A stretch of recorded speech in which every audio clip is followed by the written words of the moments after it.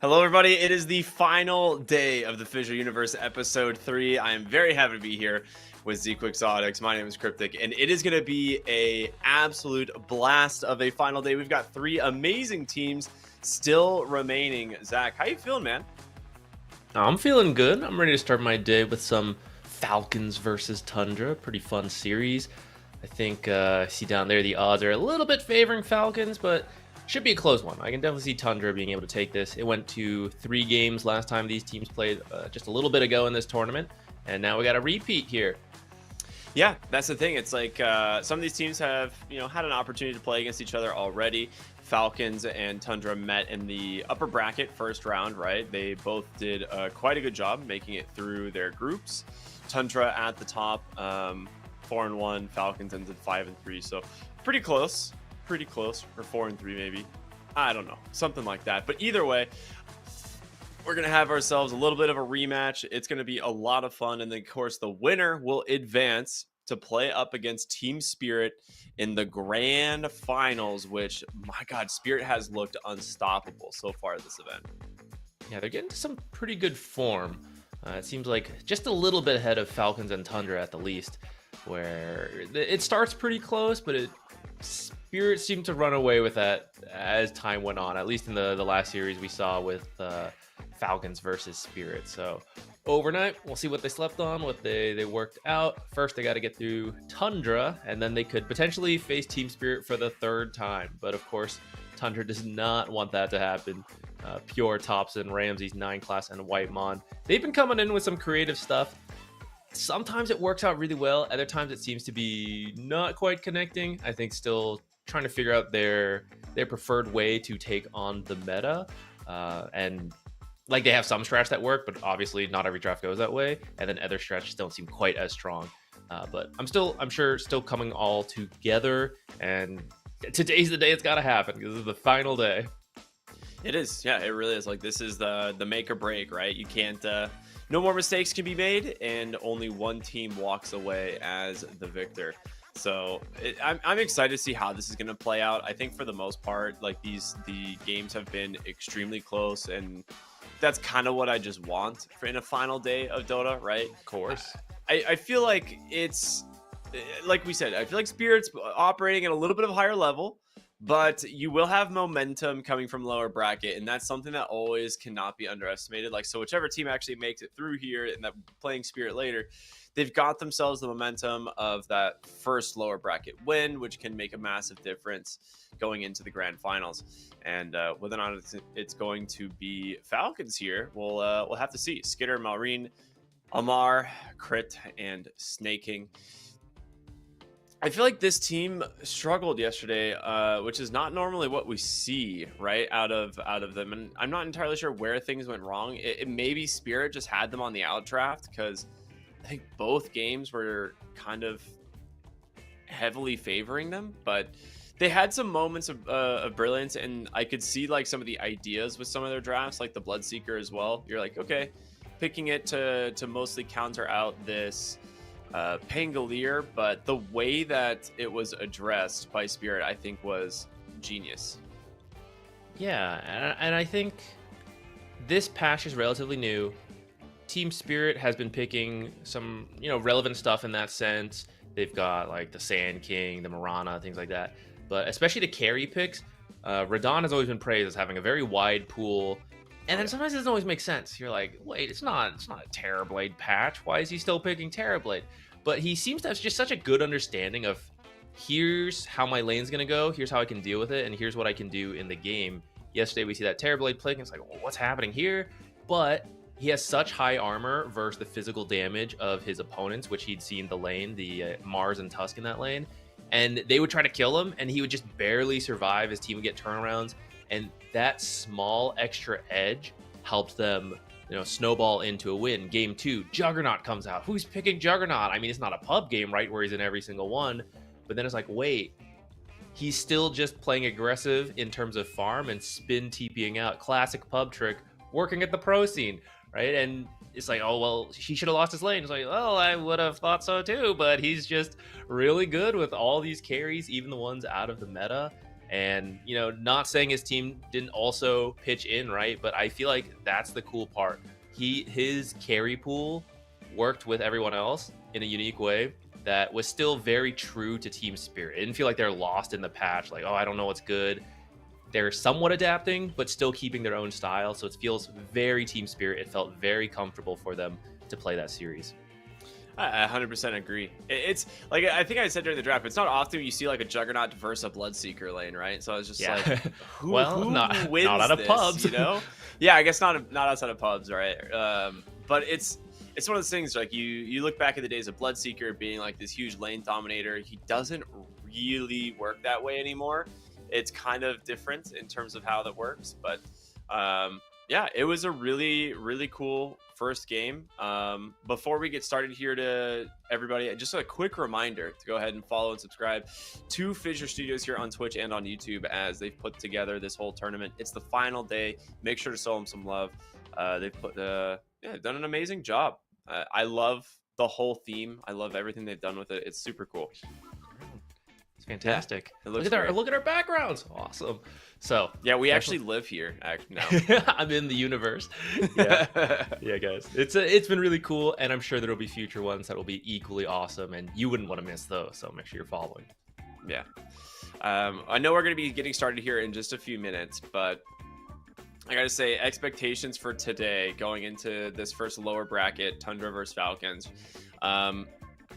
We kind of have gotten to expect a few things out of Tundra, right? It's the Sand King that is, I think, going to be on the top of the priority list here to ban against them. Is there anything else that we've seen from Tundra in this event that looked really good?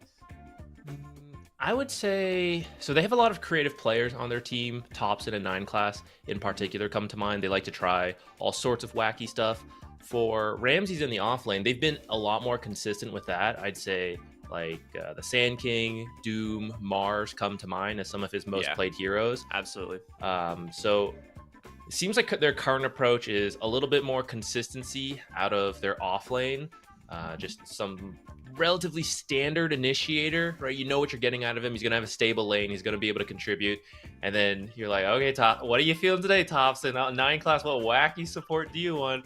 All right, you other two, just like do your best to make this work now. So that seems to be Tundra's way, and sometimes it all connects really well, and then other times those wacky ideas don't quite connect. So curious to see what they bring this time. Last time they played Falcons, there was a lot of priority for Doom. I think Sand King was in all the games as well for Falcons. Yep. Actually, something interesting that happened, this is quite rare. Tundra, this is the second time I've seen them do it. They ran the exact same draft back to back. Dude, that was so bizarre. It's so rare to see that. But it also kind of shows confidence in, yeah, that worked, guys. Let's just do it again. And it didn't work, but they believed in it. And that's quite rare. Usually teams always adjust something, or your opponents ban something out. They're like, oh, that was too good, we'll ban it out. But they ran the exact same draft 2 times in a row. I couldn't believe that. That one actually blew my mind. That, like, watching it unfold, I'm like, all right, Doom, Lash, Clockwork, Drow. Okay, surely they're not gonna pick a Bat Rider, right? And then they just pick the Bat, and you're like, okay, I've seen this one before. Like, and the difference from Falcons, like, their draft also like had a lot of similarities in the play style, right? Like, they kind of just swapped out like a tanky mid, and that was pretty much it with some catch. But yeah, it's really cool to see, that happen every once in a while. Like you said, having confidence in an idea and a strategy. I thought the Drow Ranger looked pretty good in the second game. Third game, it looked okay. And so I am curious if we're going to be seeing more Drow Ranger, or if this was a kind of one and done experiment, or I guess 2 and done experiment with, Tundra or not. It is something Pure seems to like. And I've seen games where Drow can have some success. She is less popular than others, I think, because she's a little bit more... You have to pick her later in the draft, which is what they did. She's there at 18 pick. There are other carries who are just safer to pick, and especially safer to pick early because they can flex.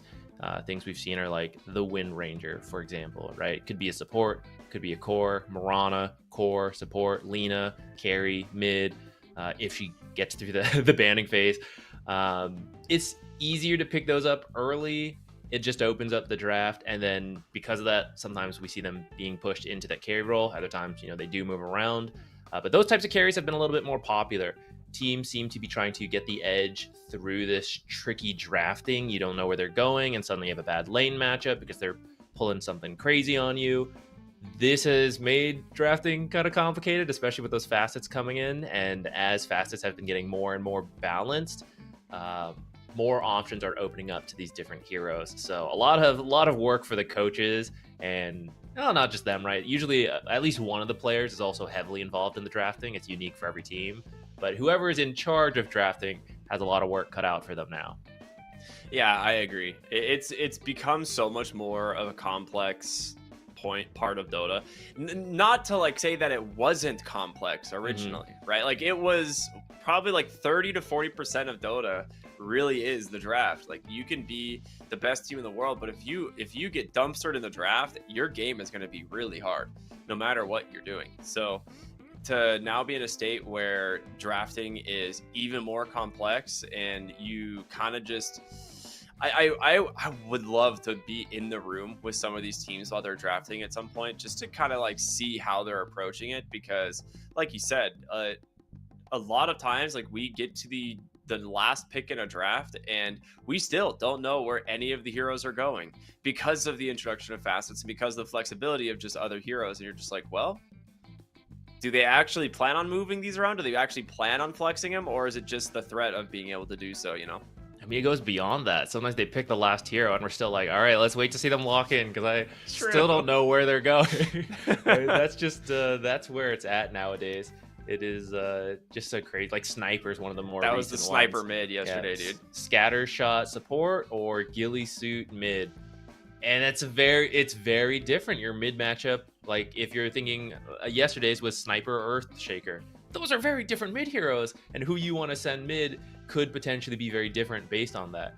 And nowadays it's even more maybe you have a Sand King in your team, I don't know, is it Sand King mid, sniper support, earthshaker off lane? That'd be kind of weird, but teams are doing that. We're reaching that age in Dota where maybe it's not meta, maybe you haven't played it recently, but you used to play it a ton in the past. A lot of players have very deep hero pools now that they can bring out, go back to some really old school style stuff. And like you said, the draft it's a big part of Dota, and it's a really cool part of the pro scene, I think, because step one of reaching high levels, you just play a lot of pubs, right? You get really high, but at that rank, it's kind of people pick whatever, and you're okay, we just go with it from here. You work on a lot of mechanical skills, then you start playing against other professional teams, and now you have to draft. And if you just outskill them, then sure, the draft maybe is not so important. But at this top level, where the skill levels are quite close, and oftentimes one team is maybe just a little bit better than others, but if you gave them a terrible draft, they'd probably still lose, because Dota is that type of game where the way the heroes interact is extremely important, extremely significant. And I think it's going to be tough to not have a very dedicated either coach or player. Maybe teams, the big teams, will start bringing in another coach, someone just fully focused on drafting, because it does feel like it's becoming more and more difficult as more flexibility comes in, and it is still so critical. You just end up with a bad matchup. You're well, we just lose. We're better than this team, but we just got cheese picked and we weren't prepared for it, and we just lose. That's it. Dude, I feel I don't know. I'm just really excited to see what's going to end up happening as we get into this series, because I think we've seen definitely some specific trends for both of these teams. On paper, Tundra typically is the more creative, but you also have Falcons that does have a lot of niche picks that are similar, right? Specifically on MOUZ and Malreen's hero lists are very bizarre for their role sometimes, and a lot you might end up just seeing MOUZ and the standard picks, but then every once in a while you get the Viper off lane or like we saw yesterday, the Bloodseeker off lane. So that these are things that you gotta kind of, I don't want to say plan for, but maybe expect, or maybe force them into a different type of pick. So we'll see what they end up doing.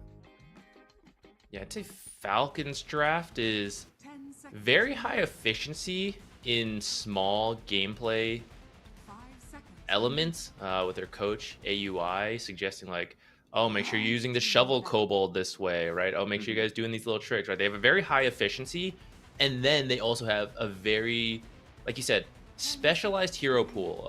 Especially the core players all have very unique things that they like, and because of that, Falcons almost always take second pick, at least lately. They love second pick while every other team still likes first pick. Because they have such overlapping hero pools, they pick their comfort heroes knowing they can flex it. They look at the last pick and like, okay, how can we cheese them with this last pick? Like what completes our draft or what screws over one hero on their team, because it's just a total counter pick. And we have a specialized player. We have a Huskar specialist who will absolutely dumpster this guy. Right, that seems to be what Falcons is so good at.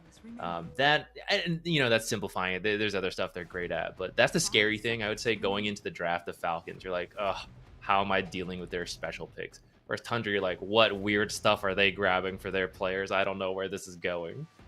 Yeah, I'm excited, man. This is gonna be a lot of fun. I will have to say, I think a lot of the same bands are going to get taken out here at the beginning. I'll be surprised if we see the Nature's Prophet make it through, but it could happen. It's something that Falcons have picked multiple times, but have actually struggled with and actually getting wins. And I think maybe just the teams that they were playing against had a better plan on how to address it. But we're going to see the Shadow Demon get banned now as well. See, so far pretty similar to their last series in terms of bans. I believe for Falcons they banned out Naga and Natures for their next two bans. Looks like this time they're choosing to prioritize the Sand King. I think you have to. I don't think you can give Sand King to Tundra. It's been too good. Like Ramsey specifically with this hero has absolutely dumpstered, and I think he might have a different understanding of how to play it. And he goes back, they go ahead back and get rid of his Doom as well. So his two most popular offlaners, and I think his most successful offlane heroes. So I'm not surprised to see these get banned out. Though to be fair, Sand King has seemed to just be successful. And for a lot of players, this Dust Devil facet is giving such insane farming speed. It looks like he's an alchemist, man. You keep seeing his net worth, and you're like, how is he so rich? Interesting. So they actually ban it out to the Naga Signer will take the Nature's Prophet. I figured it was one or the other, right? You either ban the NP, pick Naga, or ban the Naga, pick NP. This is the one they choose to go for. I'm curious where they want to put this. Yeah, I don't think we've gotten to see Tundra play the Nature's Prophet yet, so we get to see their version of it. Like you said, some teams seem to be better at it than others. Maybe, I don't know, you're more of a Nature's player. He's kind of specific. A little bit like the way you teleport around, right? So you have to be, maybe you have a bit more practice with it, understand like the perfect place to teleport, because that can really screw you over because you don't have a lot of mobility. If you don't pick like the best place to go, then suddenly you're dead, especially to maybe a Timber Saw. Yeah, absolutely. Quick reminder, everybody, it is the final day of the tournament, so this is your last chance to enter the 1x give giveaway. Make sure to just type that exclamation point 1x give in chat, and you can find out how to participate and how to maybe get yourself some cool sets while you still can. Second phase of bans here, though. Wind Ranger, that's a pretty common one into the Nature's Prophet, so makes sense. You're gonna need an answer to that Timber Saw. You got two Grandmaster players in Malrine and ATF. One day Skitter will pick it up as a carry too. It'll get some new facet, and then you're just like, where is this going, man? The support facet next, right? It just becomes the mascot of Team Falcons. I would be, I would be pretty upset if eventually there was enough facets for every hero that they can play any role. I mean, then at that point, definitely need a drafter. Yeah, it's like at that point, you just kind of becomes such a different game where people become like one-trick ponies. They play one hero and only one hero, you know. And I think the joy of Dota is how amazing the different heroes are. Mm-hmm. Yeah, I definitely hope we don't see everyone getting to play every single role. I do think it's cool when a hero shifts identity a little bit, starts playing a new role, or has some flexibility, but everything in moderation, right? Too much, then it's no fun, and drafting will become impossible. See, Monkey King is still in the pool. That's pretty good versus Nature's. Nature's likes to hide in trees. And now that everyone's going Ironwood Trant, in the past you could say, oh, well, I can break Monkey King's trees a little bit, right? But Yeah. not so much anymore. Though Monkey King with Timbersaw can have some counter synergy sometimes. So I don't know if they'll want to do that. Morphling taken out. I mean, that's a good one too. It's something that they do flex between core and support. Pure's Morphling is legendary. And if you do want to run this as an offlane Timbersaw, it has no kill threat onto the Morphling, and then Morphling hits 6 and kills you instead. So I really like that. It is going to be the Bat Rider response from Team Falcons into the Nature's Prophet, which we see quite often. This is something that, we see Tundra have a lot of games played on as well. So they should be fairly familiar with what they want to do with Bat Rider. They do have the Clockwork available if they want to pick up like the Clockwork to like body in front of the Nature's Prophet in case they want to run this for Pure. It's been Maureen. I'm sorry. They've been playing this. Actually, you know what? When was the last time we saw Tundra take Nature's Prophet? Is this the first time? For this tournament, yes. Okay. They played like support Nature's back in the day, but... Ooh, okay. I like these picks a lot. These are great.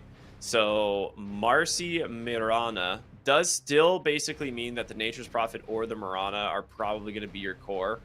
Your Marcy might be your 5, but they could move these, right? Like, this could still be a Nature's Prophet mid. You could do core Marcy, a 4-position Mirana. I like it. These are sick. I think there's a lot of really good kind of synergies between the Marcy support and, like, one of these as the core. Yeah, they're really leaning into the solar flare, right-click power of, like, sometimes you only have one other teammate who makes use of it, and it's like, that's okay. But when you have at least, I would say 3 is a good number, where Nature's Marcy and Mirana will all benefit very much from this solar flare. And then I like that. So then you get okay, I know they're going to right-click me. Let me take the Armor Aura from Warcry. Let me get the Shard. It could be a carry, Sven, but I'd be perfectly fine with it just being a support Sven with Warcry, just buffing up his team versus all this physical damage coming out from Tundra right now. And then Weaver, just very, very annoying. He's pretty mobile, right? There's not a lot of lockdown from Tundra that's easy to land. Rebound is a little bit telegraphed. Sprout can be dealt with. Ooh, okay. Chronosphere can technically also be dodged, but it's a little bit difficult. And another hero who really likes having his attack speed and attack damage boosted up by that solar flare. I'm actually curious if they are running this mid for Topson, and this is going to be a time zone, Faceless Void. It might still be time zone from the carry role. That's true. Yeah, it's one of those things where you have Mirana Nature's Prophet. You have a lot of right-click damage that can come out from these heroes, and time zone makes it even more so. So I feel like this is a time zone mid Faceless Void for Topson, because he's one of the few people that does really like running the Faceless Void mid. Well, and I'll also no, go ahead. I'll also put it out. There's a really good time dilation game, which is usually a support Faceless thing, and 9 Class is one of those players. Kind of does those wacky things. He definitely That would be really cool. But you can... Okay, I don't think you can cast Timber Chain when you're in time zone. I think if you've already got Timber Chain going, though, you'll be pulled out. I think Weaver can Shikuchi out, can't he? Or Weaver does time should zone be able take to priority? Sakuchi, yeah, it's fine. Okay. Because it's not like Leash prevents you from Sakuchiing. I was just debating if the Chronosphere is like better synergy with the arrow, but time zone to allow your teammates to fight in it while boosted with Solar Flare and with Sidekick. It does sound pretty good. And imagine this. Your Ironwood Treant absolutely smashing a tower in time zone, going ham. Doesn't that sound awesome? I want to see that. Just make sure there's 2 Ironwood Treants there, so it just bops the tower instantly. Yeah, I'm okay with that. Okay. I like the Void pick. I think it's probably going to be for Thompson. I am curious where they want to go from this. They actually get rid of the Puck as well as the Enigma because you don't 100% know where these heroes are going, right? It's just the flexibility of the Tundra players and their draft. The Brood Mother ban I actually like quite a bit, but if you're going to play Brood Mother, I'm curious which lane you are planning on playing it, because I guess maybe they want to run Bat Rider mid, offlane Timbersaw, and then the Sven Weaver support. I'm not 100% sure. I guess the Brood is just really annoying for heroes like Nature's Prophet to play against. Yeah, you don't have a great way of dealing with a Brood Mother. Once she hits 6, your heroes would not be equipped to deal with it, and you're not last pick on Tundra. Their next pick coming up, I would say whatever position it ends up being, something that has catch would be good, because you already have to deal with this Timbersaw, you have to deal with this Weaver, Bat Riders flying around trees, and then whatever Falcons picks last. Arrow, rebound, leash at 20 on the Sprout, right? Like, you'll have some stuff, but it's difficult to land without someone who's just faster at it. Someone like Void Spirit, for example, who just immediately jumps in, throws out the Remnant, things like that. It doesn't have to be him. But something in that line of thinking, which I think Puck could have been, the Black Hole from Enigma, similar, although maybe a bit of a long cooldown, but would have been scary potentially for whatever. It's funny to see Sven and Weaver, but there might still be a carry pick coming out here, because it could just be supports for both those heroes. Okay, 5 position Jakiro. So it is going to be the Marcy 4 most likely.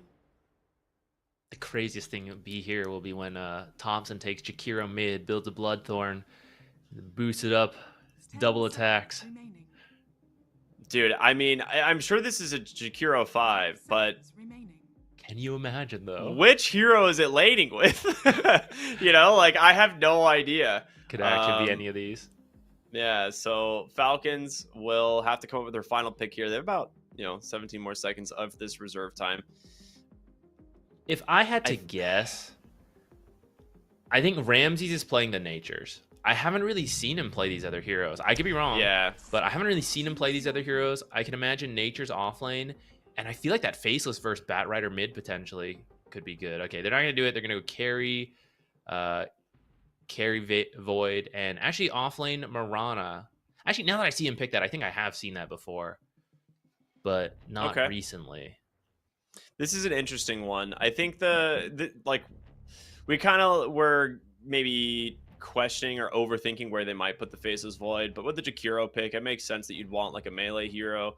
Faceless Void's time dilation combined with the like Jakiro spells, there's nothing that this Bat Rider can really do to run them down, right? It like Faceless Void has always been kind of one of the classic counters to the Bat Rider lanes, just because he goes to throw spells, he pops Firefly, you just time dilate him, and he can't actually run you down. So it should be fine for pure in the lane. I think there's a little bit of harassment that's going to come from the Slark, though, which mostly is the scary part here. So the offlane Slark again for Amar.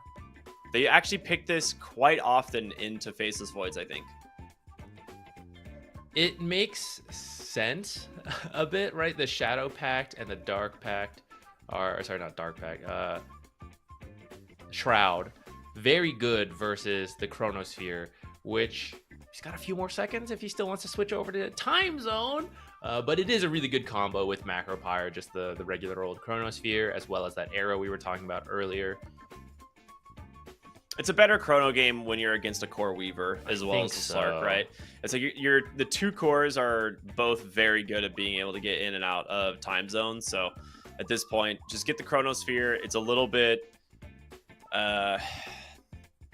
boring, compared to time zone. For as much as we talk up the creativity of Tundra, it's like time zone. Come on.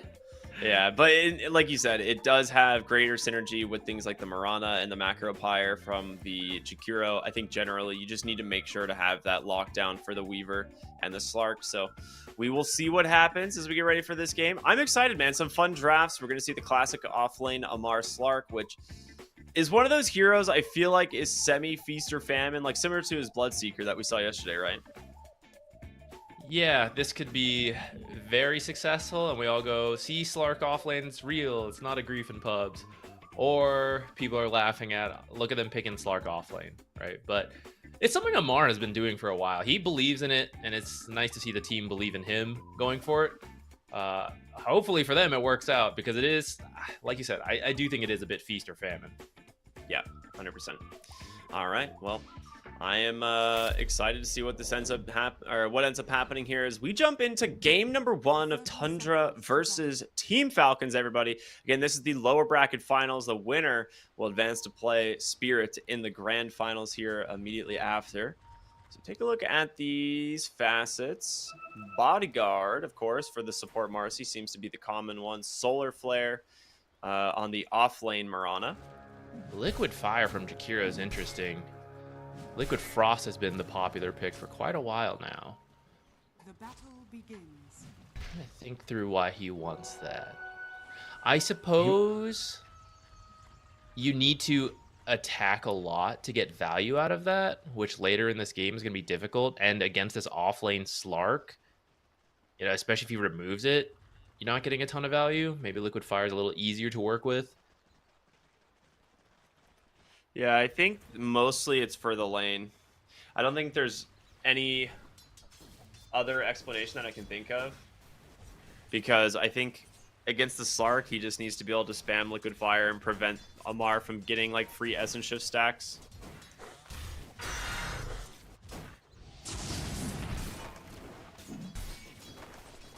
All right, well, let's go ahead and take a look at these lanes. Bottom will, of course, be the Sven and the Weaver. Mid will be Malrine on the Timbersaw, which I feel like this lane's actually going to be kind of rough for the first several levels, right? The Ironwood Treant is not something that the Timbersaw is going to do a lot of damage to. I mean, or ever kill, to be honest, now that I think about it. Yeah, it's probably pretty difficult. But at the same time, the Treant itself does not do a ton of damage, and you usually just whittle people down. Reactive armor helps a lot in that. He's probably breaking even every time he gets hit by that Treant. Definitely once he gets more levels in it. And I think at that point, you don't really use the Treant to harass. It's just sitting in lane as like an extra bit of damage for him to last hit with. And then it also just gives him like, you know, like what, 4% extra damage just for having it exist in his lane. Something like that. I don't remember the exact number, but I think it's around there. 3% for now because it's level 1. And if you leave that level 1... Bottom lane. Ramsey's going to go for the dive here and gets the first blood. A lot of damage coming out, though, as Skitter hits him with the Sakuchi. Yo, taking a couple tower shots there.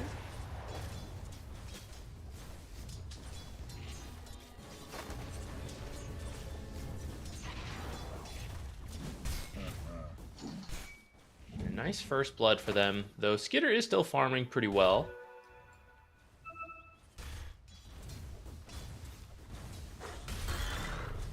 The other lanes, I'd say Slark having a pretty tough time here to start. Yeah, I mean, I feel like this is just the Liquid Fire of the Jakiro being super annoying. So I don't know what else it would be. I think with the Liquid Frost facet, like you kind of all in on your spell combo. Like every time Dual Breath is up, you Liquid Frost, and I think Slark is just too good at dealing with that.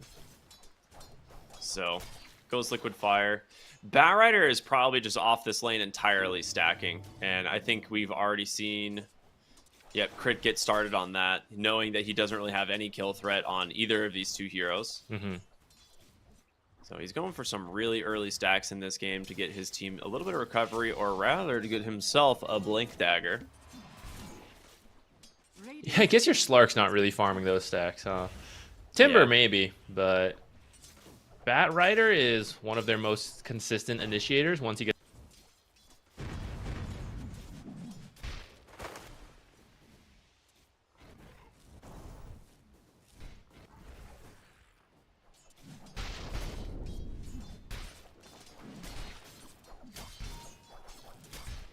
Radiant's courier has been killed. Radiant structures are fortified.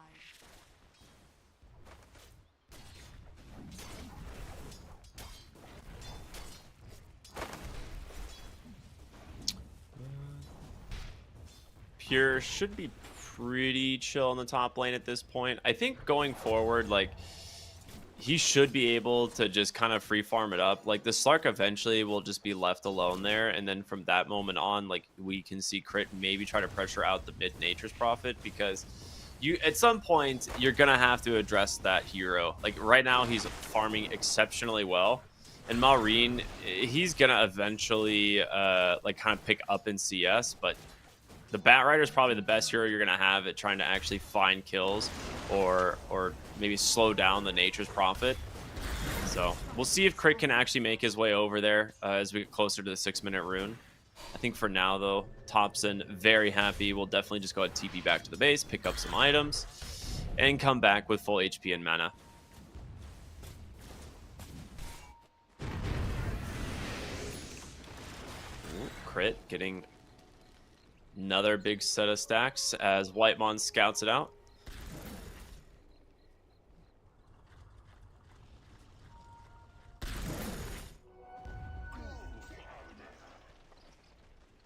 All right, we're closing in on the level 6 of the Nature's Prophet. So at this point, you gotta be careful of the Wrath of Nature. As soon as this is available, we might see them try and make a play, as it is going to be a lot of damage hitting all 3 lanes.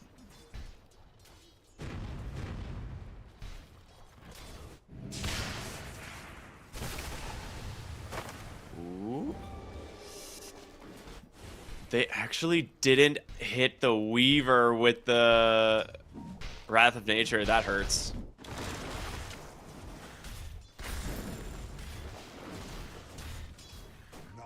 Either way, not the best first usage of the Wrath of Nature, and as expected, Crit's made his way to the mid lane, and so has Snaking. All right, good stuff there. So they will protect the 6-minute power rune. It's going to be a shield rune for the Timbersaw. Pretty good rune. Timbersaw loves diving in these early games. Oh, Skitter. He's just dead in the bottom lane. He gets caught without his Sakuchi up, goes in, just gets rebound, disposed on top of a Mirana. Yeah, that's a very easy kill for these two heroes. And Snaking with that rotate. Oh, that would have been a sick dispose from 9 class, but doesn't manage to get him. That would have been funny. He does have his teleport available, but there's always a small win anytime you cliff someone. I mean, that Mirana arrow, dude, would have just come from downtown if he tries to TP. That's true. They do have a ward on there, so they could make sure he can't get out. But good start to the lanes here for Tundra, right? Like, Nature's Prophet farming exceptionally well. Same with the Mirana and first rotation top. Ooh, very nice. There's the Wrath of Nature we were looking for. That one did a lot of damage on over to the Slark. Thompson will just TP out, realizing that there are no stuns on these two heroes. Whitemon not going to be as lucky, as a sticky napalm starting to stack up will eventually give the kill over to Maureen. But that is a 1-for-1 trade that you're perfectly happy with. Yeah, that was a 330 damage hit from the Wrath of Nature, so a third of Slark's health just gone. He could not react to that. Plus the level 4 Sprout, right? Also being like a huge 280. nuke. Yeah, that's like half his health, right? Just in one go. So nice timing on those combos. Unfortunate there in the bottom lane. Tried to make a play onto the Weaver. Rebound was off the mark, and then the Starstorm actually gets fogged completely. So, ooh, that's a very good rune for Amar, but gotta be careful of the Nature's Prophet. Not yet level 6. But as he runs through there, he notices they have vision. I think he pinged out. They might have a ward. Yeah, he pinged the ward on the cliff. First successful rotation from Thompson, though. Very nice teleportation to block the pounce as well. But this is what we want to see from Nature's. Why that hero is strong. It's when he can find these successful rotations, which sounds obvious, but some teams have struggled to connect on those rotations. So getting the first one to is a strong start, but we'll see if that continues. He's working on an Orchid, which will be really good this game. Just prevent some spell casting. Bottom lane, Skitter forced to time lapse, but here comes the Nature's Prophet. Can they actually finish him off? He's trying, but a War Cry now comes through. He's out. Turnaround though with an ice path here onto Malrine. Crit comes through as well. It's a lot of damage for the Timbersaw. The Starstorm's not enough to finish the job. And they all get away. Meanwhile, losing the Marcy. Whether or not Crit gets out, we'll see. Not looking like it anymore. That's a Chronosphere. Skitter just walks in. You don't have a time lapse, bud. You got to be very careful. One auto attack for Ramses might be enough. A second, the arrow's just completely off the mark. Skitter just walks through 4 at like 0 HP and gets away with it. Time dilation is out the other way. Another Warcry is in from the Sven, giving him a huge barrier. Thompson bleeding out here, trying to finish off Malrine. Will get him, but he loses his own life. This is a huge win for Falcons, as they're going to lose 9 class as well. Pushing their heroes to the absolute limit there. That is terrifying when Skitter runs back in, but the Warcry barriers, the safety bubble coming back in, he tanked a lot of extra damage thanks to those barriers and was able to survive that entire fight. Everyone barely living. Malrine also solo. That's the Warcry effect right there. That extra armor in the barrier. So effective versus the physical damage from Tundra, especially once Solar Flare ended. Yeah, absolutely. Whew. Intense first 10 minutes of the game, so make sure to participate by joining with 1xBet. You can use the promo code Universe, UNVRS3, and grab yourself a 100% welcome deposit bonus. There's a pinned message in the chat with some more details. Amar now level 7 on his offlane Slark. Not super farmed by any means, right? Because he didn't get the CS much in the lane, but he is at least getting levels, and I think that might be the most important thing for the Slark right now. Just trying to tank the towers and the catapult and keep working. Bottom lane, they're going to wrap up this tower. They got a catapult and the Treant here. The thing is not going to live very long. They got an Atos on Mirana as well, so she's got a lot of setup for herself. Just Atos into Arrow, and that'll set up the teleport. Thompson just TP's mid. There's a smoke running by him. See if they want to go for it. They want to try to cut him off at the triangle. It looks like they have lasso available. Both teams have a smoke going right now, and yeah, the lasso puts a really good use. Thompson chomped down from Malrine. The double ward here in the mid lane is paying off a lot right now. If this smoke breaks, they're going to have complete vision of this rotation here from Tundra. And Malrine is not the hero that you want to go for anyway. 12-minute power rune is coming. They're going to see what they can find with it. Moonlight Shadow, Macro Pyre, Arrow on top of them. Is it even enough? A perfectly timed just rebound and Ice Path as well.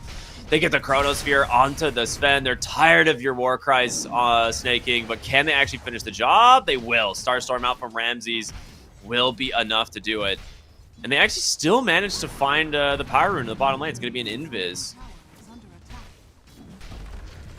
That Solar Flare combo with this Unleash. Usually you wouldn't be able to kill Timber there with right-clicking heroes, but both of these synergies, like you sidekick me, I'll Solar Flare you, now we work together. It's going through the reactive armor of the Timbersaw. I did not expect them to get that kill, to be honest, but that was the Atos reveal from the Mirana. So the initial follow-up from that is really good with these heroes, and like you said, the Ice Path Macro Pyre combo on top of it, really good. Even without having the Frost Breath. And this is kind of where I'm wondering, like, is Liquid Fire worth it? Because you'd have a lot more damage at this point if you went the Frost, Liquid Frost instead. He's got a really interesting build. He's got a 1-2-2 build going right now on the Jakiro. I think it was for the Slark lane, because the thing is, when you use Liquid Frost, you have to combo all of it. You have to Dual Breath and Liquid Frost to get the full damage, and that's where Slark Dark Packs, which usually hurts him, and it's not quite worth it in the early game. But when you're going to remove 300 damage from yourself, it is worth it. But with Liquid Fire, you can use it separately from Dual Breath, and now Slark has to Dark Pack just one of them. It's not as worthwhile. This kill on top. Quick Orchid, though. It buys him some space, and his team's rotating in. It looks like they're just going to settle for crit. Atos comes out. There's the rebound, actually, with arrow off the mark, but they will still get their 14-minute wisdom. Again, though, Falcons, really good usage of this Batrider's lasso in their last 2 smoke rotations, finding Thompson twice now, as Amar gets another D ward on the Slark, thanks to the passive. They're going to run into Pure. I don't know if there's enough damage here, but you can at least scare him I think away. so. I didn't see Amar coming in. Time dilatation's there. He loses the courier, pounce off the mark, so he's safe. Orchid out from Thompson, but he misses the sprout, so no more chase. I think Tundra wasn't that intent on fighting it anyways, because Pure is still a few seconds off Chronosphere. But with it coming up, you have the Macro Pyre combo, and Thompson, I guess no Wrath of Nature anymore, but he'll be able to join a fight in just 10 seconds. So maybe you could still go for a kill. Maybe as Falcons push up to this tier 1 tower top. Maureen's going to finish up a big stack of creeps here. Has an amplify damage rune, so we'll make quick work of these.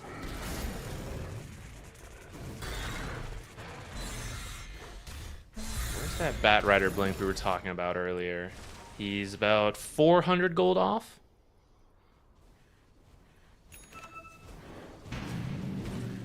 Plays will become a lot easier to make in probably about another minute. They're giving him space in that mid lane to farm.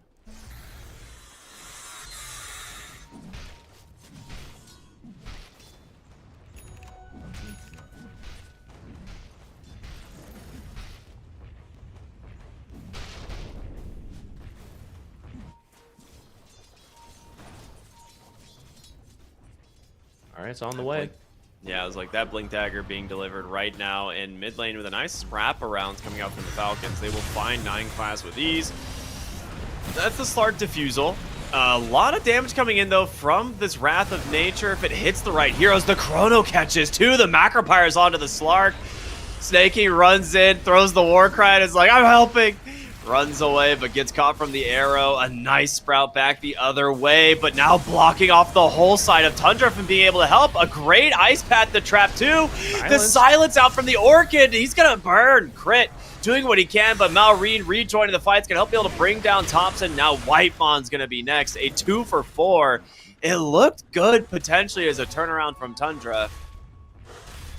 But my gosh, this Batrider is getting so much done in these fights. He is destroying them. Yeah, they had to clump up just a little bit too much while they tried to finish that Weaver kill, and that meant all the AoE damage from the Batrider and the Timbersaw is just hitting every single hero there. Saw those damage numbers come in there. So much work put in, especially by that Timbersaw. But that's just a support Batrider, so the fact that he was doing similar damage in that fight, that's exactly what you want.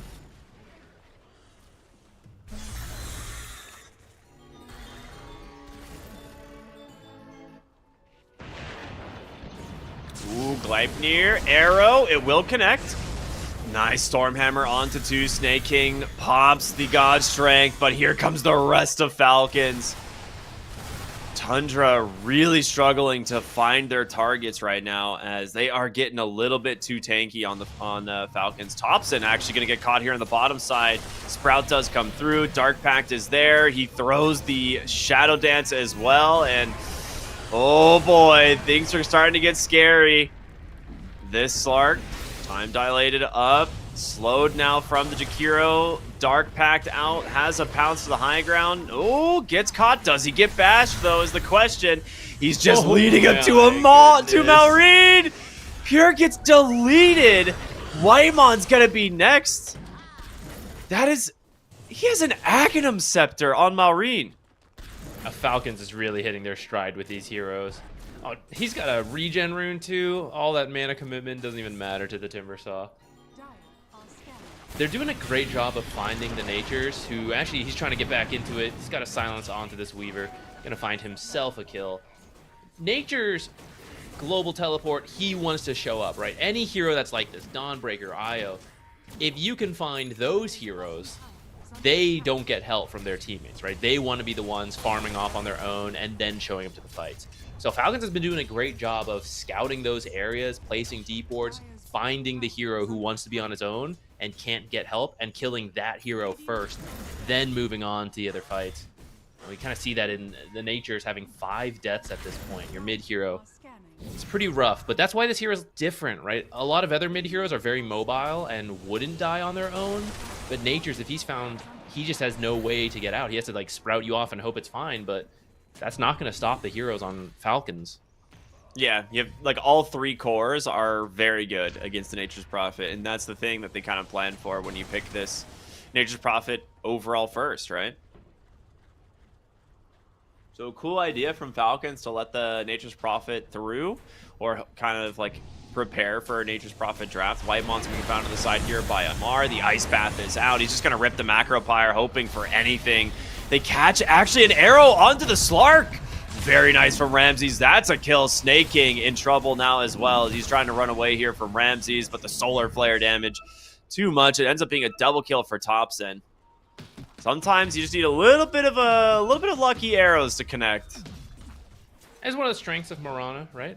For all the skill there is to shooting arrows, sometimes if there is just a bit of luck and you connect on a long duration stun, that's enough to... Ooh! Come on, guys! That's how many times can this keep happening? Okay, Thompson's getting some revenge, and there's a huge Chronosphere as well. Ice Path to follow it up. All right. That should be Here we go, Tundra. I think you just head on over. No? Maybe they want some deep wards down first? They intentionally missed the arrow in Marcy to bait them combo. in. I see. I see. Oh yeah. They think we're messing up, but actually, you know, we're baiting it. Very good time right now to go ahead and make sure that you're following and subscribe to the Twitch and YouTube channels here for Fissure Studios, of course, the great minds behind the Universe Episode 3 event here. They've put on a really good show, so show them some love, everybody. This has been a great tournament. Tormentor now going to be taken by Tundra. As the Verduitous Dale comes out, the mech. They'll lose a little bit of HP, but they'll be fine. They'll get it. Who do you want it on? Jakiro's not really the one. Bling Lasso. They find Pure. Is it, he actually... Oh, he had Mask of Madness active. I'm like, why is he not time walking? Oh. What a perfect time to jump in. They must have seen that from their observer that he just activated it to farm that camp. Very well timed.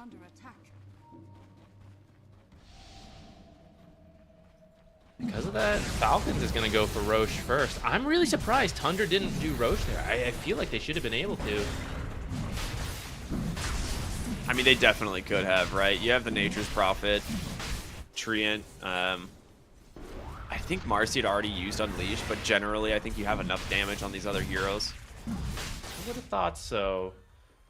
But either way, it's Falcons who should be securing this first Roche. Tundra's coming up. It's going to be too late, but maybe they can find a pick off as Falcons leaves. They are going to look for this. Skitter's going to show in lane for just a second, but he sees the smoke pop on the Treant, and so he knows that they are here, and that is a full disengage from Falcons. Radiant are scanning. All right, good work. They're going to move out to see if they can find anything else, but no one else is in this area. They'll just try to steal a little bit of farm while they can.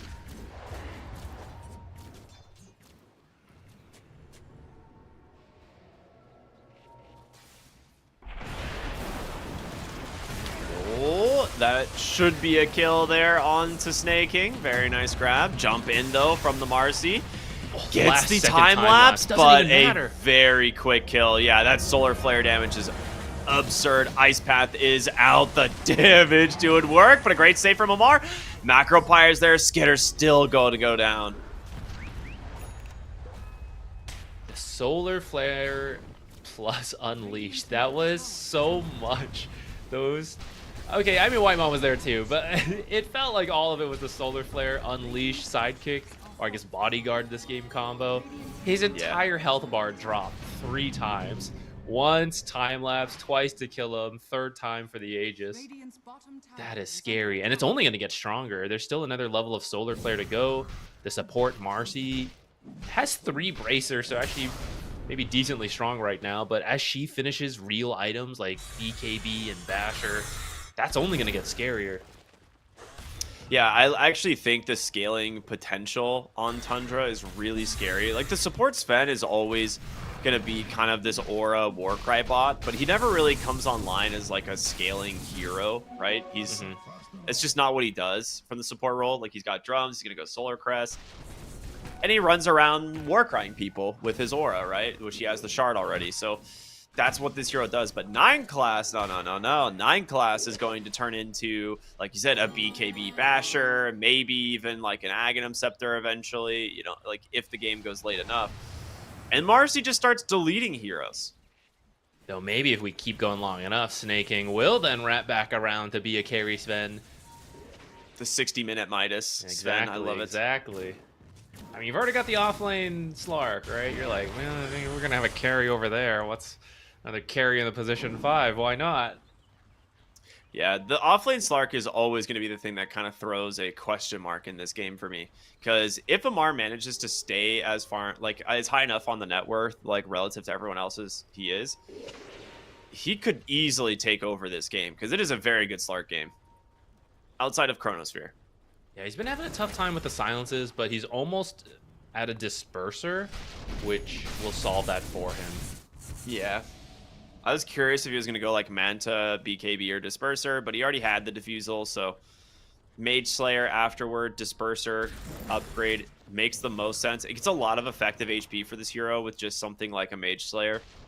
He's also gone for a casual Bracer, holding his Wraith Band, his stick, his Strength Treads. Like, he is relatively tanky for a Slark, and I think that makes sense considering he came from the offlane, right?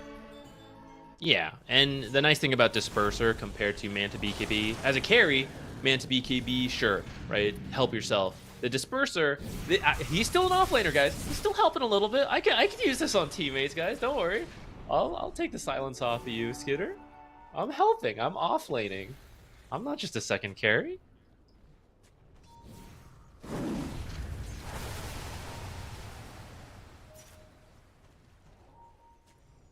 Solar Flare Evasion talent at 15. That's a good one. I forgot that exists.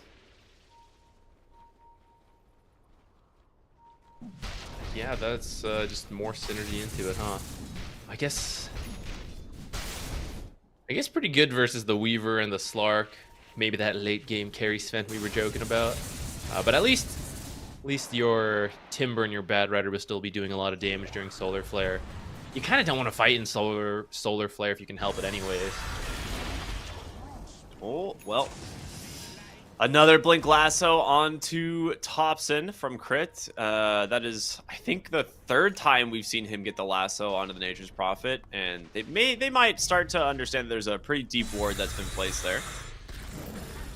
There's been one here for most of the game. They move it around, but they've kept really good vision of this area to keep finding heroes here.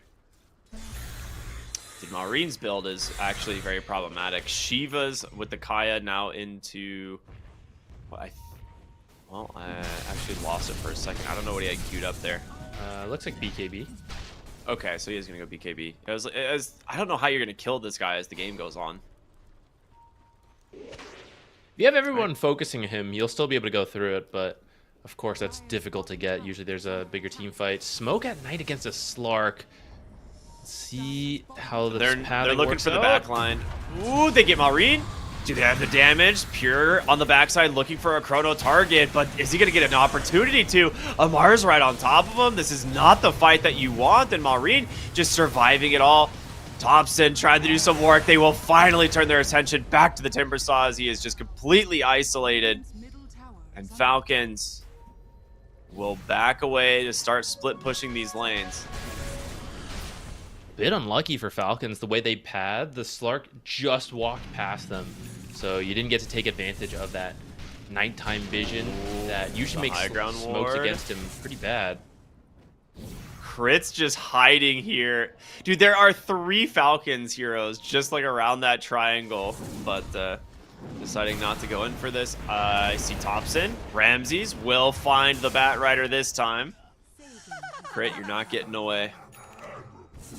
Did they scan that? maybe making sure no one else was in that area. If one hero hid here, maybe another one. Looks like it's time to do their own Tormentor on the side of Falcons. If they could get it for... I guess Sven's already got his, actually. Who's next in line? Maybe Bat Rider and Weaver? All three of them are pretty decent. Yeah. We'll give it just... I mean, that's great for Skitter. He just gets the free farming speed now. A little bit more damage in fights. Yeah, since he's already got Gleipnir and a couple other items, it's very easy to one-shot creep waves now without showing yourself for very long.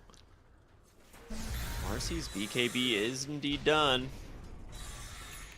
So 9 class and Whitemon. Gonna see if they can find someone trying to contest this mid creep wave. As Piranha is not that far away, but it's a bait. They're going to be able to go in the Blink Lasso, just delete some of the Chronospheres there. The turnaround with a big Macro Pyre. They've managed to get the, they got the Pat Rider, the Sven. They turn around onto the Mar. He's stuck inside the Macro Pyre. Malrine with the Aghanim's after buying himself subspace, but a great dispose from 9 class. Malrine, the Ags is about to expire. It's a lot of damage, but can he survive now is the question. It looks like it. Skitter coming in here on the Weaver, able to take down the Jakiro. And during all of this, Amar lived. I actually thought that was looking so much better for Tundra. That chrono bait was so good, though. Unfortunately, she still died in there. I think if she lived, Solar Flare never got to come out. So that could have been the huge tipping point if maybe that chrono is just a fraction of a second sooner. But Malrine is so hard to kill with his items that we were talking about earlier. It lives through all that. It's the final day for the giveaway, everybody. Go ahead and make sure to type !1xgive in chat to join. Yeah, Malrine, he, I think, realizes he's actually borderline unkillable unless they dump everything on him. And so he is just going for a Scythe of Ice, which is a very sick pickup this game. It'll also help proc Lincolns, which... I think some might start to be built soon to protect versus Lasso. So you're gonna preemptively have another way to deal with it. I mean, we'll see. Maybe they just depend on BKBs, but could be really helpful versus a hero like Faceless Void, who's a little tricky to lock down if you don't get the jump.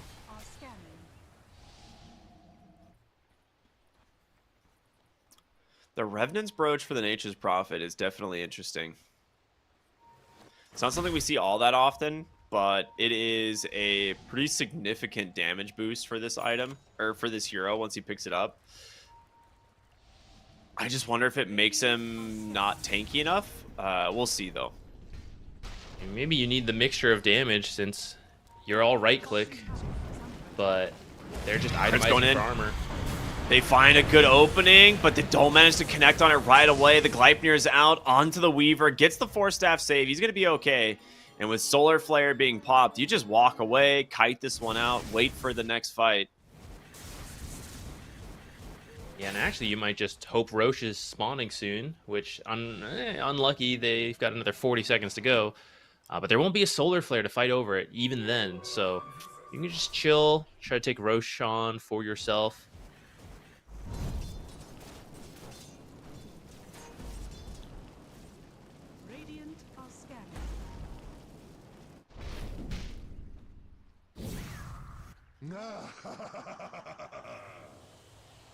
Thompson's farming up a storm over here, trying to get that Revenant's Brooch.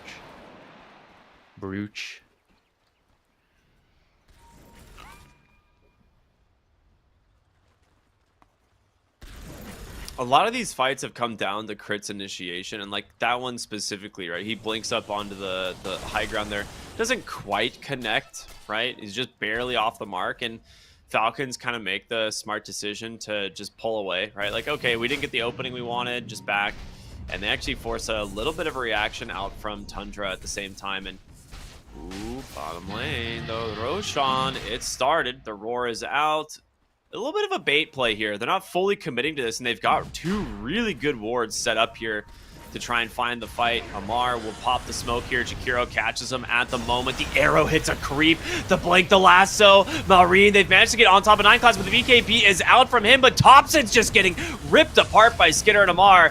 He does manage to make it out for now. Snake King will be the first to fall as he's going to buy back right into this game. Malrine going to let the Ags rip here. Reactive armor should keep him plenty healthy. The Solar Flare is down. The BKBs are spent. Tundra kind of out of gas here. You still have the Chronosphere. A lot less damage without that Solar Flare. But you do have the Macropyre. Maybe those two alone could be enough. Oh, they find 9 class. Oh, he gets out just barely. The Macropyre is in. They're trying to finish off this Malrine Timbersaw, but they can't. Amar with a beautiful save once again off of the Depth Shroud. He goes in, takes down Thompson himself. Snake King will burn. That's going to be a dieback onto him. The Ice Path onto Skitter's Weaver. They got him. A 2 for 2 here as Amar ripping through the back lines, but he's out of resources. Can he juke them through the trees? It looks like he can. In 9 class, being focused down as Skidder, he time-lapsed back into the fight. He's going to be able to rebound away for now, but Ramsey's not going to be as lucky. The chase continues. A Yules to cancel the TP. 9 class dead as the Jakiro's going to join him. A massive win for Falcons. It's like 2 diebacks, but it's 5 total deaths on Tundra. Yeah, I keep getting baited by these fights. They're really scrappy, going both ways.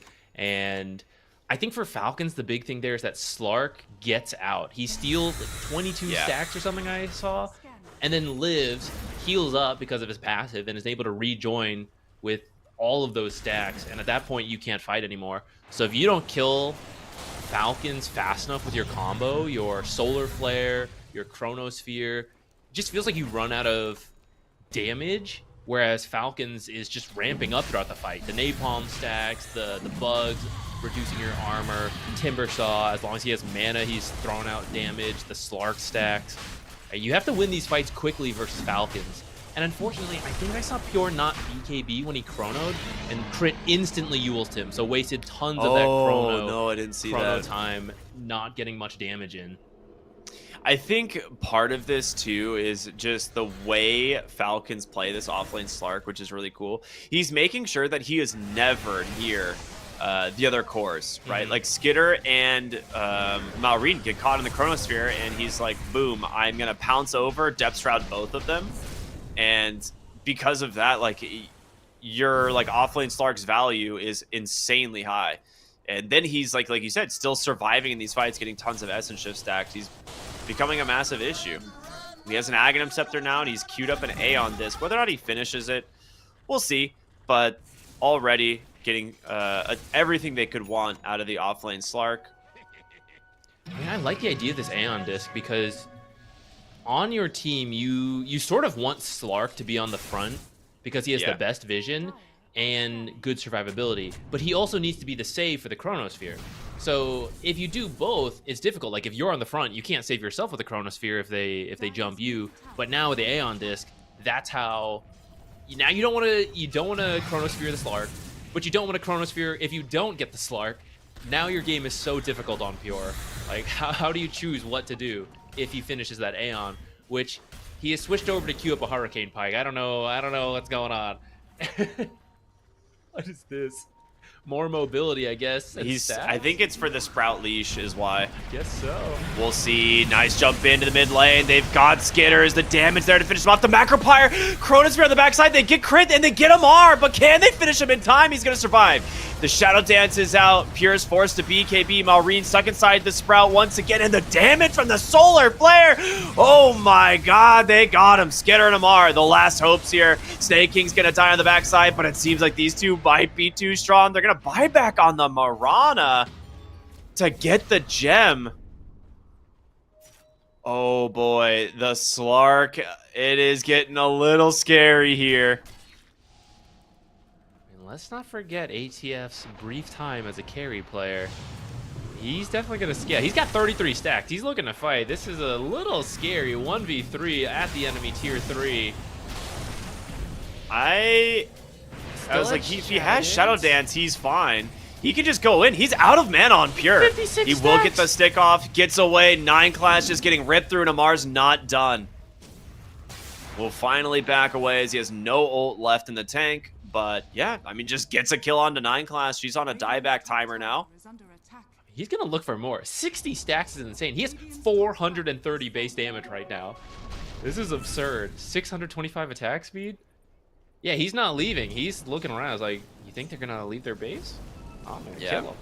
He's going straight to top lane. Yeah, he's just going to keep roaming around, see what he can find. I mean, the stacks are going to start falling off here pretty quick. Look at that attack speed, though. That's exactly why he Yeah. wants to find another hero. Dire's middle tower has He also got a really good jungle item. This is like one of the best jungle items you can get on the start. Oh, this is Just so flat good. attack speed. It's the only other one that you want is the Mind Breaker, right? But this one is exceptionally good. And again, if you're the chrono target, that extra armor is going to go a long way to keep you alive. Especially if Sven manages to get a war cry out to give you a barrier, just extra value there.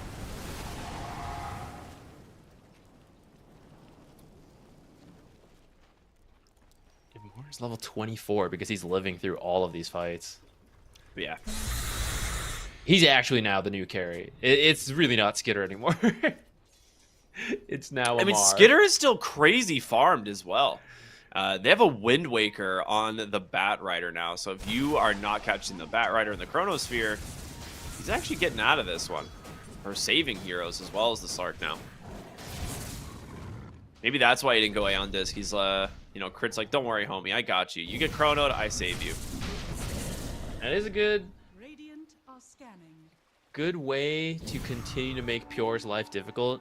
Anyone who's played Faces Void already knows the pressure of landing a good Chronosphere, not catching your team, catching a lot of enemy heroes. And now you're just adding to the list. Like, okay, if I don't get Slark, he's going to Depth Shroud save them. If I don't get Crit, he's going to Wind Waker save people. He just finished it. They don't know quite yet, so maybe you'll get one surprise save. After that, you now know. It's like, okay, 2 heroes. I got to make sure I'm grabbing. Maybe Weaver at some point is going to get an Aghanims. He's going to time-lapse save people. Like, how are you ever going to Chronosphere at that point? Maybe it would have been time zone time. You have a 10,000 gold lead all of a sudden. I think a lot of it is like the offlane Mirana has not had a lot of... Like, this hero as a non-1 position doesn't really get a lot of space to farm. So she's definitely struggling. Like, she wants to find a lot of her kills in... Or a lot of her money from kills. It is daytime. Smoke's going to pop Amar, trying to figure out where they are. He almost rips the chrono. They actually get the ult out of him, as he's just going to start stacking up some here onto 9 class. They get the Timbersaw. The Nullifier's out onto the Slark. The Orchid there as well. They've got them both. No, Maureen lives. The BKB comes out. Ramsey's up onto the high ground under his own BKB, trying to just get away from this Timbersaw, but Skitter going right through this backline, trying to finish off one. He gets him. Now looking for tops, and he's forced to BKB turn around, but Snake King is just too tanky as well. Pure Gleipnir up, nowhere to go. He's dead. Mirana falls as well. A 5-4-1. Falcon living on just slivers of HP, but it's enough. We were joking Slark's the carry. They're focusing him like he's the carry, but there is actually a carry in Skitter that was just free in that fight to launch his attacks. Maybe Slark baiting, thinking he could be saved by the Wind Waker, but Crit actually initiates at the same time, so he wasn't able to help his Slark. But you're happy with that trade. Slark for 5 heroes. Now you're at the base. Skitter has an amplified damage rune. This is not going to last very long. Now, fortunately, Tundra does still have 2 tier 2 towers left, but the tier 4s are being pinged. They're going to cut the creep waves, make sure the other lanes start pushing in. Second fortify. You actually have a lot of time here. I was going to say, I'm curious if they would have just gone straight to the end instead of going for the racks, but jump in here from Maureen, tries to go for Whitemon. Making some space. Here comes the Terror. Bless, of course, the Revenant's Brooch, but the Wind Waker out from Crit might be enough to save him. Skitter onto the backside, just deletes the Jakiro. Can Skitter get out of this one? It looks like he will. He's a little low on resources. You get one of the tier 4s and another kill and a buyback out of Thompson. The amount that they are getting from Tundra in these responses is so worth it. And maybe didn't want to go straight for it. I think there's two reasons. One, you don't know the buyback status of the Faceless Void. So, yeah, you could get the buyback, but then maybe you're in a compromising position. But secondly, in case this game does go late, I'd say one way Tundra gets back into this is via ratting, right, with a Nature's Prophet. So if you can guarantee yourself a barracks, you're already feeling good about how fights are going. Now you have a lane always pushing in your favor. That helps to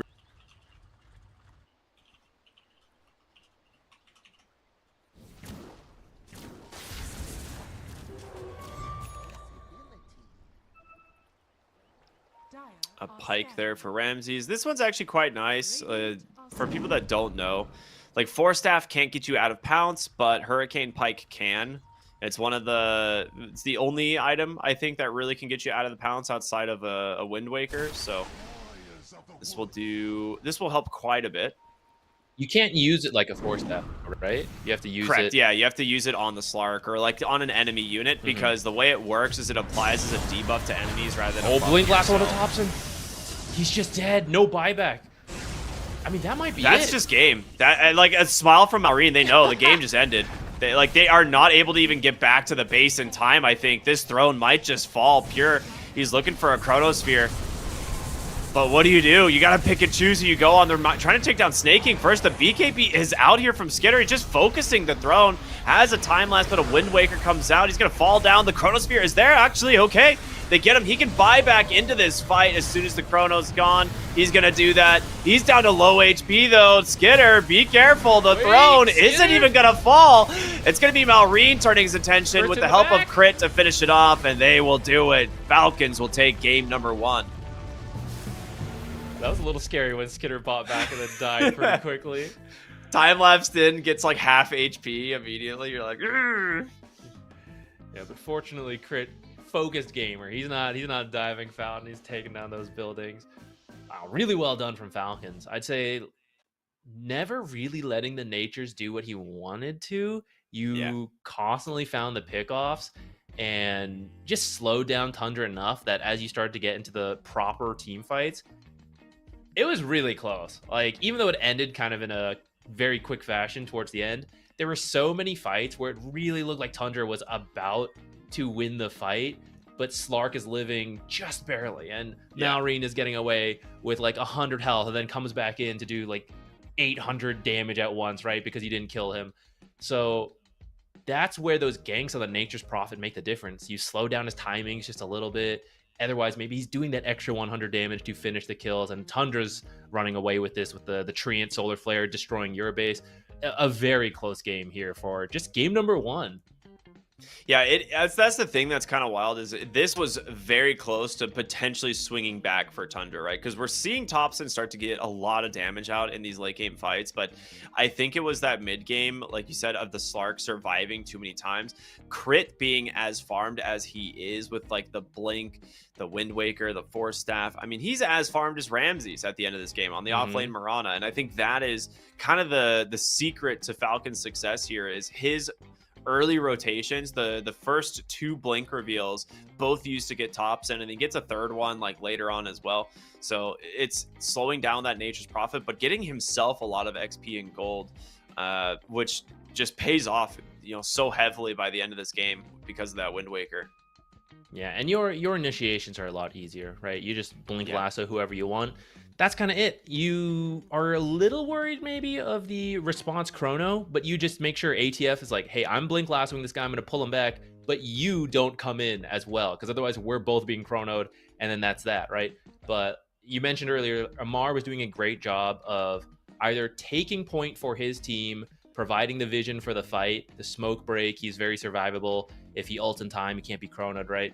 Otherwise, he's keeping his distance from his team so that they get chronoed, and then he pounces over, he drops the Depth Shroud, and saves them. Yeah, it was super cool to see the offlane Slark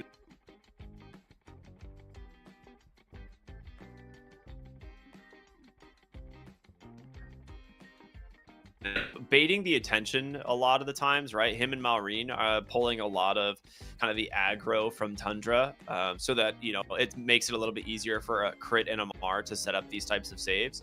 But yeah, it's a team effort, really well done. They definitely deserve that one.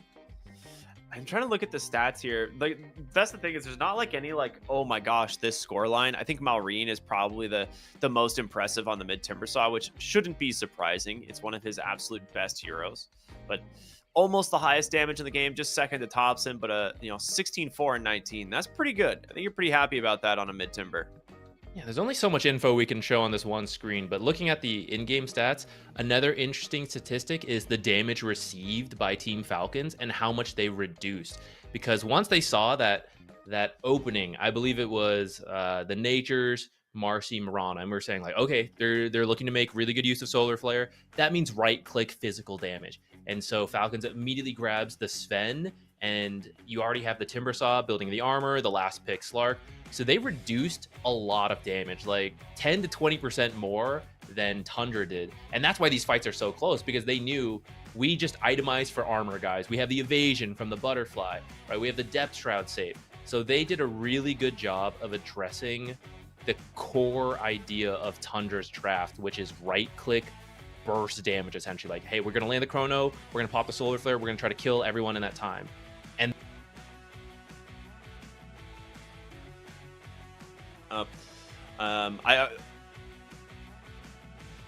was gonna say, looking at those numbers specifically, they also like the damage reduced stat, like I think they averaged like 65% like physical damage reduction across the entire team, which is pretty wild. Very good stuff from them.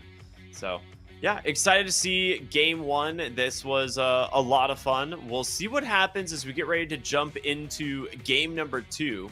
So for right now, we're gonna go to a short break, everyone, and we'll be back with Tundra versus Falcons in a little bit.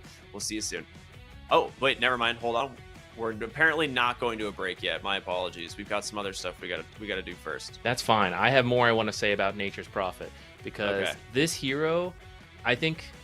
Okay, so first, MVP to Slark on ATF. He had a really good performance, despite what a lot of people would probably believe when you see the Slark off lane. You're tilting already, but he knows how to play it. He loves this hero, and he's talked to his team. He's explained, like, here's how we play around me.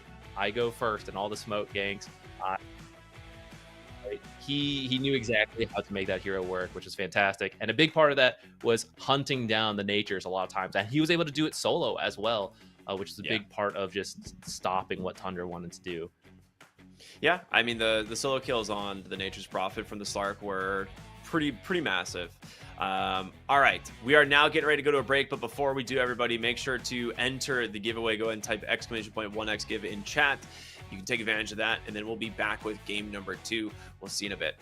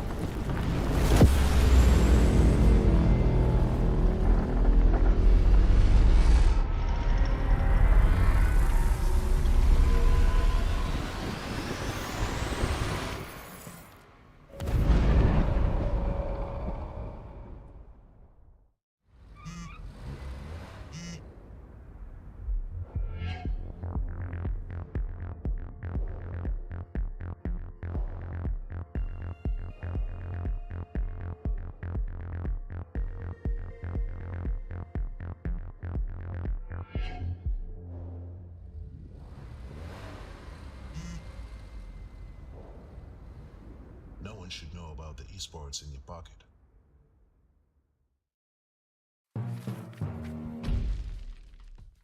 Welcome back, everybody. Hope you enjoyed the small break as we're getting ready to jump into game number 2 of Falcons versus Tundra, and a really exciting game 1. I will say Falcons a really clever draft. The last pick Slark coming in big time for them, as I'm sure Amar had an absolute blast playing it. What do you think we can expect going into game number 2 here? I don't think Tundra's idea was bad. I like what they tried to do, and they actually pulled a small lead to start, but Falcons managed to find some fights to get back into it, and it remained a very even game until like 30 plus minutes. So I think Tundra maybe just needs to make smaller changes, not, oh, we were totally wrong with our idea, right? I think a big part of it was how good of a job Falcons did at placing deep wards and finding Thompson on this Nature's Prophet.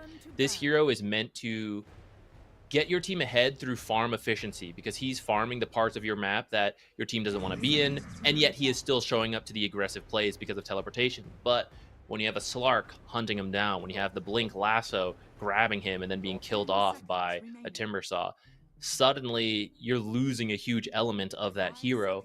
And a lot of times I was looking at the wards on Team Falcons, and they constantly had deep wards up. So maybe Tundra in that break, this is where the coach comes in. He's like, hey guys, you got to check these warding spots, right? You got to be looking for this, protect the natures a little bit better if they go back for it. But I think it was just very well done from Falcons in regards to dealing with that natures.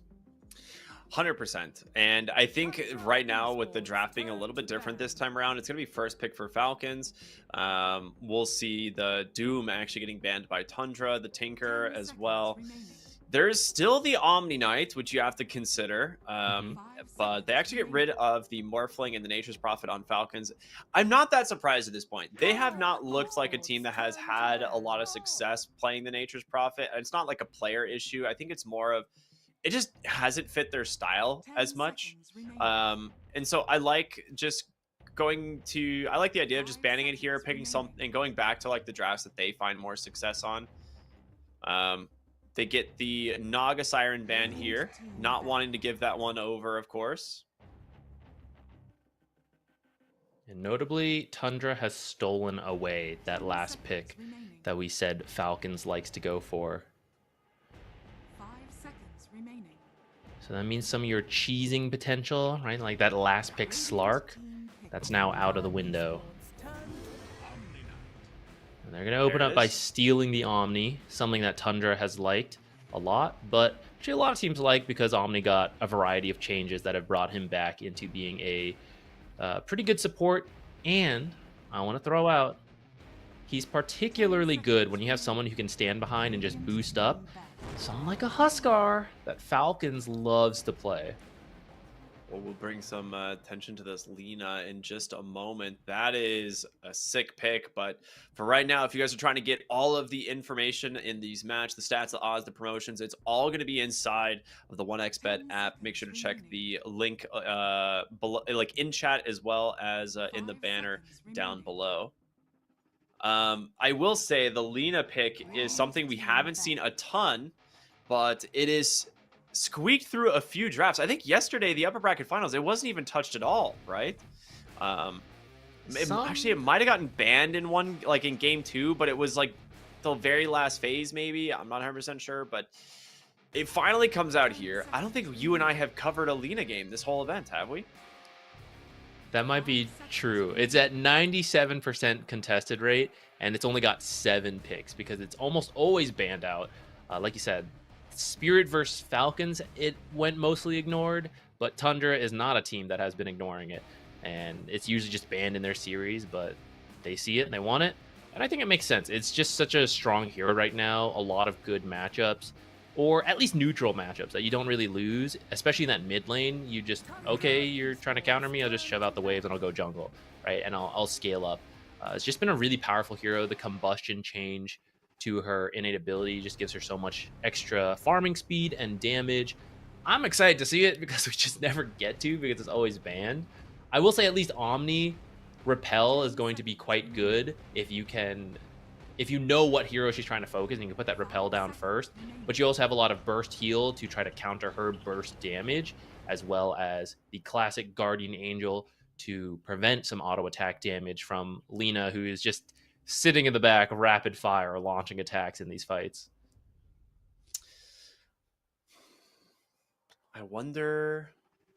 Yeah, I will say I am curious what they could go ahead and ban and then pick going into this, because obviously, like with the Lina being so flexible, specifically this patch, but um, I imagine Falcons have a plan for this, because they play this hero a lot. They have the Omni Knights already, which is quite good.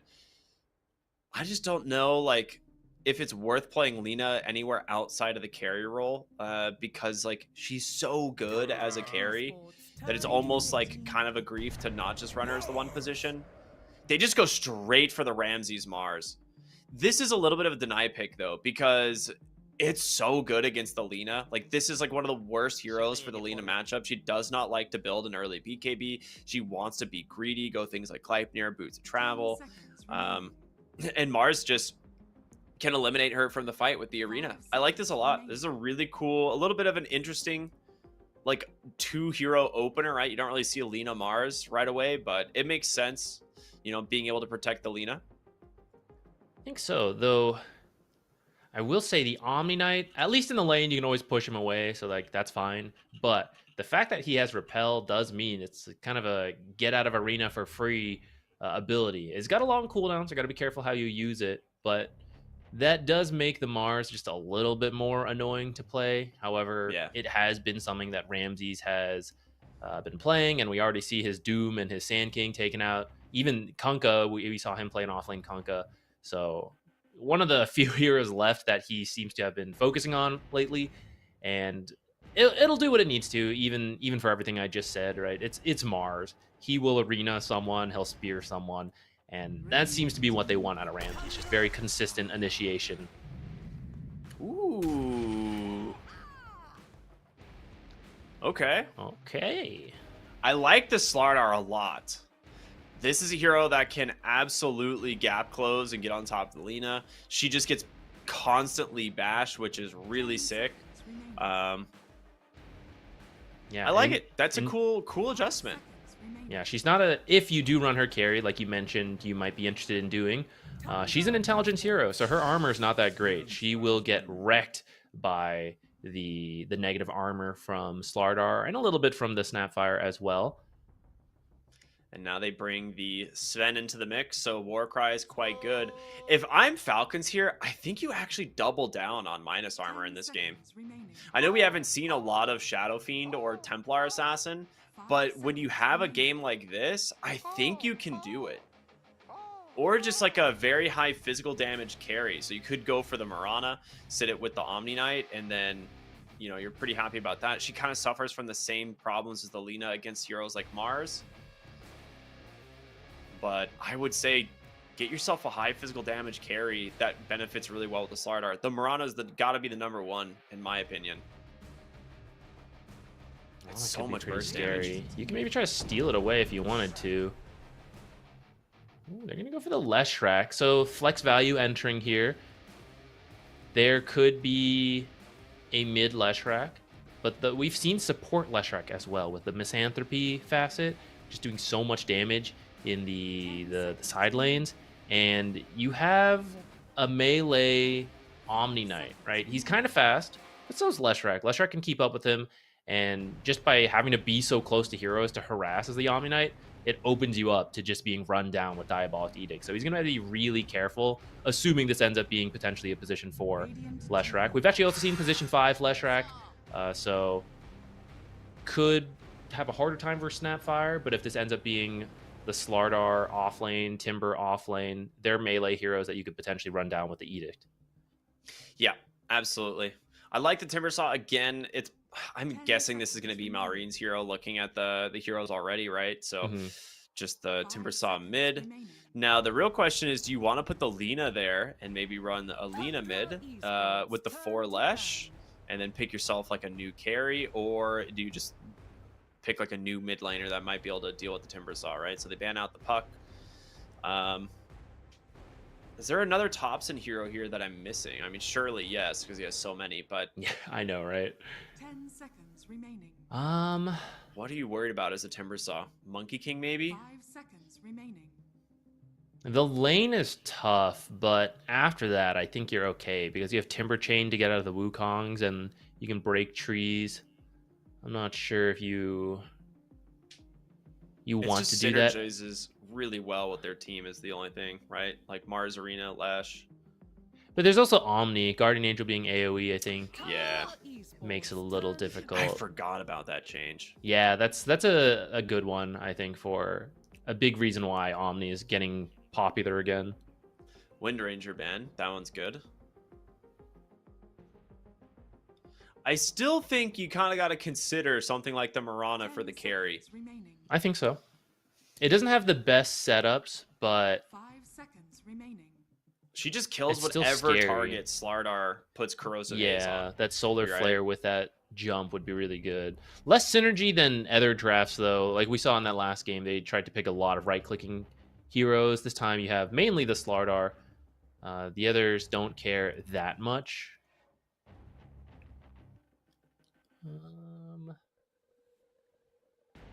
Who else could you grab?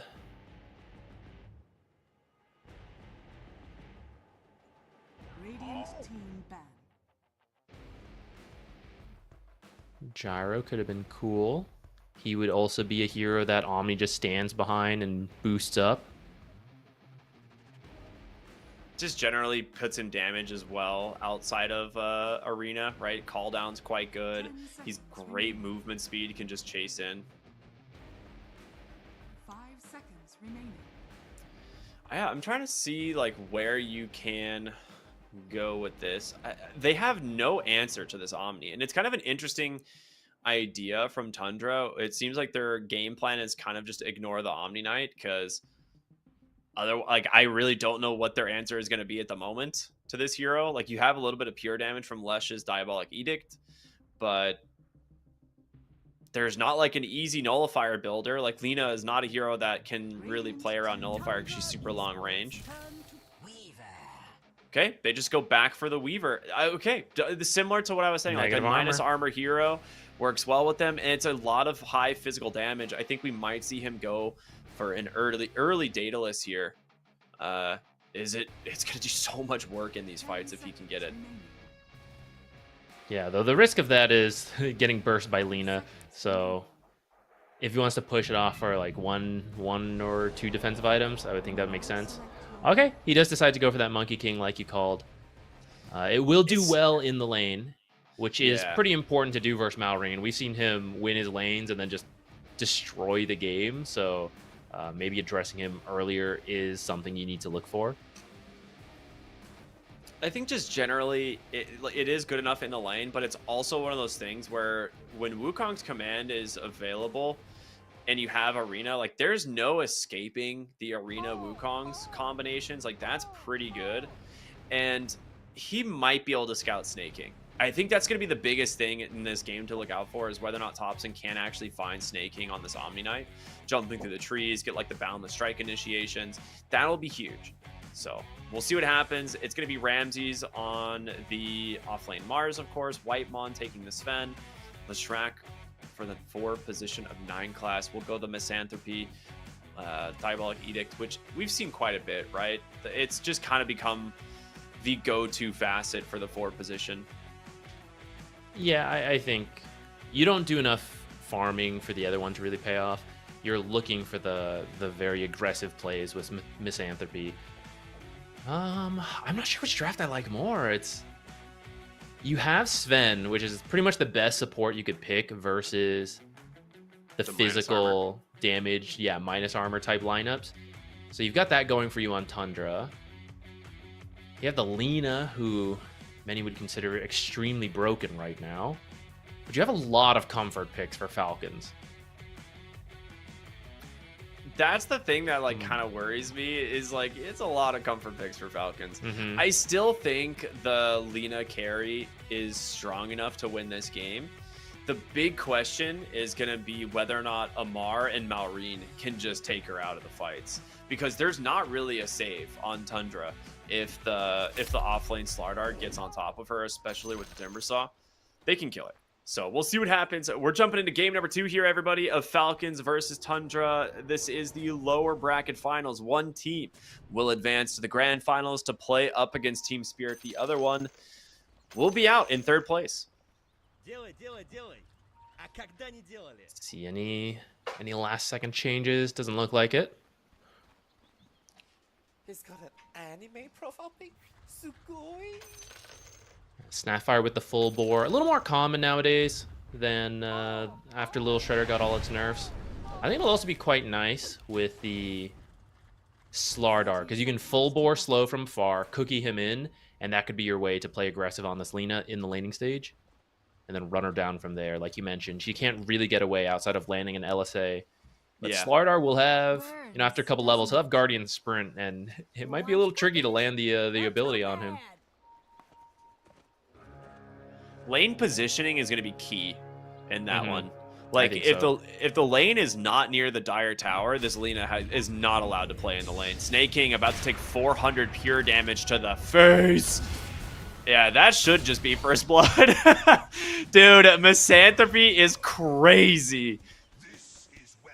There's no way you want to take like a level 1 repel to avoid that damage. So, all right, good pickup for Tundra. Am I wrong? Is it not? It is actually 400 pure damage, level 1, right? Yeah, it's a lot, and that's why you gotta be really careful where you stand, and why against melee heroes, Leshrac usually does quite well. It's like I said that number and I was like, is that am I wrong? That sounds like more than it should be. But no, it actually is just 400 pure damage. It's why this facet works, because usually it's over 9 seconds or 10 seconds. Yeah, from 10 to 6. Yeah, so it's harder to get the full damage, but when it's condensed to 6 damage, it's much easier to get a lot in. Like, even if you don't get the full edict, right? You get half duration, 3 seconds next to a hero, 200 damage. That's still some of the best damage you could get for a level 1 spell. Yeah. But boy, you get the full 6-second duration. That Disco Pony is dancing his way to victory. For reference, Skitter on the Weaver has 582 health. So if you were to spear stun him into a Diabolic's Edict, there's a very high chance he dies. Radiant's courier has been killed. You hate to see it.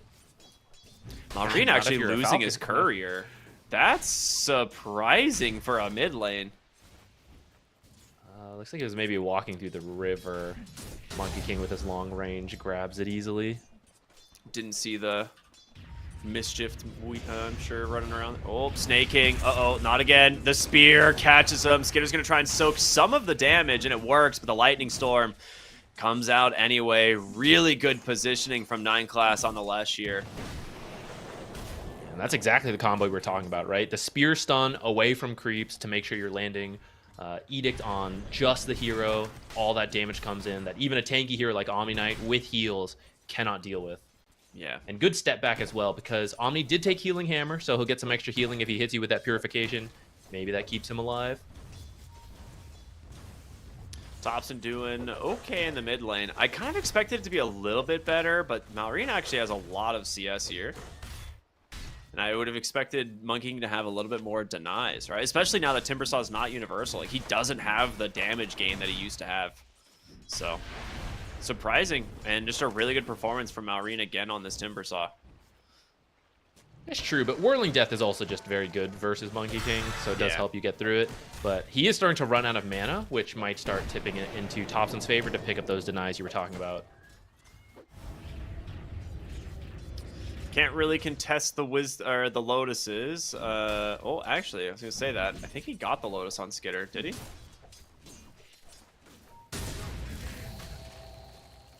Looks like it, yeah. Yeah. And it has 10 stick charges, so that'll help keep him alive versus that Edict combo we were talking about. Very nice. Which is about to nearly double in value as he hits level 3. So you gotta be extra careful.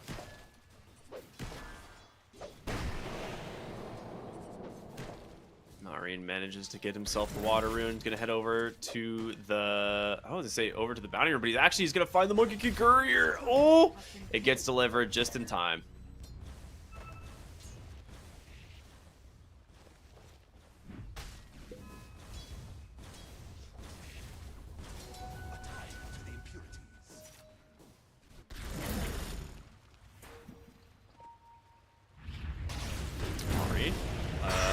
What a boundless strike. Huge setup there. A 9 class getting his 3rd kill of the game on this Lesh. And a really good idea to rotate. You're already doing fine in these side lanes. Continue to shut down this Timbersaw. Like, this is, we saw after last game, he is such a tempo hero for this side of Falcons. And Lesh picking up these kills, he's a great hero to be greedy with. I mean, he's usually a mid hero, right? So he scales really well. And part of the reason he connects on that kill is because he has early boots, early windlace. Now he's getting to having some mana issues. He's going to have arcanes. He's going to pick up a kill down here, maybe? Okay, a lot of burst healing coming out. Keep him alive. But Lina in top lane. Yeah, the lane positioning, like we said, that's what matters most here. The cookie into the Slardar follow-up is so good, and they finally managed to take down this carry Lina.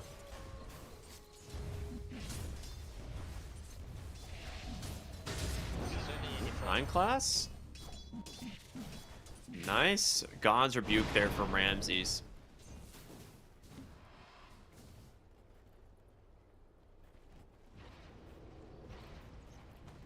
Crit. Trying to pull the lane. Whitemon salved up. He should be able to finish this kill off. Crit trying to offer some assistance. Doesn't really get to, but it's a big wrap around top, and instead, Pure will tick down. He doesn't even get the kill on the Snake King first, so a lot of missed XP and a really good rotation from the safe lane up here. Whitemon's trying to just hang in the air to at least get that XP, but being zoned off from any last hits by MR. Well, Shrek is coming in. Stun is out. The Edict is there. Nice stun from the Crush, but can Whitemon body block him? No. Guardian Sprint is just going to get him to safety. He shot 11 wand charges, so he's fine. We're so fast with Guardian Sprint, especially as you enter the water. Dragon creeps all the way back here too, which means he can still farm while he just slowly heals up.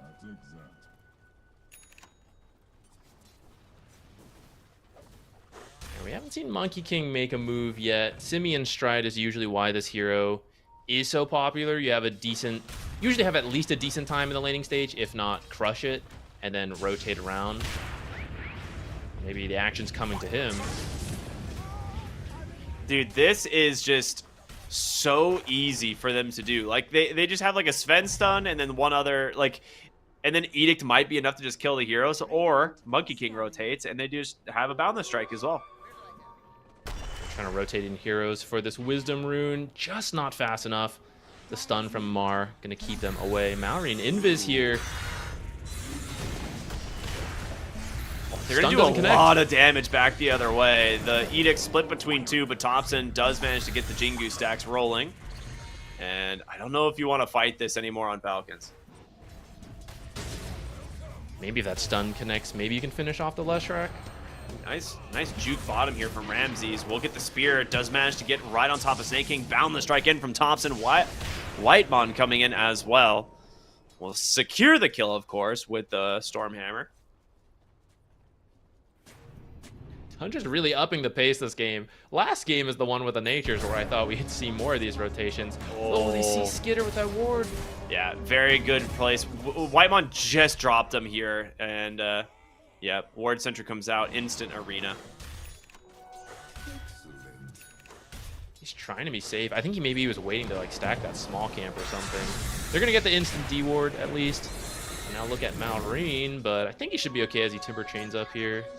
He got the invis or the regen as well on the bottle, which I don't know how, because he got Boundless Striked and still managed to click the rune in time. They might have accidentally clicked the Timber Saw instead of picking up the rune. That happens with some of these heroes when they're positioned right over.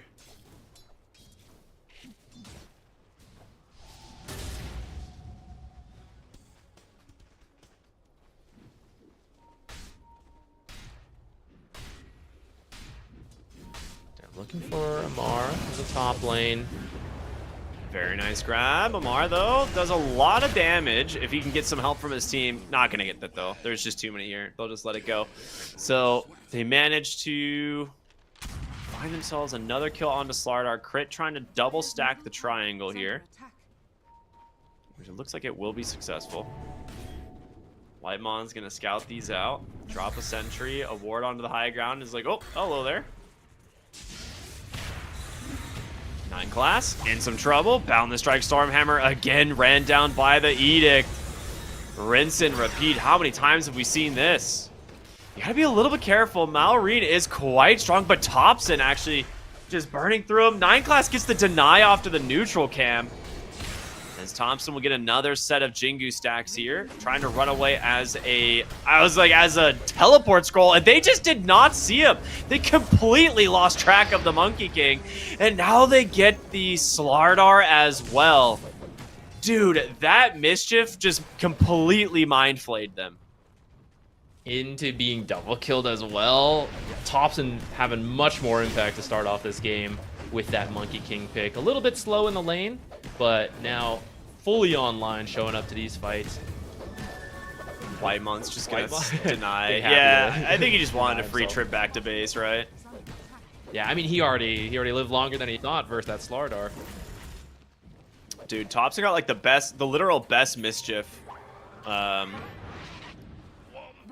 Wow, that was so close. He got the best Mischief item he could have gotten. It was the TP scroll, dude. It was the same color as the ground. It was like almost invisible. Oh my god, it's very good. Real quick, everybody, there is a quick reminder to go ahead and join the game today with 1xBet. Make sure to check out the pinned message in the chat.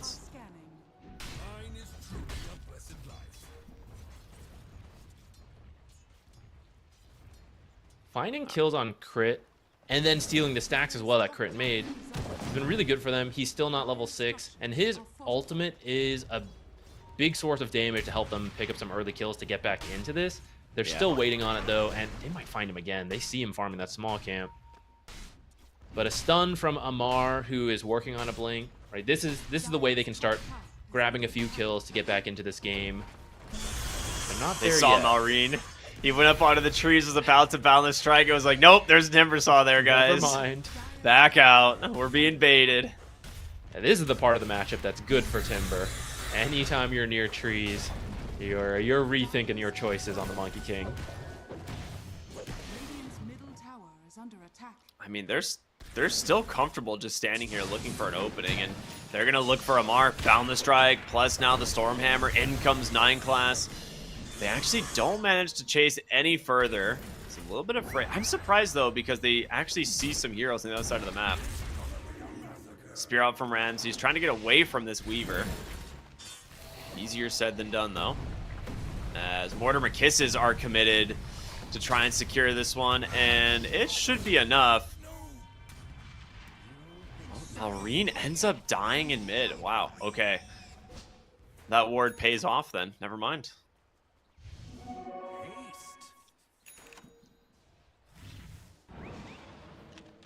I want to see this death summary, but it's bugged. I was wondering how much of that... Oh, no, I got it. Okay, yeah, about half of that being from the Leshrac. Well, they get the mid tier 1 tower. Thompson with a haste rune secures another kill onto Snake King. And you have yourself a 5,000 gold lead here just at the 12.5 minute mark. And a defusal is now done on the Monkey King. That's why you see Monkey King ban first phase versus Tundra quite often. It fits exactly the style Thompson likes. It's the chaos, it's the early fighting. He's going around as, you know, bounty runes. Mischief is exactly what this guy loves to play with. All right, I mean, they drop a lot here. Yeah, they drop a lot here to try and grab Malrine, but Snake King nearby, gonna be just fine.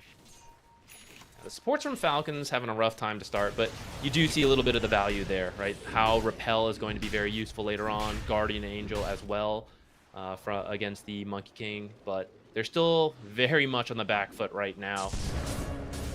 Ooh, the arena He'll be able to find Snake King, Spirit back. Gonna let 9 class finish that one up as they're turning their attention on over to Ammar. The Boundless Strike plus the inhibit from that Diffusal makes it hard to for him to get away. He's gonna try his best, but there's just too much chase from these heroes. 2 more kills go their way, and the lead continuing to grow. Alina's had a very quiet game. She just gets to farm. The rest of her team just non-stop running at them. So Alina reach the top of this net worth and keep going. She's almost got her Gleipnir, so she could be ready to join in here. That was a nice move from Skitter to take away the Wisdom Rune there, but it's like that's like a very small victory, right? Considering the state of this game, right? They are so farmed on the Tricore of Tundra, but also the Lesh, dude. Oh my god, he's about to be the 4th most farmed hero in the game. In case you lost track of it throughout this, he is 7-1-5. He has a lot of kills to his name, and another courier as well. He really wants that 4th spot. Pure definitely had Gleipnir and Vision of the Weaver there, but was farming the wave instead. So Skitter manages to escape that gank, and bottom lane, the fortification is going to delay this push a little bit. Well, this is the downside of leaning into a negative armor strat. When you're ahead, it works really well. When you're behind, the enemy team just picks up armor items and counters you. And we've got a Solar Crest finished on 9 class already because he's so rich. You have Sven, who has max Warcry. Skitter, is he going to die without time lapse? Nice save from the Omni Knight. And Ramses, he gets the arena out, but they managed to just finish him off first. Pure going to sit on the other side of the wall, and with Skitter being trapped as well, he is super dead. Not just regular dead, super dead. That's worse 3 than just for being 1. Dead.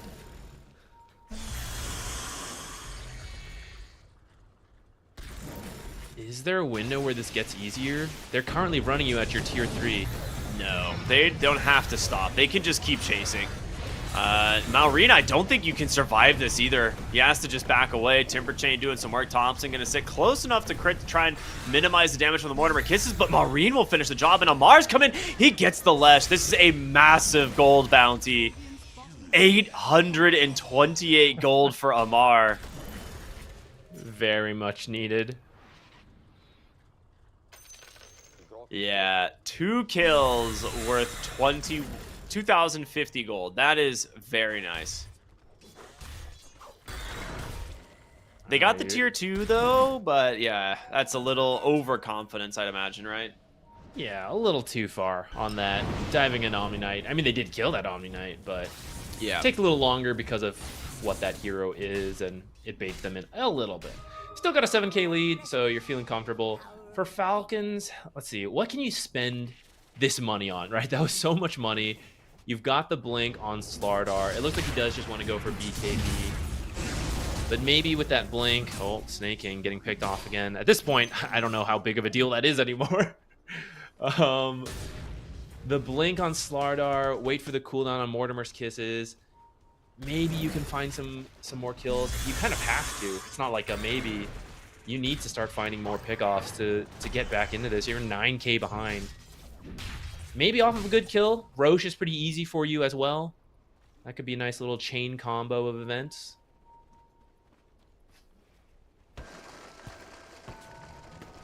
Top lane, they see them under this ward. Ammar, ooh, he actually gets the blink out onto the Lita, but he is so far by himself. The spear back into the Laguna Blade. It was almost a really good escape from Ammar, but unfortunately walks into the hands of Pure. And with that, they get themselves Roche. So there goes that window for Falcons. And the way to recover is just getting smaller and smaller. And it's really tricky versus a Monkey King, right? Falcons usually a team that's really good at playing the map. Their heroes are not the greatest at it, but also you never know if Thompson is just sitting in the trees watching you, getting ready to Wukongs as soon as one of his teammates TP's in. So playing the map is going to be very difficult for them. Oh, absolutely. Aegis on Thompson as well.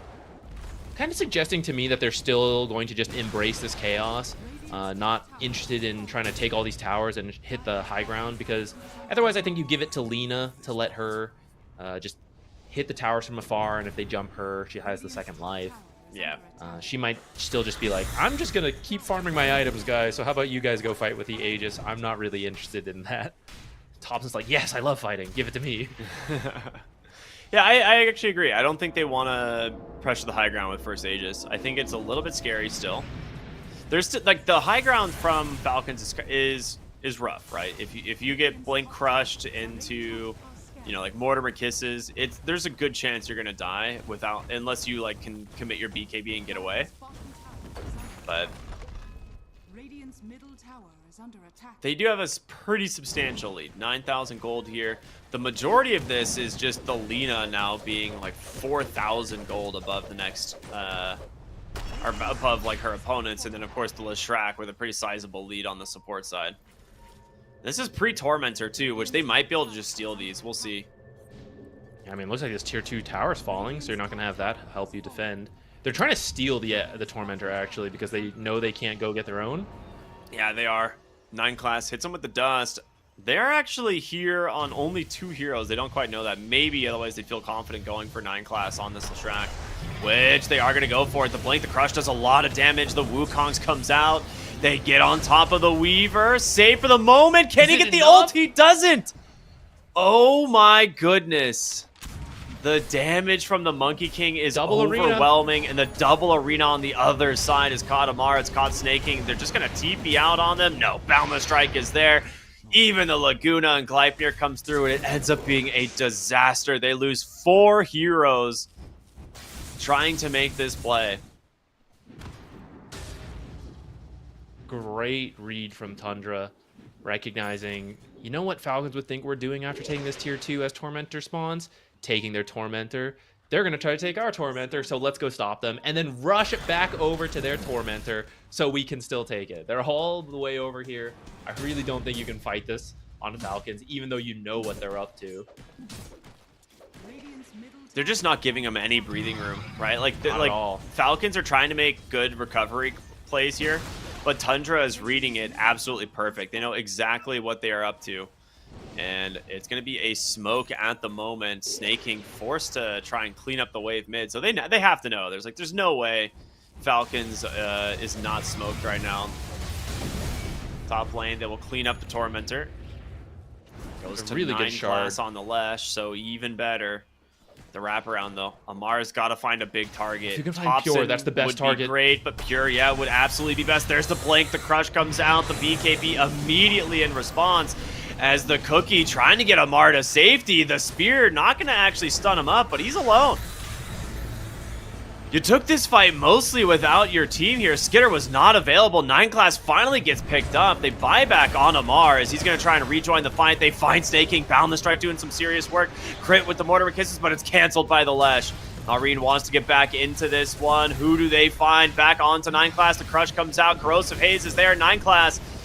He's probably dead, but the Lina damage gets the time-lapse off. Skitter needs to be careful. Boundless Strike now out from Thompson. But he's able to Sakuchi away for now, but you got the Simian stride. Can he continue to chase? He's going to try, absolutely. Gets the bug on top of him. Boundless Strike just barely off the mark. Now, with the invis, you don't know where he's going. You just had to guess. Doesn't it? But doesn't guess right this time. Skitter will escape. Maybe not that bad for Falcons, all things considered. I think they actually gained about 1,000 gold in all of that. Ooh, nice Boundless Strike, but baited there. Malrine gonna turn around, just gets Thompson's Aegis. It was close to expiring, so I think he's okay with that. Pure a little bit low on mana as his reactive armor is gonna pop, and he needs some help and fast. I don't know, is he gonna get it? Snaking trying to come through, but doesn't have the spells. Looking for Pure now on the backside. It's going to be Skitter. Does he have the damage to bring down this Lina? It's going to be close. A great cookie on forward. The minus armor from this little Shredder trying to help, but he's just too tanky. Way too much in the auras coming from Whitemon. The Boundless Strike connects Skitter. Saved once again, but the Lina still finishes the job. And they get the kill. Whitemon with a perfectly timed stun onto Amar. He doesn't get the crush. And the Lina's chasing, and so is Thompson. The Gleipnir connects. They all die on the high ground. There's a reason Lina has this 97% contest rate you were talking about. And to pause. We got 5 heroes in your base. No fortify. Let's see. Top Rax is dying. Mid lane creeps are here. At this point, I don't know. You're farmed. It's 23 minutes, 24 minutes, so maybe you can't complete the entire megas here. Maybe 1, maybe 2 barracks.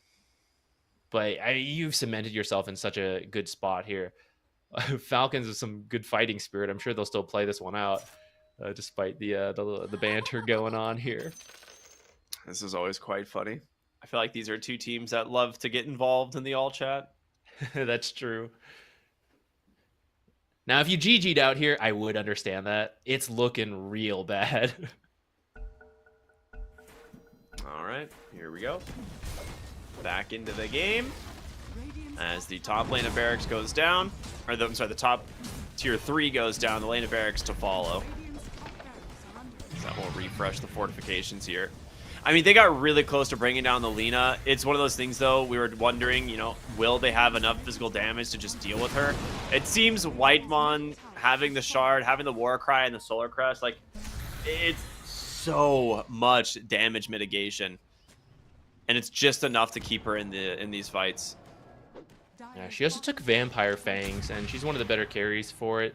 You're stealing, your spell stealing off your spells, and then life stealing off your right clicks. So all that extra armor she's being given gives her a lot more effective HP versus physical damage. So it's just really hard to kill her. And soon the second Roshan will be up, and I imagine this time the Aegis is going on to Lina. So you're going to have to do it twice. However you manage to kill her once, it's going to happen a second time. And I'm not sure you'll have those abilities. Oh, Thompson with the Wukong's command. Nice little bait on the high ground. What's Wukong's? Falcons looking to take a fight. This wraparound ability's no longer there. Ooh, the they do smoke not find popped. her. They thought she was in the tree line. And instead, you find nothing. Now you've got to start cutting waves. Skitter's gonna try to just backdoor this mid tower.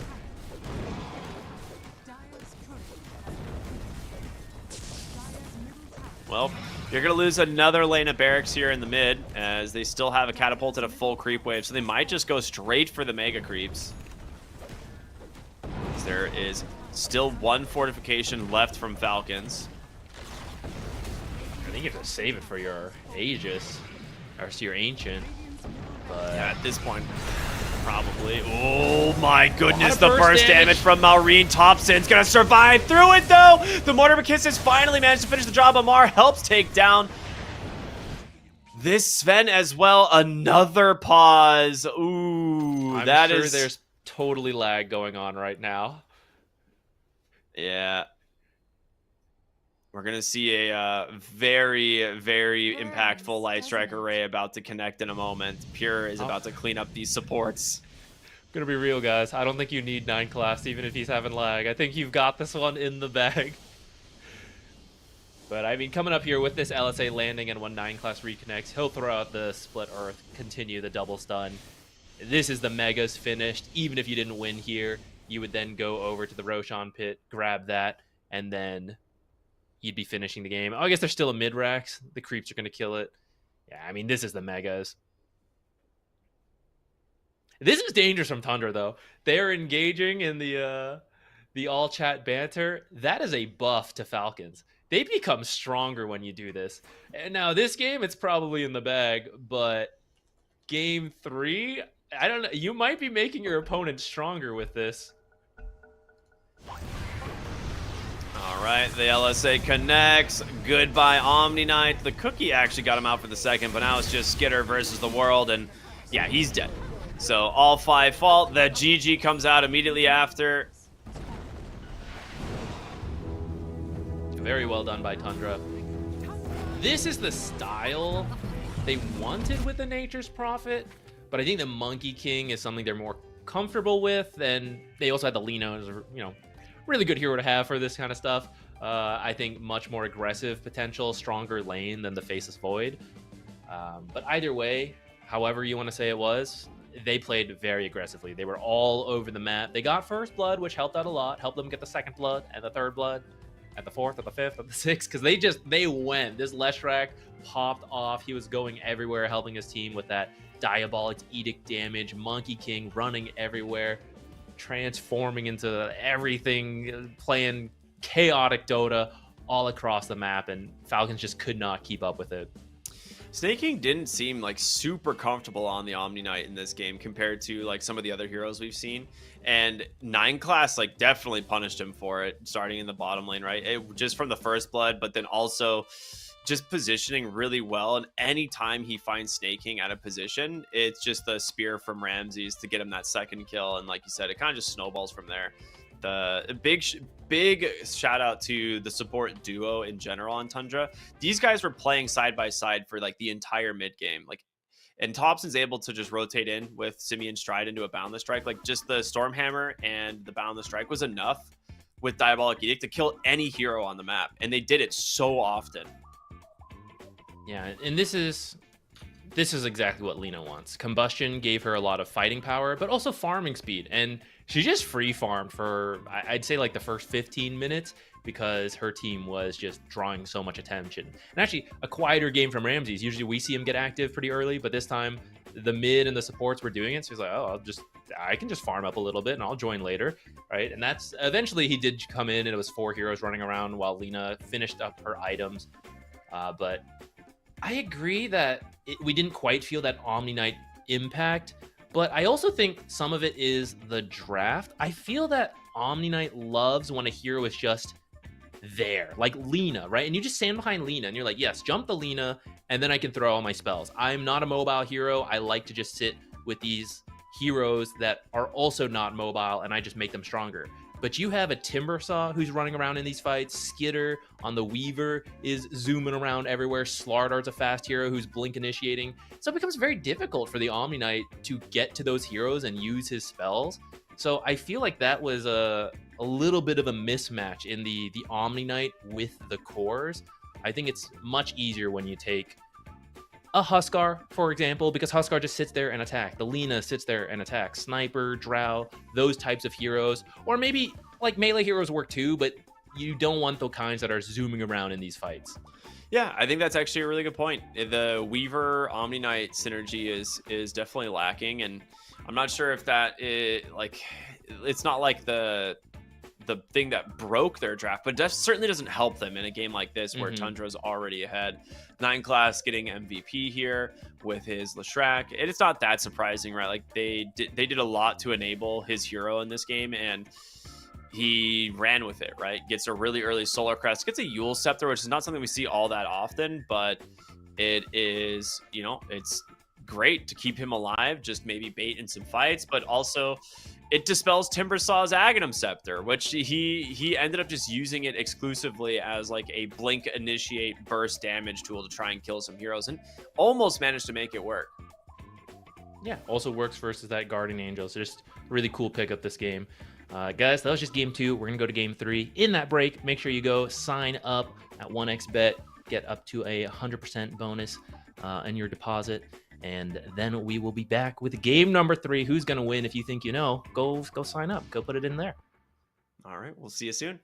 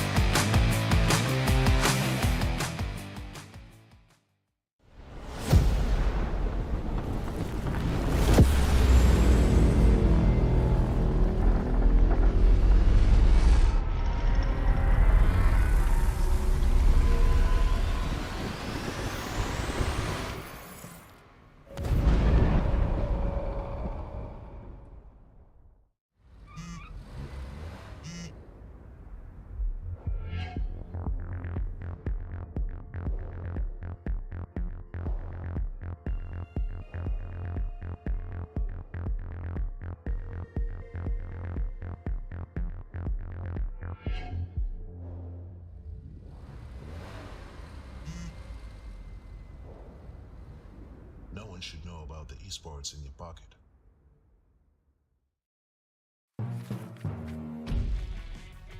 The final game in this lower bracket series is about to begin. Tundra versus Falcons. One team's going to advance to play against Team Spirit in the grand finals, but we'll see who that's going to be in just a short moment as we get ready to jump into this draft. I am a little bit curious to see what's going to happen here because Falcons will have first pick this time. So whether or not that's going to change anything, we will see. It has looked pretty good so far in this series, getting like some of their more like comfort picks or their iconic heroes. I don't know. What do you think?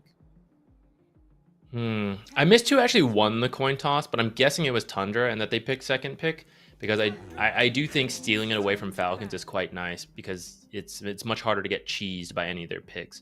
I think that's part of why they won that last game. Like, for example, they're the ones pulling out the Monkey King at the very end, which was left in the pool versus Tundra, a little bit surprising. But maybe that's what Falcons thought they were going to take. They left Lina and Monkey King, and when they didn't take Monkey King, they're like, oh, maybe they're not going to play Monkey King. But they went back for it on that last pick. So this time, we're speeding through the draft already. This time, Shadow Demon going to be picked up, a very strong support. And I think Falcons will play around it better than the Omni Knight. They have more experience with it, and is also just really good. I'd say better than Omni Knight, who is still in the pool, but now you don't really want to pick him into the Shadow Demon.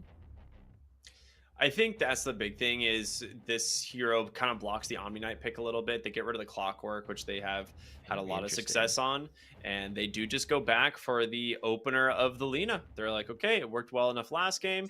We're comfortable going for it again here in game 2, which means the MOUZ might be another hero on the table. It's not as good into the Shadow Demon, and I think this is one of the things where I didn't really like the Omni pick too much because it looked awkward for them to play. Omni Knight, yeah, you can save people with like inside the arena and stuff, but Shadow Demon, I feel like it's just a better hero at doing that, right? With the disruption. I think so. Leaving in the Lina though is still, I mean, she did really well, but part of it is that she had so much space. So it's not that the hero can't be answered, and hopefully that's how they adjust their draft. Like more ways to take the fights to the Lina. And part of the reason Lina's so good is because she has so many cool cosmetics, guys. So make sure you're joining in the giveaway. Exclamation point 1x give. Last day, like we said, last day to get yourself some cool sets. It makes you a better player. This is scientifically known. It's a fact. It's how I made it to High Immortal, you know? Just, I spent a lot of money on the game. And I got better teammates as a result, you know? And you don't even have to spend it because it's a giveaway. So you can get it for free, guys. Get in there. Are they going to go back for not the MOUZ because it's banned, but another very stable offlaner who just initiates? That's going to be the Centaur, and if Lina's in trouble, you can maybe stampede her away, or later, maybe we'll see that workhorse come out. Or not the workhorse, the cart. What's it called? The cart to pick her up and protect her. It is workhorse. Is it? Yeah. Okay, I got confused because it's fast, it's also workhorse, and I said it, and I was like, wait a minute. Wait a minute. Hold on. Which one's which? Are they both called workhorse? No way. No. It's not. They changed the name. Ricky's checking for me. I'll finish my thoughts. It's a good pick because of that. I think it helps protect the Lina. It fits the types of heroes that they've been picking for Ramses all tournament long. It's just like, stable laner, you're going to initiate for us. That's what we need because everyone else is chaos. So you need to be our stable offlaner.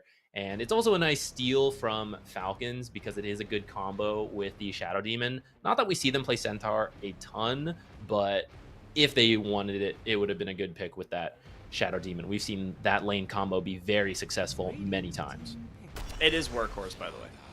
Horsepower is the facet. Oh, horsepower. There we go. Yeah. They go back for the Slardar. Interesting. So I think one of the reasons last game wasn't super successful for Falcons, MOUZ provides a great like team fight tool and utility to play around.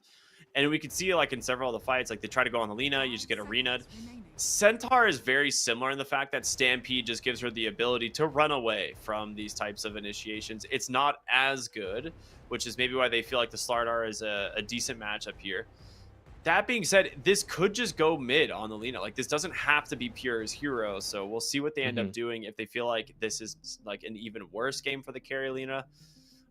They get rid of the Sven, of course, so this makes the Slardar a lot more potent here. I also think that last time they tried to combo the Snapfire with the Slardar, and in theory that's pretty good, but when you had the Sven and the Lina, 2 AoE stuns, you had ways to react to that. Warcry is also instant. I think Shadow Demon Disruption might be a little bit easier to work with.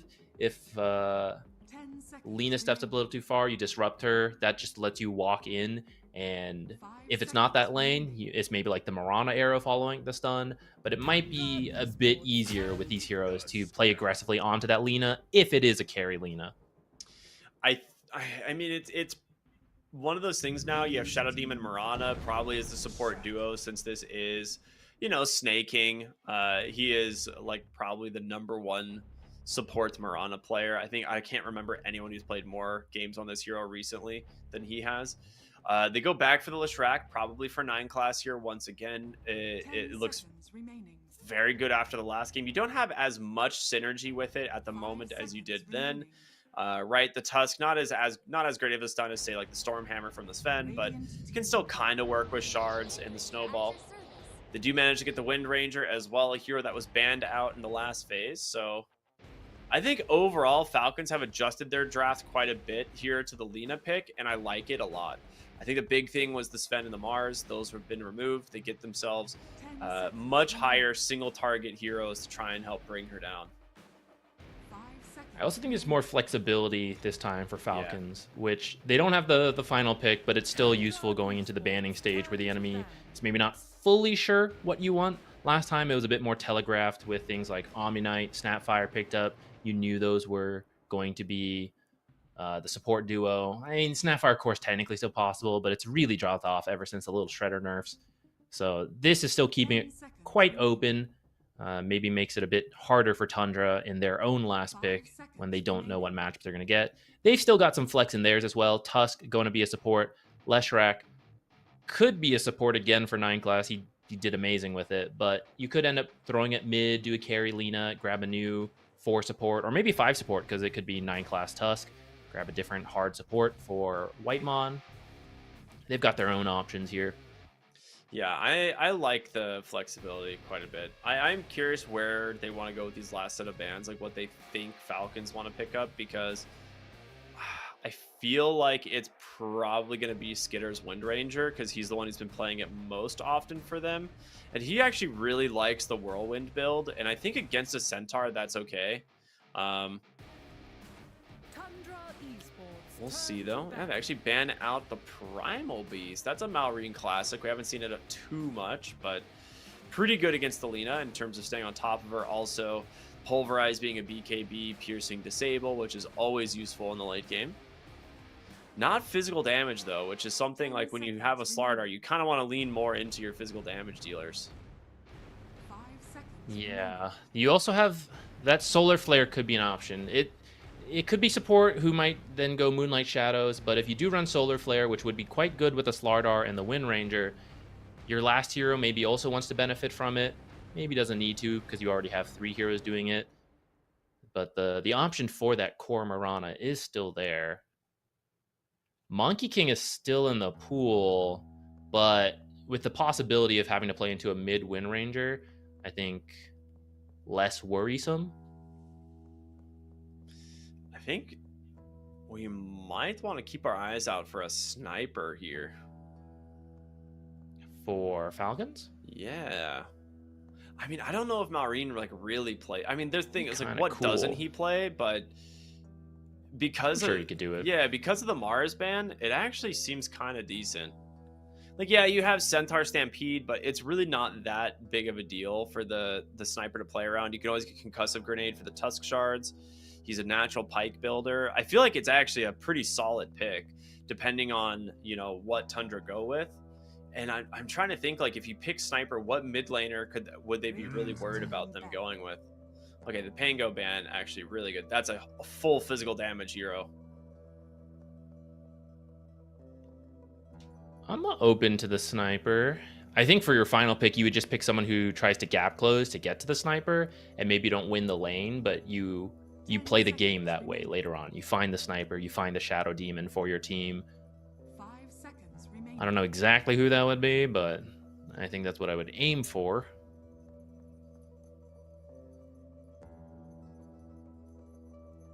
going. I mean, it would just be Storm Spirit, I imagine, right? I don't know. I'm looking through the list of heroes right now to try and see what I might want to go for. I'm trying to think if it's even like a good Invoker game, but we haven't really seen Invokers come out for Team Falcons here in quite a bit. Radiant team pick. Get rid of the Monkey King. All right. Maybe thinking of a melee hero for that mid lane then. What about mid? Or maybe you just, Thompson just loves that hero and he plays it so well. It could also just be a respect. Because sometimes even if Monkey King doesn't win the mid lane, we see Simeon Stride just be so powerful, allow you to rotate quickly and catch up by just using Primal Spring in the jungle, farm up real quick, and then show up the fights. So it is just a very annoying hero to deal with. Dragon Knight. Okay. Kind of forgot about this hero, to be honest. We haven't seen it played too often, but again, another hero that benefits from minus armor, especially when he goes to Corrosive Dragon. So likely to be the mid lane GK. In terms of the response from Tundra, I'd actually really like a Queen of Pain here. 5 seconds remaining. It's either, I mean, I'm trying to think like what you could go for, cool. but I feel like Queen of Pain actually owns. That could be cool. I would be a little worried because we did see Thompson play Queen of Pain versus GPK's Dragonite, and then that lane did not go so well for him. I don't know if he was just out of touch on that lane, because I do think Quap generally does well, but... Ooh. Okay, that's another very good mid, pick. I think. Oh, no, he is going to take the Batrider. Okay. I wasn't sure if he wanted to like let 9 class play the Batrider, but dude, this is a very good Batrider lane, and he is going to go Arsonist. It's cool. Yeah, I thought you might swap. Like, if you see the Batrider go mid, you take Wind Ranger mid, who I think should be a little safer versus Batrider, and then just do Dragonite carry. But I guess they still just want the carry Wind Ranger and the more active playmaking Dragonite mid. So he'll just have to get through that Batrider lane, which will be a little tough for him. Maybe he'll get some help, though, from Crit and Snaking. These are heroes that could rotate over, or at least just make a bunch of stacks, which, if you decide to take the Red Dragon facet, you can clear quickly. We've seen a lot of Dragonites move towards that facet, even with that negative armor discussion we were having. It looks like he currently has that Fire Dragon selected. Let's see what he... I'm going to be shocked. Sometimes they swap on us last second.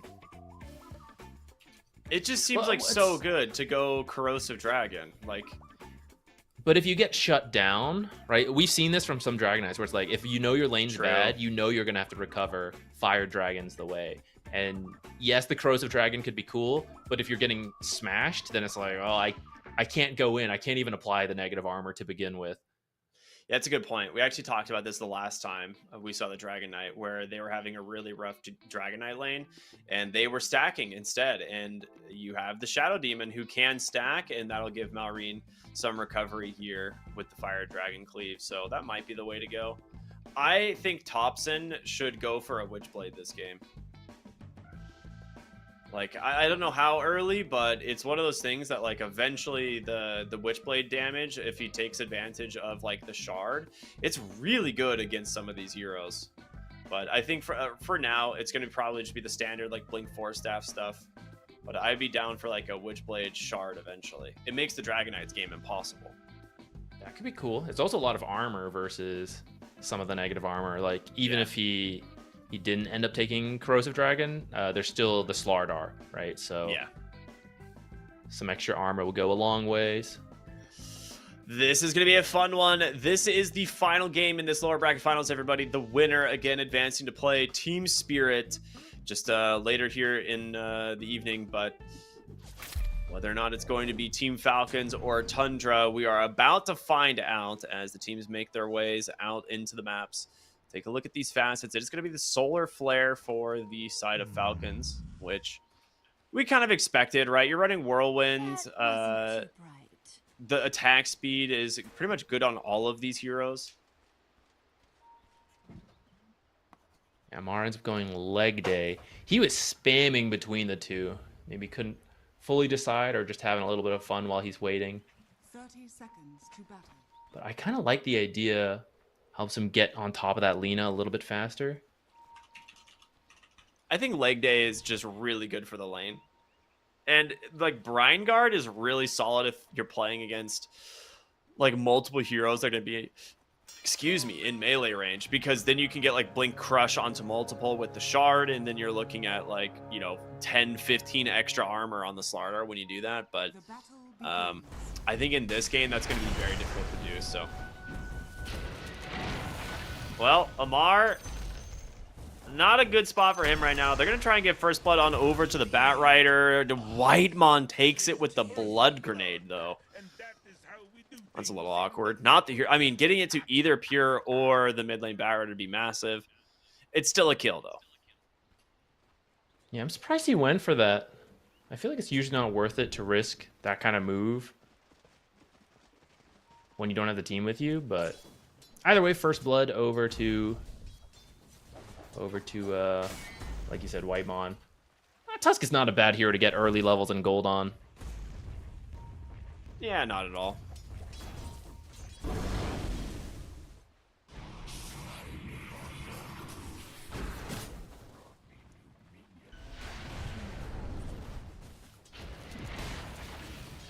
All right, do you think Lina will have as good of a time this game?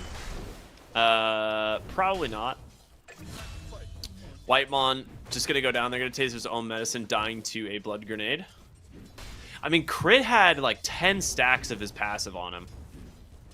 Yeah, that amplify from the innate is very strong.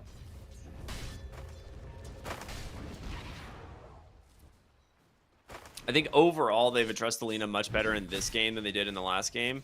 Whether or not that translates into mid-late game, we'll see. But I do like the heroes much better. I mean, at the least, 9 class doesn't already have 3 kills, so that part's going better for you. And I think snaking on the Mirana, far more comfortable hero for him, but also much better at dealing with the Leshrac support. You're not melee and you have leap. So if you're ever really in trouble, like there, you're just going to leap away and then just poke back. Yeah. So you're not going to take nearly as much damage from Diabolic Edict.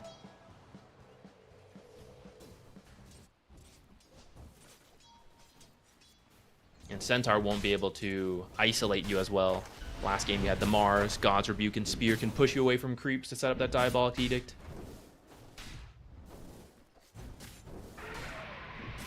Oh, Hurricane.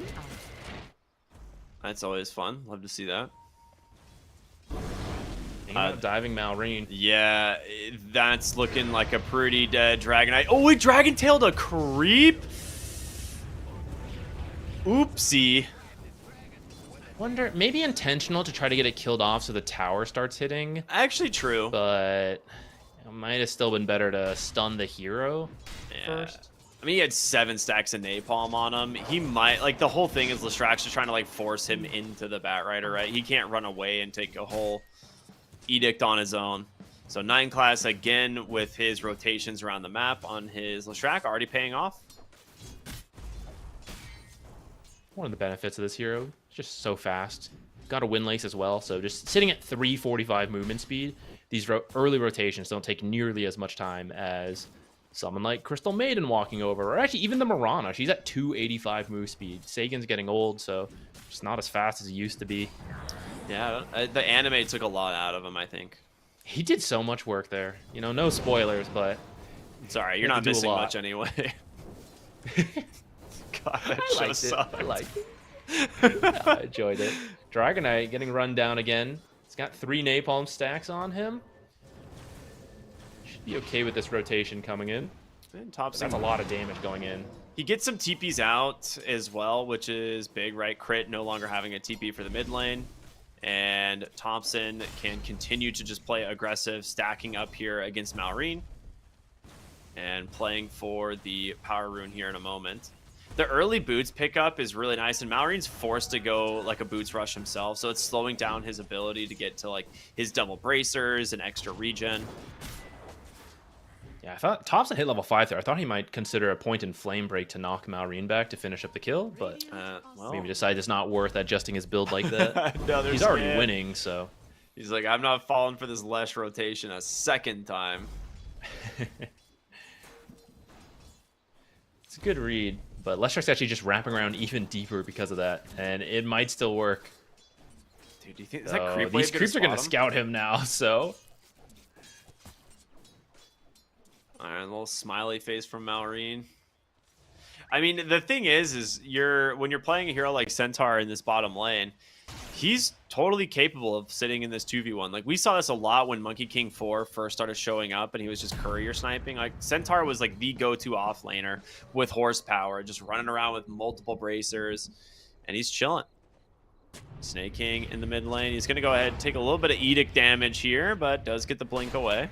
I think he saw the ward get placed. Nice grab in the top side, but Whitemon saves him with the drinking buddies. End up just getting a lot of damage himself, out. though. No, I think if he gets a 4th stack, he's going to get popped. Yeah, very nicely done from Crit. Very nice. Lina's still farming decently, but actually managing to find some kills this time in that top lane will at least give you more of a game to play. Last time, it really felt they were just recovering for a lot of that early game. And especially the supports. That was a big thing last game, too. The supports ended up under-leveled for Falcons. Yeah. So far, getting kills should be looking better. Mid lane, drinking buddies into the lasso, pullback on Malrine. Dropping pretty low. Leshrakt's here to party as well. This is a very dead Dragonite.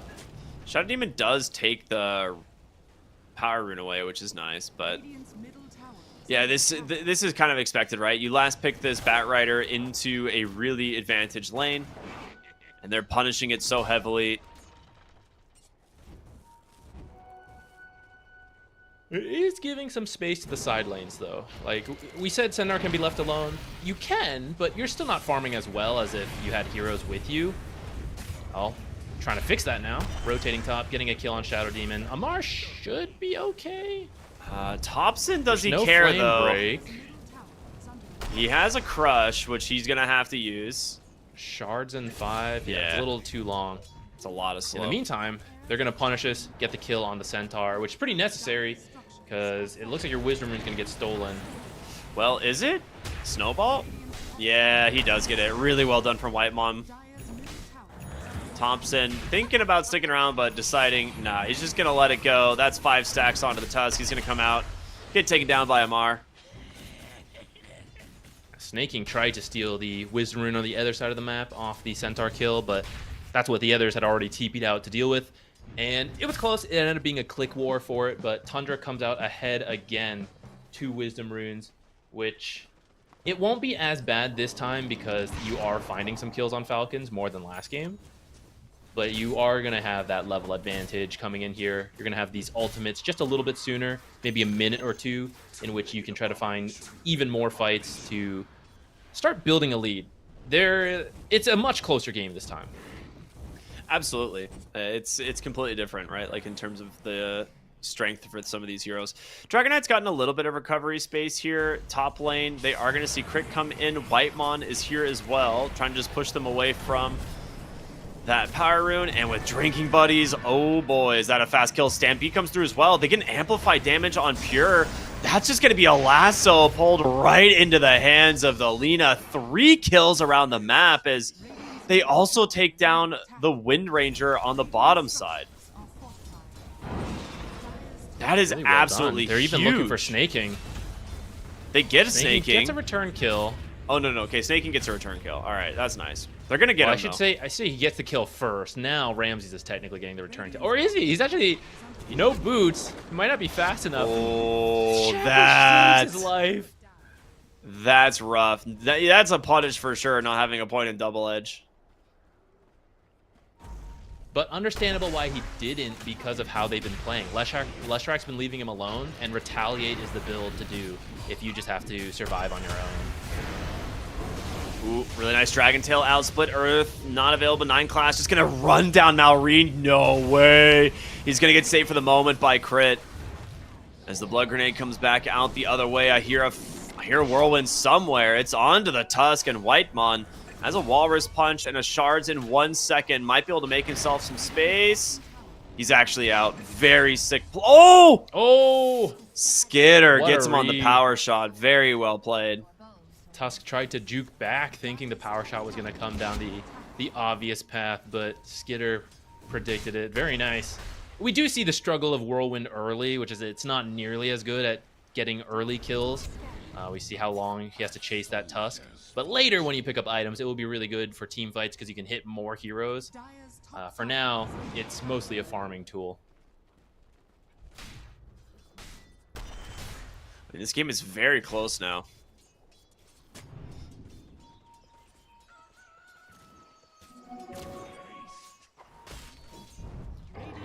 Marine trying to farm these triangle creeps. Thompson with the Stampede. The Drinking Buddies coming through. Shard block right on the money.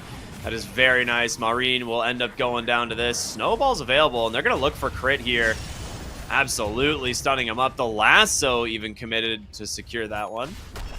They get themselves 2 nice kills bottom lane. Ramses.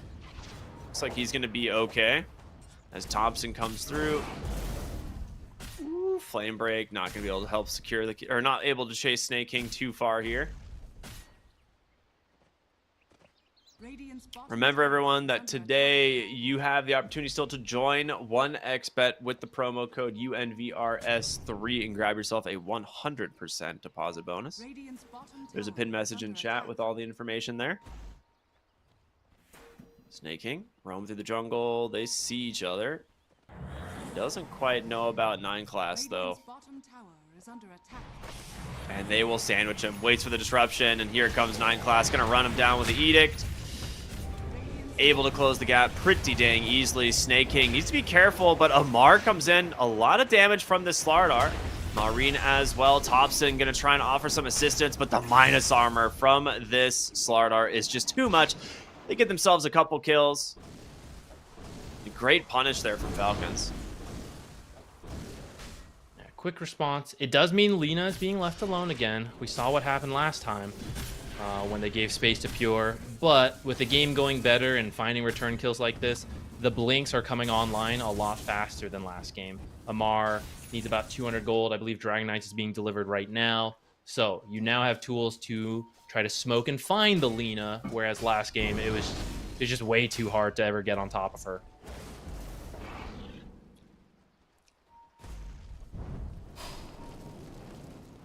Thompson, no issues though. He doesn't even have a blink, but he's just been running at people and flame breaking them. Does end up tanking there. He's gonna get the... Oh, that was a good play there from the supports. They just denied that arcane rune over to the Bat Rider.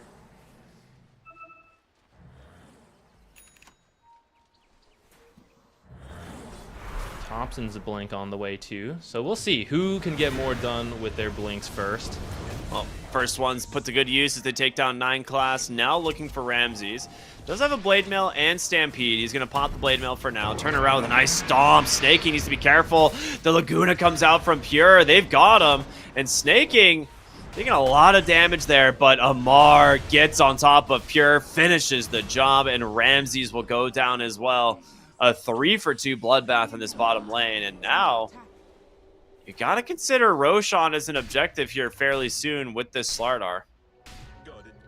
It's a little harder without focus fire, but I think you're right. I think as long as you have Slardar, it's doable. But maybe you need a little bit more convincing win in a team fight before you feel comfortable doing it. It's a very close game. It could easily backfire in the time it takes you to do the Roche this early.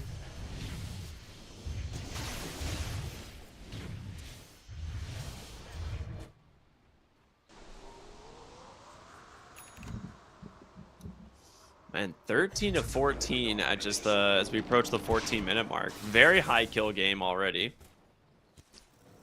As Gleipnir will be done soon on the Wind Ranger, as well as the level 2 ult, which is a pretty substantial increase for this hero. The cooldown scales so well with this, and like the lower cooldown, it means you can farm so much easier, right? You can just throw it on the ancient camps, you can throw it in the triangle, just to amplify your farm speed. Yeah, it'll take time before it reaches that full threat in a team fight where you have like 2 seconds to react or your whole team's dead. They're looking for Skitter. There it is, the Blink Lasso out from Thompson. The Walrus Punch is there, and Skitter safe for the moment, but Stampede comes in. No way he actually gets out of this, does he? Whirlwind's out. They're just going to be able to stomp them up here with Amar. They didn't have the damage, and they get themselves 2 kills in return. Great TP response. Gleipnir, why it's so popular, it is so much health, 350 health once he finishes that Gleipnir. He also has that Seeds of Serenity for extra health. So this Universal Wind Ranger, very tanky. Oh, Pure finishes off Snaking very easily, but now Amar able to turn it around, finish him up with the help of Skitter, and Ramses in some trouble as well. There is a Breathe Fire, but it's slightly off the mark. Looking for the power shot, not going to connect. You see 9 class, and you still have the Slardar available, so you can continue to poke and prod on these fights.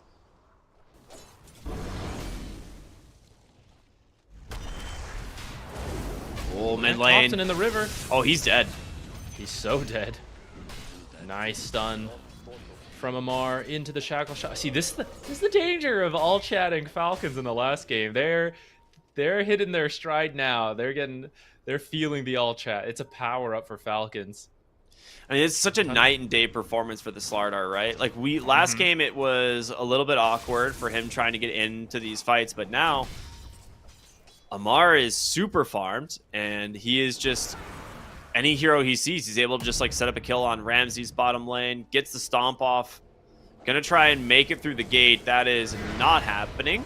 Dragon Tail comes out from Maureen at the perfect time, and Ramses will be forced to pop the Stampede. Top tower is under attack. Ramsey is going for a Crimson Guard next. That is going to be really good. There's a lot of right-click damage coming out of Falcons. And maybe once you finish that, you can look for a fight. It always helps really well against the Whirlwind, but eventually Whirlwind outscales it, and I think that's the scary thing, right? Because your Gleipnir is just procking onto everybody in those fights, and you just have the Gleipnir active as well to hold these heroes down in place. You also have Demonic Purge on Shadow Demon to remove it from at least one hero. Probably the Lina, I'd say. Maybe the Bat Rider, like whoever you care about killing first, depending on the situation. Nice snowball. Demonic Purge does come out. Do they have the damage finish off Skitter? Great disruption, but 9 class still has a stomp, but a blink stun out from Maureen. Pure is here on the side. They really want to finish this Wind Ranger, and they will do it. Lasso actually committed just in case. Amar comes in, sets up a nice stun onto 2, but they don't have the follow-up. Pure, he's a little bit low. They get him. Snowball on through from Whitemon. Crit just burning down on the high ground. A 3 for 2 at the moment. Ramsey's trying to close the gap. He dodges the stun, but he gets him. Oh my goodness. Crit gonna get out, pops him with the poison at the end, and Amar with the chase looking for Whitemon. He's gonna have him. Snowball for the moment, but you can't get away from this Slardar. He is too dang fast, and it's all 5 dead on Tundra. That lasso ends up being really costly. Is under attack. It's such a scrappy fight. Look how much damage is done in this fight. It's 18 minutes in, but all 5 heroes for each team are in this fight. They're not done. They might find Thompson too. I mean, you can't get away from Amar right now like this. Yeah, especially with that Demonic Purge on top. There's no way. This is BKB already done for Amar. He's having such a better game, and after that fight, he actually climbs to the top net worth. So it's so cool to see the difference between Game 2 and Game 3, where Slardar just did not perform. It's like, why'd you pick Slardar versus Lina? But now we see it. Now that he's having a better game, he's able to get to the Lina, and Lina just has to run.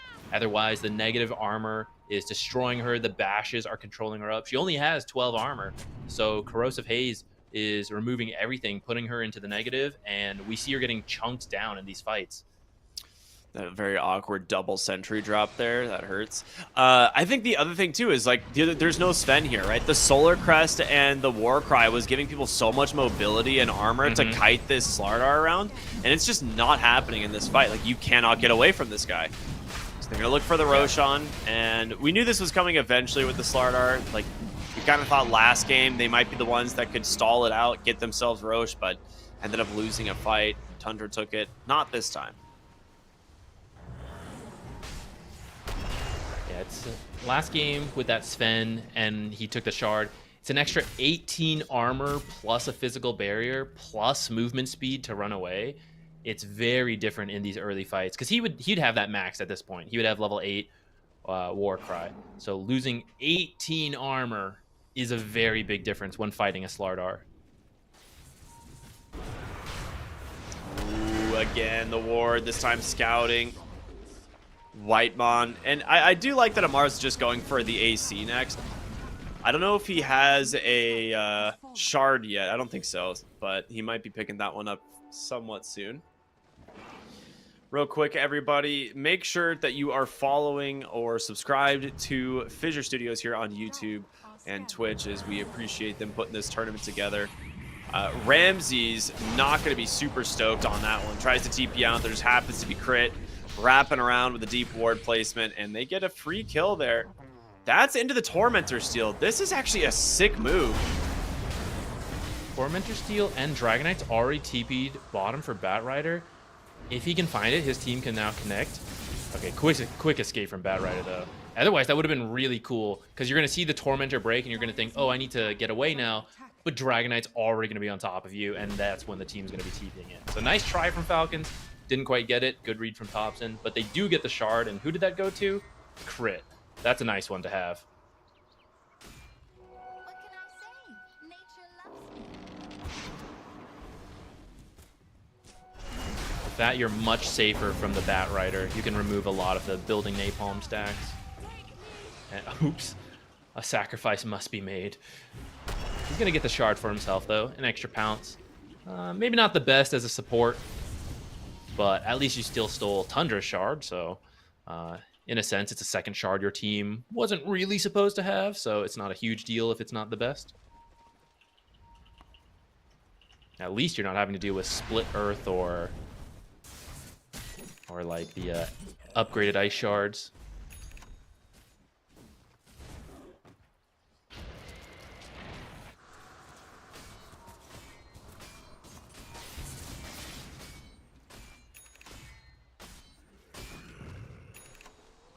Lena BKB, Mech on Tusk. Picking up some tools to fight. I think you gotta wait for the Batrider BKB. And then maybe you can look for something. But it is into Aegis. And what was a very even game for so long has very quickly become a 9k gold difference off of Aegis and then the double Tormentor play. We see it be so impactful in many games. Dude, double Tormentor is always, a huge deal. Like, it's always the team that is, like, really far ahead that can pull it off, and it just makes it feel so much worse. Hub players, embrace that. Double Tormentor, great play. Early Roshan, great play. Jungle creeps. Fun. Not as good. I like hitting creeps. That's why I play Dota. Scan from Tundra. Finds this smoke play. Should be careful. They're positioning quite well around this tier 2 and this high ground. Radiant structures are fortified.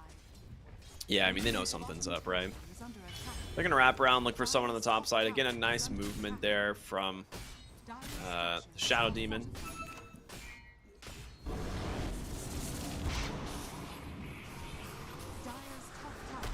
Skitter will finish off the tier 2, it looks like. Hobson's got his BKB. He does have that Witchblade you were talking about queued up. Does he? Okay, good. I legitimately think it is a very good item for him this game. It's just not something you can go very early. Blink Lasso. They've managed to catch the Wind Ranger. 30 seconds left on the Aegis. It's going to get popped. So the question is, can you take the fight or do you back without your Lasso? That's probably as much as you can get done. You didn't use too many spells for that. Maybe you can fight if needed, if need be, but no Lasso does hurt your initiation quite a lot because Ramses is still a few hundred gold off of his blink. There's no real way to start fights. Just walk at them menacingly. Malrine just working down this tower slowly but steadily. They're actually just watching him do it. Yeah. They know they can't. Like, if you try to run in, you're running into a Shadow Demon. I was like, if they can bring this wave away from the tower so that it doesn't break backdoor protection, it's fine. Cool, and they stall it out. That's actually really good for Tundra. That slows up the game a little bit, but they smoke immediately after, and now we're going to see Falcons try and find a pick off here. Dude, if they get pure on this Lina, oh boy. Best kill they could find. He has a BKB. He might be able to get out in time, but there is a Slardar here with a Bash primed, so They have the very deep unlikely. ward too. They're going to go all the way around. Yeah, they're going to make it plenty in time. They're so fast. The drums pop as well. There's the pop of the solar flare, and there was a Lina there a moment ago, just instantly killed. Didn't even have a moment to BKB.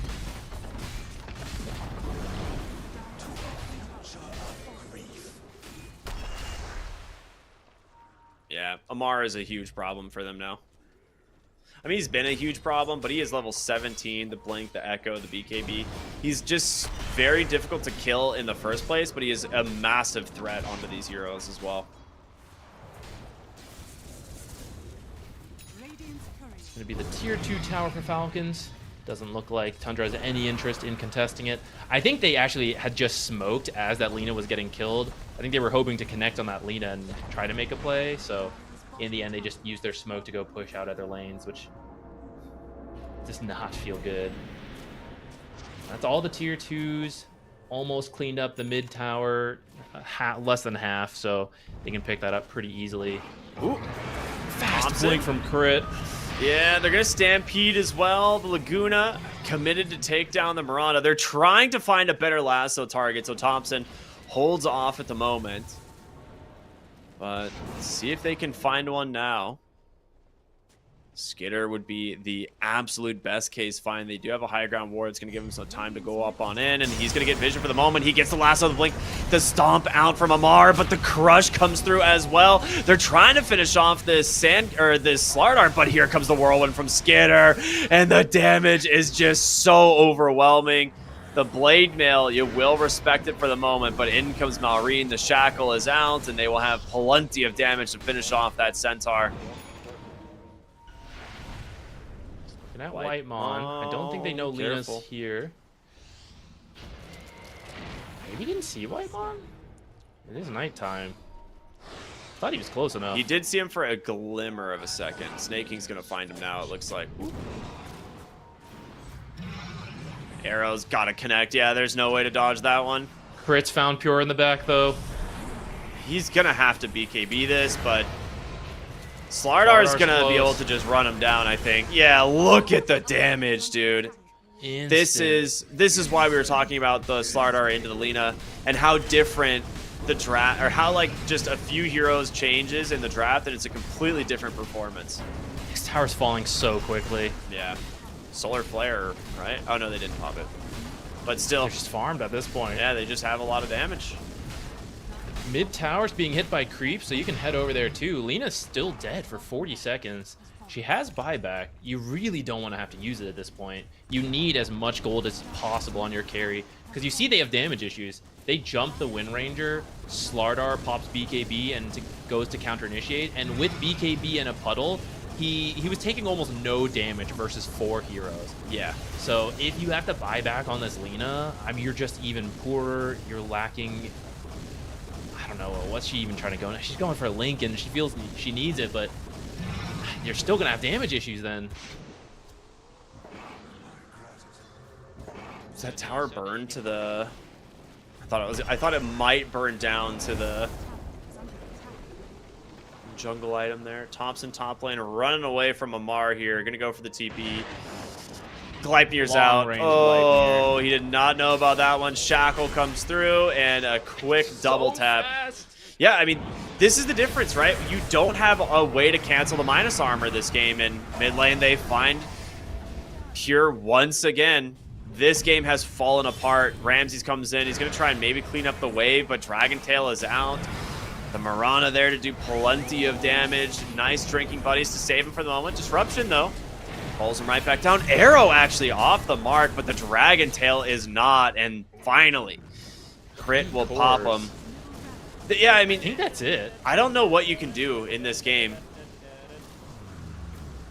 Because you're about to get the mid lane here. You have 30 more seconds, and the top wave is pushed in. Solar I think this is Flare. megas. Yeah, why not? Speed this up, right?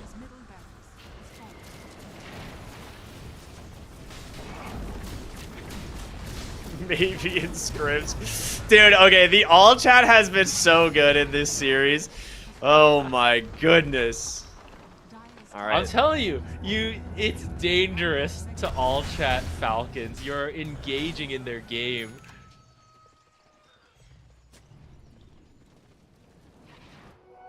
It's You've got megas at 30. I- Is there hope for Tundra? no, not really. I think realistically, like the only way you get back into this game is if Falcons decide to take like a team shower in the fountain or something, you know, and they all feed I mean, that they way. might to drop mantles. Like, you know, maybe there's a chance flame break some of them, lasso them in. They could. Yeah, it's gonna be rough. Roshan's up. This will die in a matter of like seconds. Well, instead, they're just gonna smoke across. The scan from the Dire doesn't connect, but there's actually a ward here that's gonna pop. The smoke goes in. Lasso comes out. They get the nice catch there onto the Wind Ranger, but guess what? The disruption's there, and here comes Whirlwind, baby. Good luck getting away from this. Pure getting ran down from Amar. The GG comes out a little preemptive, but yeah, I think this one done and dusted. Way too much physical damage.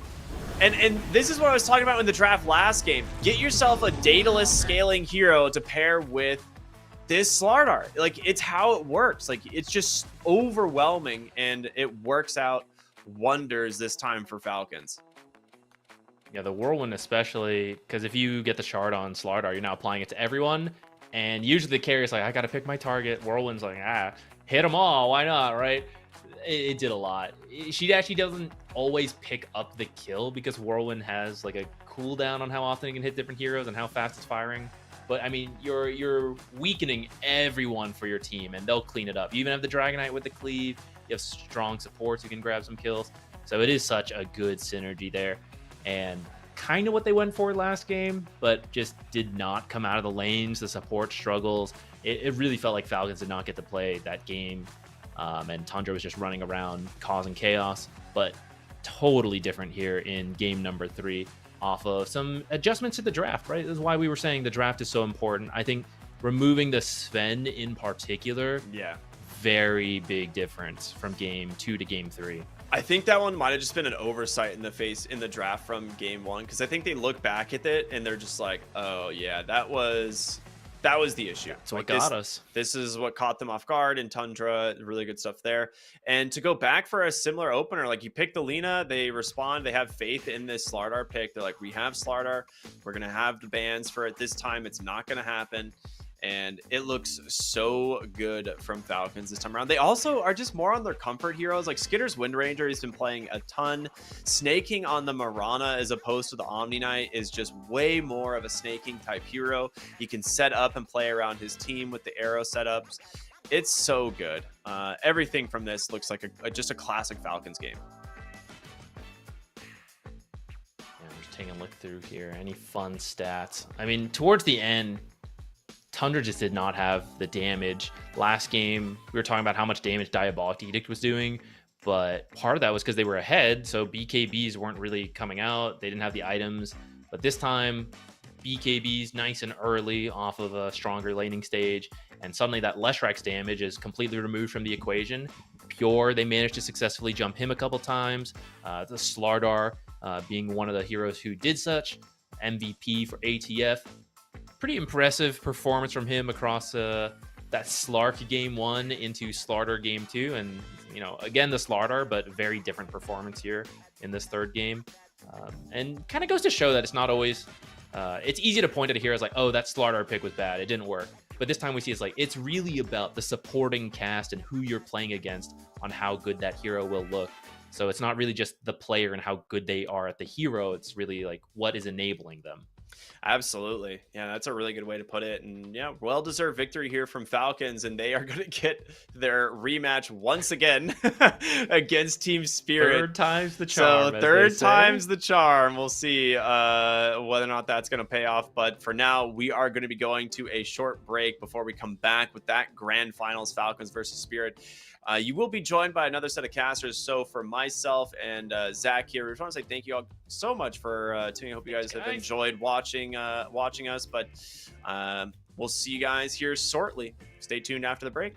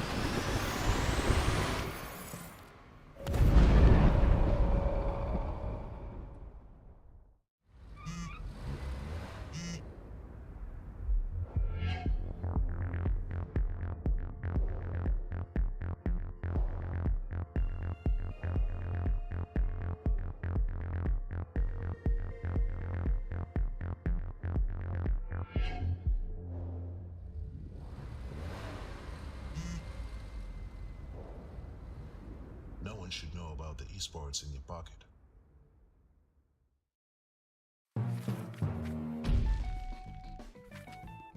The last 8 days of this tournament, first the play-in and then the main tournament, have all led up to this, the grand finals of the FISSURE Universe Episode 3. I'm Harry, joining me is Bowie, and we're gonna be taking you through Team Spirit versus Falcons. Bowie, these teams have fought everybody and everyone to get to this point, and we have the two best teams. Who's gonna be our champion?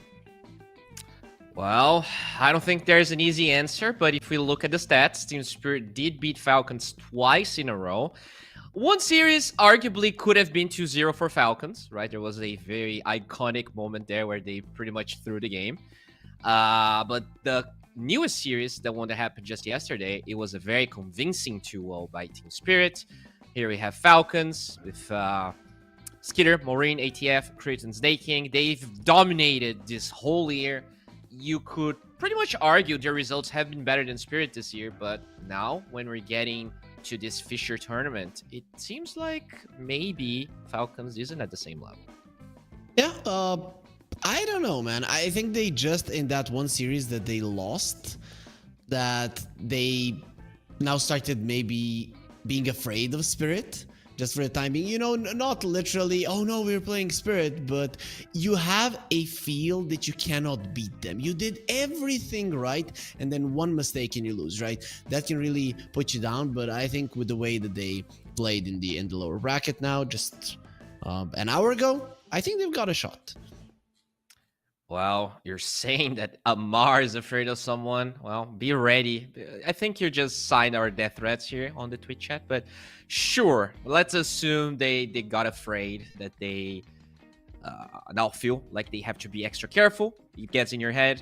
But, you know, to be honest, I was just looking at the drafts and I was looking at what Falcons has done. And to me, the way I would describe these two teams is that, at least draft-wise in this tournament, Falcons seems to be eager to play so many more things than Spirit, whereas Spirit, maybe their hero pool is smaller, but in game they've been unmatched, right? When it comes to map movements, understanding exactly what the enemy team is going to do. There were so many times we're casting games where a team goes for a smoke, Spirit is like smoking behind them already, preventing, baiting someone, killing the entire team.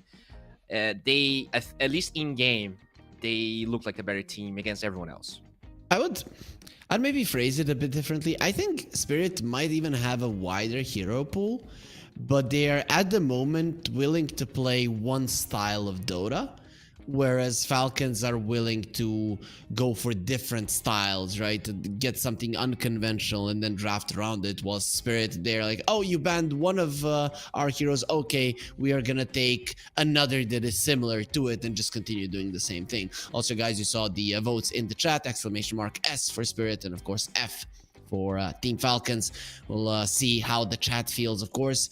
Maybe Falcons should have a little bit more of a fans in chat, considering that they are they're not Eastern European team, but I don't know, man. Spirit has a lot of fans, even English speaking ones.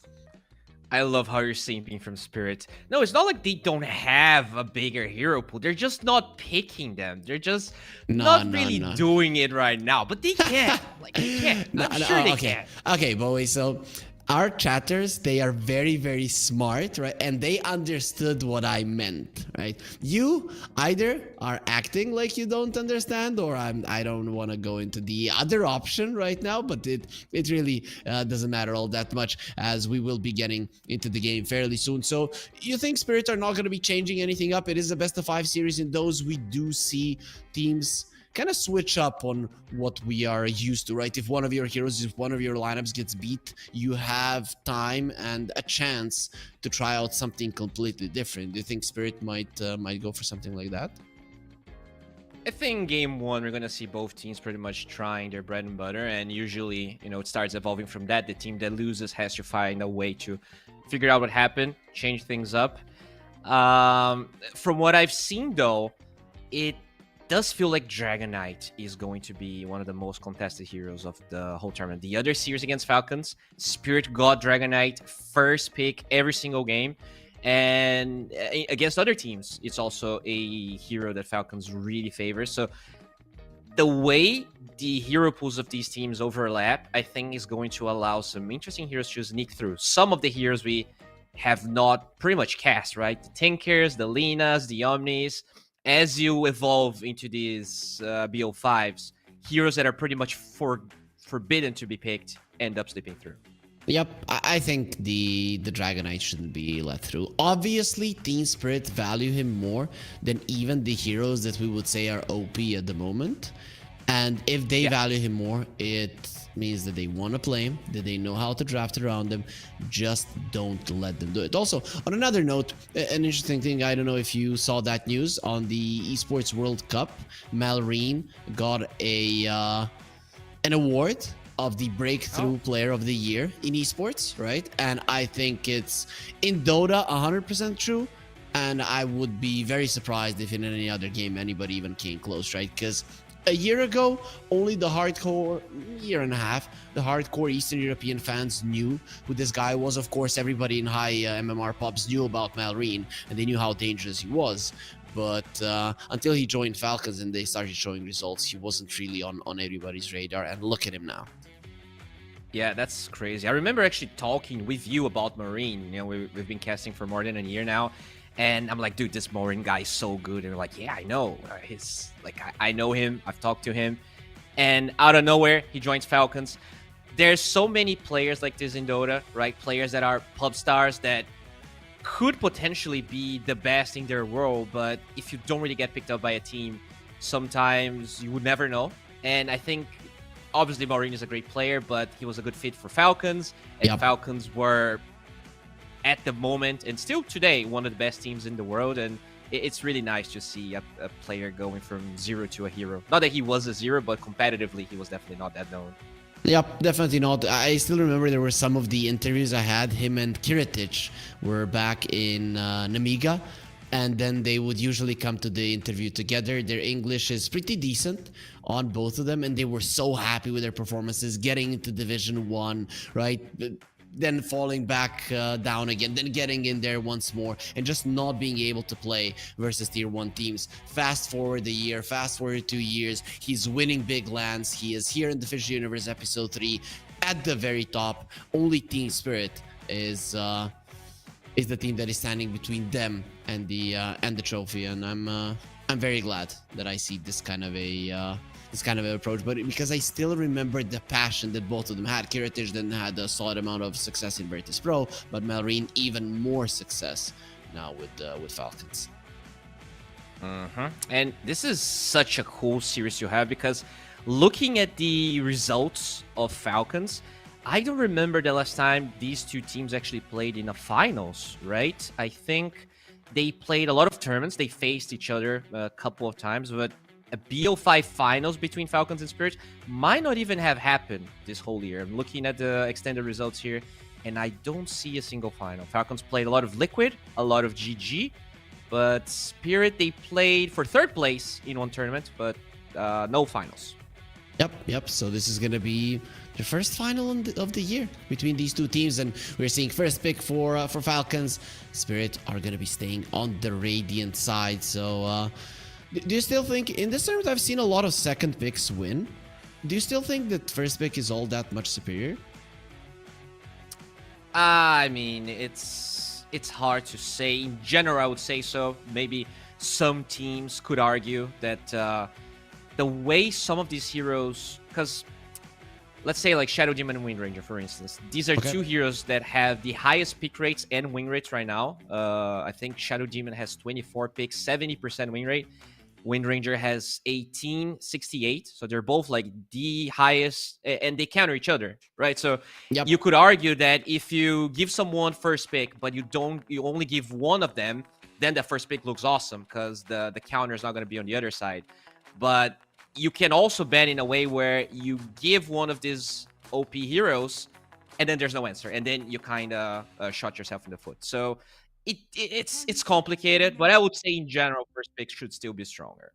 Okay. I mean, most of the teams are choosing it. Obviously, that is something that they're more comfortable with. There are some teams They'd rather choose a side than the pick because they know, okay, we're getting the second pick anyways, and then we're just gonna choose the side that we feel more confident in. But either way, we do have the draft ready. Team Falcons, they're already banning some heroes. They do have that purge. Do you think this means Wind Ranger or maybe Primal Beast? Is that the way that things are gonna be going? Wind Ranger for sure. I feel like it's on Spirit to decide if they want to ban it or not. These like the two hard counters for the Wind Run early on. I think Spirit, they're gonna have to make a choice. They also do like playing Wind Ranger, but because first pick's on Falcons, as you said, you have to take the decision. Take away the Timber, and if you ban Wind Ranger, then that Razor, the Huskar, so many other heroes gonna slip through. Sure, you still have more bands moving along the way, but I think Razor is something that maybe Falcons would be willing to first phase. Are they just targeting ATF straight ahead, right? Is that maybe a smart move? ATF has increased his hero pool, but it is maybe not as wide, not as deep as some of the other offlaners. It's weird, right? He has a weird hero pool, and I think, you know, when he plays a Slark offlane, that maybe if you have ways to deal with it, then that is a guy that you can let through, but you get rid of these classic Amar offlane heroes. The thing about Amar is that he shares his hero pool with Maureen quite a bit, and even Skitter to some degree. So when you're banning Timber, you're actually banning for two players. When you ban Sand King, same thing. And even the NP, I think they played on Skitter one game. So sure, you might look as offlaners, but the flex that Falcons has is very scary. And Wind Ranger ignored, so Falcons, now they have the chance to pick it up if they want to. Dragonite as well, right? He hasn't been banned out just yet. Falcons, they have one more ban to think about that one if they want to be getting rid of it, but it will be the... Oh, Lina also threw, right? That is crazy. Which one? They go Naga. Is this really the strongest one of them all? I mean, out of the games that I watched, the games where a support had immense amounts of impact, it was Naga games, man. It was just sometimes unstoppable, completely countering everything else. I think you get this and you're not afraid of the enemies getting Mirana, but I think Dragonite is still a pretty good opening for Spirit versus this. Yeah, I wonder what the plan is going to be here. Oh boy, so much has gone through. Is this the first one? Have we seen a single one in the playoffs? No, we had three. We had three Tinker games. Okay. Would I guess the win rate? We didn't cast a single one. This is the first one in the playoffs. The win rate 0. No, it won it won 2 out of 3. I was close. I just missed it by 2 games. Yeah, sure, almost 66%, same as 0. Serbian math right there. I've seen Falcons play around with Pugna. Crit had a couple of Pugna games in his DOTA 2 Pro Tracker when the tournament started. Is that a hero they would be willing to pick? It sounds like such a bad hero, though. You know, it could be good. With the Naga on your team, yeah, you don't want that support duo, no stuns whatsoever, right? You would want somebody like a Rubik and his Arcana, of course, and if you want his Arcana, exclamation mark 1x give in the chat, and you will find out how to participate in the awesome giveaway that you don't really have all that much time, guys. The tournament is coming to an end. This is the last series that we're gonna have, and it is a best of 5 grand finals between 2 of the best teams in the world, definitely 2 best teams in this tournament considering the current results. They take away that Dragonite we're talking about. Morph in the second phase is also pretty crazy. What are you afraid of here if you're this Tinker?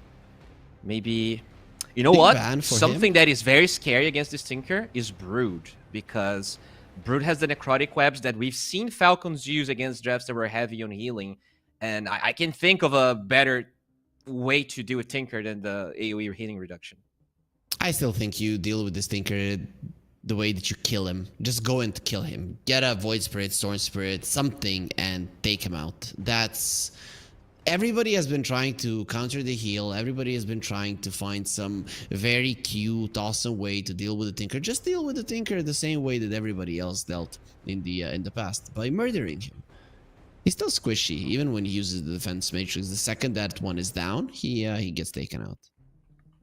I don't know, man. I've seen lots of people try, but Zero is broken for a reason. looking at the hardest counters here. Oh, you know what's a hard counter to the Tinker?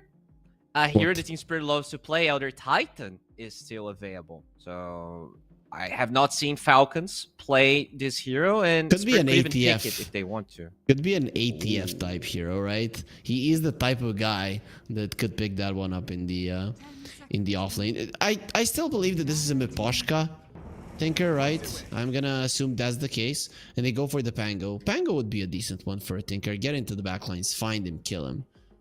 Speaking of ATF, he played Bloodseeker against the Pango Spirit in the upper bracket finals. They lost miserably, but we'll see what ATF's gonna try and find to deal with these two heroes here. I really like the Monkey King ban, right? It's so good versus the Pango. People tend to forget you're rolling through the Wukong's command and they're all smacking you while that is happening. It is a very uncomfortable feeling when you're playing a Pango versus the Monkey. So what do you do here for Falcons? Lina is still in the pool somehow. Do you Lina or do Mirana? You could go for either of those. I think Lina is more of a skitter type hero. I think go Wind Ranger. Okay. I guess there's some flexibility to it as well. Though I would still be leaning towards Skitter taking this one for himself. Yep. Definitely. I think it's a classic hero for him. I'm pretty sure. I think Maureen does not play it from the games that he played in this tournament. Wind Ranger has Crit not does. been a hero that he played. Yeah. Crit Probably plays it. likes that way. And he played it versus Tundra in the upper bracket when they met the first time, right? So it's not something out of his kit. I think they also did play it last game versus Tundra here right now, right? And it was a Skitter Wind Ranger that time around. So now it's looking even more like a Skitter Wind Ranger because we have Crit's hero, right? We've been talking about the Snapfire that only Spirit and Falcons were picking it. Everybody else staying away from the hero. Yeah, it's good versus Tinker, right? As long as you see where he is, you can kiss on top of him. He has to maybe cancel his rearm, maybe just force him out of the March of the Machines. Okay. He's not Rubik that overpowered doesn't to heal sound- through it, huh? I mean, I think if you have two going, you might be able to. It really depends how strong both are, right? If the Tinker's playing Yep. from ahead, I actually think he might be able to withstand it. But it definitely depends. As they get that Lina for Spirit. Is this a carrier Lina, right? Because I don't really Yeah. like the Lina Tinker lane. I think you could get Could be Tinker punished. 4. Could be Tinker 4. I'm Right, and mostly you seeing can it pick- on 5 though. Can pick a 5 that deals well with Naga, like an Elder Titan that they like playing. But Sven is good too. Getting that armor against both the Wind and the Naga could still be the carry of Falcons, although a little bit unlikely, I think. Yep, I mean, it could be Lina mid, carry Sven, not out of the question. I'm just looking at it, and Mira in pubs, I see no... Oh, I see a Tinker. Okay, there it is. Okay, he has been playing it. Sure, so it can be done. They're looking good with stuns on the side of Team Spirit. I like what they have, right? Very strong duo lanes, if it is what they're going for, which is very, very likely.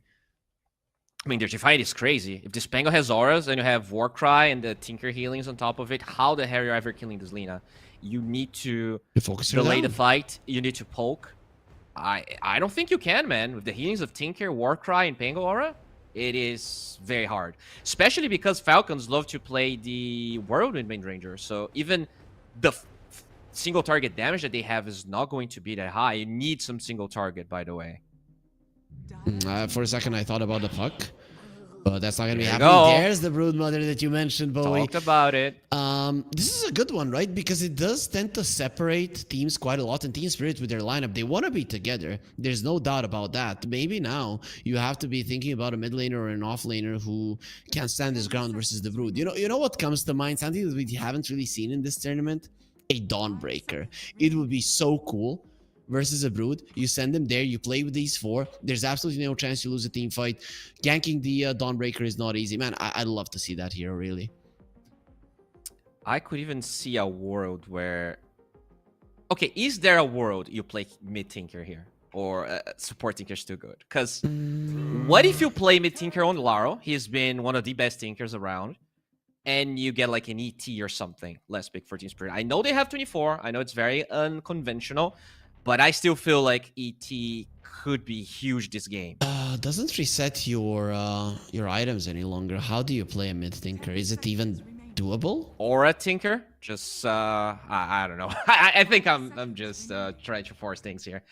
Yeah. They're gonna take away the Kunkka. For Falcons, they need a mid hero probably. So Primal seems good.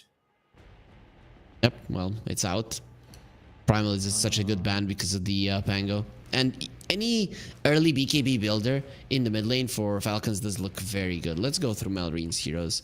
He can play He has a tiny. lot of things. He has a lot of tiny games. A lot of puck. 5 seconds remaining. A lot of Monkey King. It is out though, right? Yeah. I'm thinking puck, man. I like the puck here. 13 back. I don't think it's bursty enough though. Now when you have the brood, you can separate the opponents. I think that's the idea, and then you use the speed of the Naga, Wind Ranger, and the puck to get pickoffs, right? Because Team Spirit are only tanky if they're together. Separated, they don't really look as much. 10 seconds. Ooh, what about a Shakerino here? We've seen so many Shakers just struggle if they are not the last pick and you know the matchup well, right? Yeah, they could flex the Pango off and get something else. Exactly. I think Collapse can easily play this Pango, no problem. Yeah, you're right. I would like the Shaker though. It's so hard for the Tinker, right? Because once you have Shard, you can cancel the rearm twice. It's really annoying. I mean, if you are Falcons, you could go for the late game here, right? Oh no, Dragonite is banned out. You couldn't. What about they ban out the Sniper? What about a Razor? Is that a possibility? It's okay. I still feel like if just the go Lean is puck. farmed enough, yeah. If the Lean This is is farmed best enough, choice. I actually think she can hold her ground. It's kind of scary. So I So think this now is a you can go draft. Shaker, man. I think now you get Shaker if you're Larl. Why not? You could even Husker if you want, right? You have Husker with Sven Warcry, Tinker Healing, Spango Aura, and the lane is not great. He for doesn't the play puck. it, man. I think Larl doesn't play the Scar. Yeah, it's been a while since I've seen him play. They only have 4 seconds, so what's it gonna be? Ooh. Oh, once again mid we see Pango it. then. So, or Yeah. mid Lina? No? Okay. Offlane, yep, offlane Bristleback. Cool. I mean, Pango is good versus the puck because you get the shield off and you don't really take any damage, right-click damage from the puck. You're a melee hero with good animation, good turn rate. You're gonna be able to beat him in terms of CS. We've seen one collapse Bristleback in this tournament. It was successful. It wasn't successful. It wasn't played versus Falcons though. So I'm not sure what to expect from this right now. It's two very different playstyles, right? Spirit wants to play together, use all of the auras, and just power through Falcons. They want to play with an advantage, maybe even with Aegis, and take this game in 30 minutes. Falcons, what they want to do is mess with the side lanes, make sure that there's split push going around and Spirit cannot group up. And even when they do, you want to use this Brood and Puck to poke, use Song to break formation, and slowly pick their heroes apart. So it's kind of a totally different playstyle. Falcons was very good. I think they played against BetBoom. We definitely cast a game where they used the Brood Mother to split apart Yes. a 5-man lineup, and they did it really well. So I don't know. I think I'm going with Falcons, even though they have this Tinker Lina, which right now are the highest win rate heroes in pubs. I feel like Falcons have a lot of comfort for them with their picks. I'm thinking, man. I am looking at this Spirit lineup, and I think with the Bristleback and the tankiness that this hero provides, that he can posture aggressively around the mid lane, with that get hate towards himself, prevent Falcons from split pushing and foil their plans. I think I'm going Spirit, man. I like this last pick Bristleback versus everything that Falcons has, right? You got a super tanky hero that you cannot ignore, that can literally push towers, kill other heroes, get hate onto himself. And that is the worst thing that you want to play against as Falcons. Falcons are going to have to work overtime in this matchup. if they want to be able to separate Team Spirit. I just don't think it's going to be done in this game. All right, well, I'm gonna have to wait and see here. This series, incredibly hype. I cannot believe we're getting to cast this BO5 between two teams that haven't faced each other in finals this year. So I get what you mean. I still feel like Falcons proved to be very good with this type of draft, and my only concern is the Whirlwind Windranger into Bristleback, right? Because I think this is already a bad matchup, even when you have Focus Fire. Killing Collapse is really the problem. So it is a type of draft where you actually have to ignore Bristleback completely. The Lina is the squishiest and highest DPS hero. So if you can somehow isolate the Lina, kill her, then maybe that's how you take the fight. Ranamar. I like the Whirlwind. You and me also talked about this facet in the before we started casting. Looking at the odds here, our sponsors also favoring Team Spirit, so a little bit leaning towards my side here, Bowie. But we talked about this, and I don't think this is a game for the AoE damage. I think this is a game where you split and then you pick off. You split and you pick off. That's not what the Whirlwind is for. I don't know, man. I like the spell. I think there's usage for it, but unless you're severely ahead and then get a good coil, I don't think this is gonna work. I 100% agree. I think that is the best facet on Windranger right now. And, you know, maybe if you don't think that's true, you haven't played the facet yet. But in this game, I think Spirit, they saw the Shadow Demon Enchantress bans. They're like, okay, Windranger is definitely on priority here for Falcons. We're going to have a lot of AoE auras, a lot of AoE buffs, and good luck using that AoE damage because we will be tanky, and that's what they did. So maybe if you just stomp the lanes and Falcons is playing from ahead, it might not matter, right? You can just overpower them, but Spirit proved to be very good in lanes. In a lot of the games, they even played the lanes better than Falcons.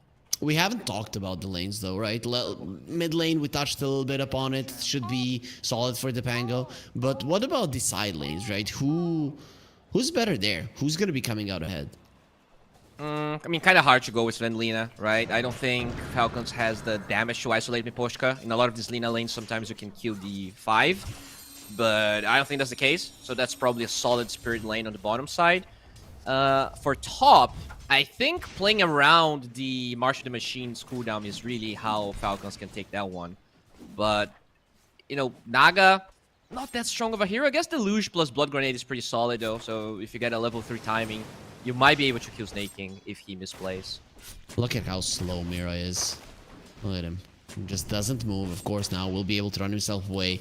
The March of the Machines back in 10 seconds. It's such a long cooldown and very nice takedown on the ward there by Mira. It will leave his own ward alive, making sure that the camp stays blocked. Pretty good drag from Mira there, allowing Collapse to get his level 2 on the left side, even bringing the creeps to the river. So they take a nice shower, ready to be killed. I really like the base stats of the Tinker. I think maybe that should be toned down now that everybody's playing him as a support. You have 60 damage, you have 7 armor, you have 310 movement speed. I mean, come on. This guy's got it all. Yeah, it is. I mean, I dropped, even before facets existed, I dropped a guide on Tinker support, and I already thought it was so good. And they, you know, they introduced March of the Machines. They completely changed the hero. He was all about just killing people in the lane. And now he's about the healing aspect. I like it a lot. I think that's Valve's way of fixing Tinker. Maybe, I mean, it is definitely overtuned right now.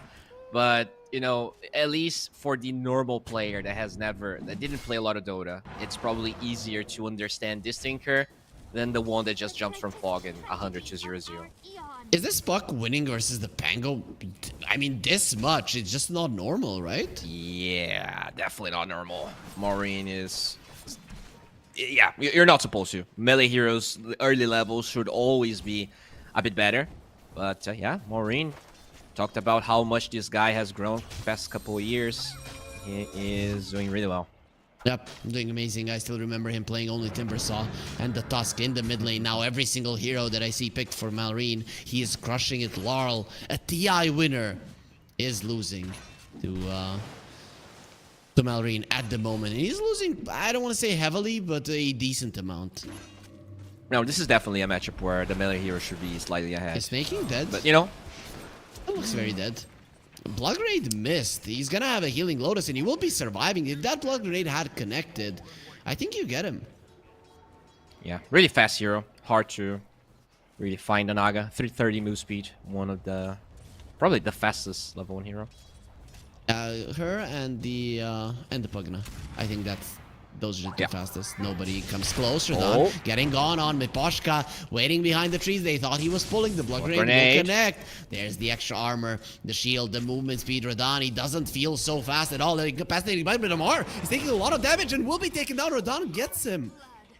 Crit. He would love to get some revenge. That's really not going to be happening. Radan has more than enough HP to survive any of your spells. Very nice positioning from Miposhka, and you know, from the shadows, basically bringing Amar low. I mean, really good patient as well. He only used Warcry after the Blood Grenade, and that baited Falcons in. He was also focusing the Broodmother as they were going for Radan. Eventually, ATF was out of juice there. Gets taken down. Okay, that's another Blood Grenade, but they don't have the damage. Oh, Radan's gonna survive. Wasted Blood Grenade again, but they found another one on the side. I mean, it was Team Spirit that found another one on the side, so it's just them winning everywhere. On the bottom lane, as you mentioned, almost killing Delina, and on the top lane, Collapse using just the little bit of his mana that he had left to bring down the Nagasarni. He might not have the best CS, but with that kill, he's going to be quite happy with how the laning stage is developing. And now, when the laning stage started, it was all Falcons. Doesn't look that way any longer. We are kind of even at this point. It's all Maureen, right? He is the hero here that will be going for those rotations, and right now he's having a really good lane, so we'll see how much he can add. At the same time though, Wind Ranger is farming a lot, so sure the Naga died in top side, but the two heroes that I think need to have good games are having good games. At the end of the day, Amar is here basically because of his facet. It's gonna be about the necrotic webs, and he can have 0 net worth for 20,000. The webs are gonna work the same way. You need them connected though, right? It's no longer that it works everywhere on the map. You need the webs to be connected to where you're at for them to be reducing the healing, right? So you need to be alive, but you can still have 0 net worth. That is true. Most of them do the connect at later portions of the game. As they're looking towards diving Radan, is going to be standing his ground on the high ground, gets the LSA off, there's the movement speed, and they will be keeping the Snapfire away. Snaking also rotating, he has mana for all of his spells. Radan is already under the tower, lane pushed out, and Team Spirit protecting Delina yet again. Okay. Scary little rotation there, but they do not find this Lina, and you know, this is the thing. So many good heroes ended up going through in this series. Oh, is he dead? Dropping low. Is that? Did he? What happened to his? Oh, he tried to dodge the laser with an orb. Yeah. Can that be done? I don't know. I guess everything can be done. The chance that you do it, very low. I don't know. Right, like if you get the perfect tick, everything is dodgeable technically. With the... Because it has a speed, it has a travel speed. It's not... Right, especially when you have a lot of cast range. It does have a travel speed. Yeah, but a travel speed of 1 billion, and then it... I don't know, man. I know how pro players are. They think they are the best in the world. And at the other side, it's going to be an even trade here for Wisdom Rune. So nothing crazy going on. He would have lived Malrine if he just allowed that laser to connect on him and then dodge the auto attack. Look at the stacks. Gonna be stolen here by Falcons or attempted.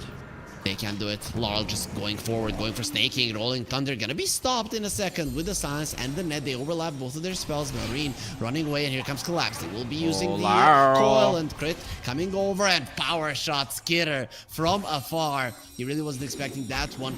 2 points. Collapse Shackle. And the Bristleback has 10-1 charges. This is a very hard hero to go for, especially with the defense matrix. Come on, go for me, whirlwind me. Let's go. How is that gonna end? Gotta get shot from the face as well as Crit did get himself on the high ground. Very nice pokes from Melvin. Falcons are playing Good beautifully. And shackle. that's gonna be a shackle shot with a very weird angle, but doesn't matter. Gaimin is gonna be playing for them. March of the Machine's not gonna be enough to save Collapse's life, and Falcons, they've poked, and finally they've broken apart this Team Spirit Marin lineup. gets another. Marin, he's very deep though. If he gets out of it, it's gonna be amazing. They know where you're going with your orb. The stun will get dodged. Marin is still good. The breakthrough player of the year in the eSports World Cup, and he will be escaping even further. Rolling Thunder Pango is very mad about what is happening. Malrine is out underneath for him his as own well. 2-1. God damn, Falcons so good. Like, they respected the March of the Machines. They waited, and eventually, I mean, they actually even stole a lot of those creeps because the Yep. whirlwind of Skitter was doing a lot of damage to them. And while all of that happened, Amar just gets a free tower. So much has been done in the last 2 minutes. Yep, everything in the favor of Falcons. Collapse is farming his Aghanims. You know that he's not gonna have the big item, not gonna have the big burst. You are using that time, and you used it perfectly. Radiant's courier. Laurel defended the bottom tier 1. It actually hasn't fallen. How is Malrine always low? And how is Malrine always alive? Despite being low, Laurel doesn't get to the high ground. He's gonna get a shackle shot in the whirlwind. Skitter farming while killing, and the power shot to finish the job. Another one for Skitter, getting him to the top of the network chart, quite far away from the Lina. Yeah, interesting decision to send him by himself there. He buys some time, but the tower is still gonna fall nonetheless. They are buying time for everyone else though. Radan was farming the big jungle. Collapse got the ancient stacks, and they are getting some levels with Mira in the mid lane.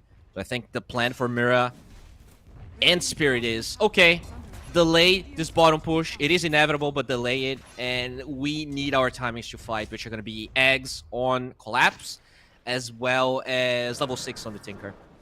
Oh, but this early laning win for Falcons, it allows them to do what we have been talking about in the draft that their lineup is supposed to. Shove in the waves, go for pickoffs, right? And with that tower dropping and them having a 2k gold lead, it is a big deal. Also, guys, if you want to be as rich as Falcons, you click on the banner down below, use the promo code UNVRS3 and get yourselves a 100% deposit bonus on your first one. Gonna be available until the end of this tournament, and that's Bowie only this series. Oh yeah, you were totally right. Falcons now opening up the map. It allows them to use the Twin Gates to separate the heroes of Team Spirit.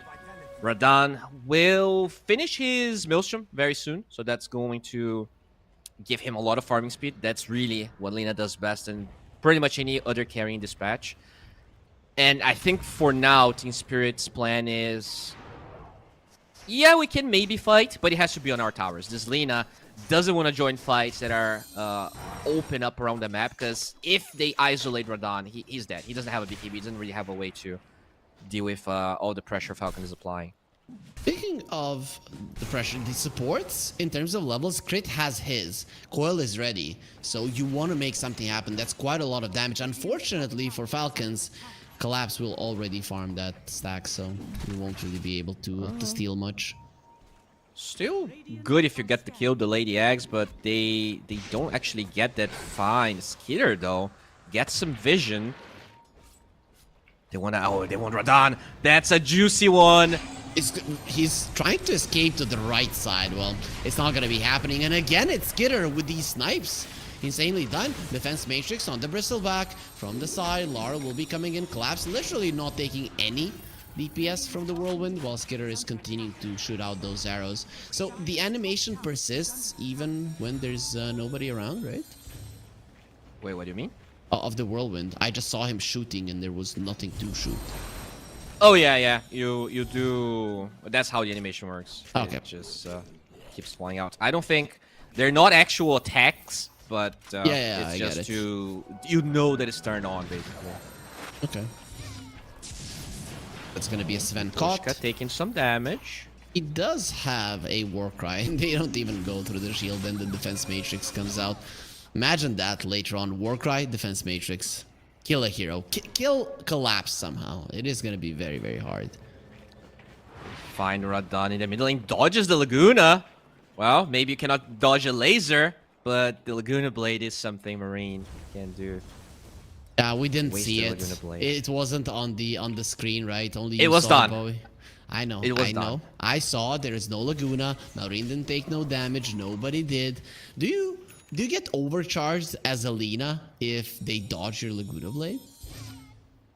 I think you should, right? Question. I think you should. Because it's Casting casting Laguna Laguna Blade. Blade. Yeah, Yeah, exactly. Is under attack. Spider is gonna be sent into the. Malrine goes with the silence. Come on, man. Malrine, give them a break. Get hit by one spell, please. It's just gonna make them feel better. Well, we also didn't see it here, but Skitter did use that Whirlwind to farm a huge stack. That is one thing that the normal Focus Fire doesn't give you. And it's all about late game with this Whirlwind facet. You need the level 18 because that's when your DPS actually gets pretty close to what Focus Fire would give you in a single target. And because you can farm stacks, it definitely allows you to get there a bit faster as Mira. You'll be able to dodge Amar here. He would have died in a second there if he didn't just TP out. Did you see how much damage those spiders were doing to him? It was insane. But Bristleback is approaching his Aghanim Scepter. So in terms of damage output, Team Spirit are gonna be rising up the ranks very rapidly once that is up. Can you go for kills though, or is Falcons too far ahead at the moment? You have to find heroes apart, and right now that's exactly what they're going for with the smoke. They have kisses, and that's a very low HP Radan. The coil's there. He is just gonna die. There's no way.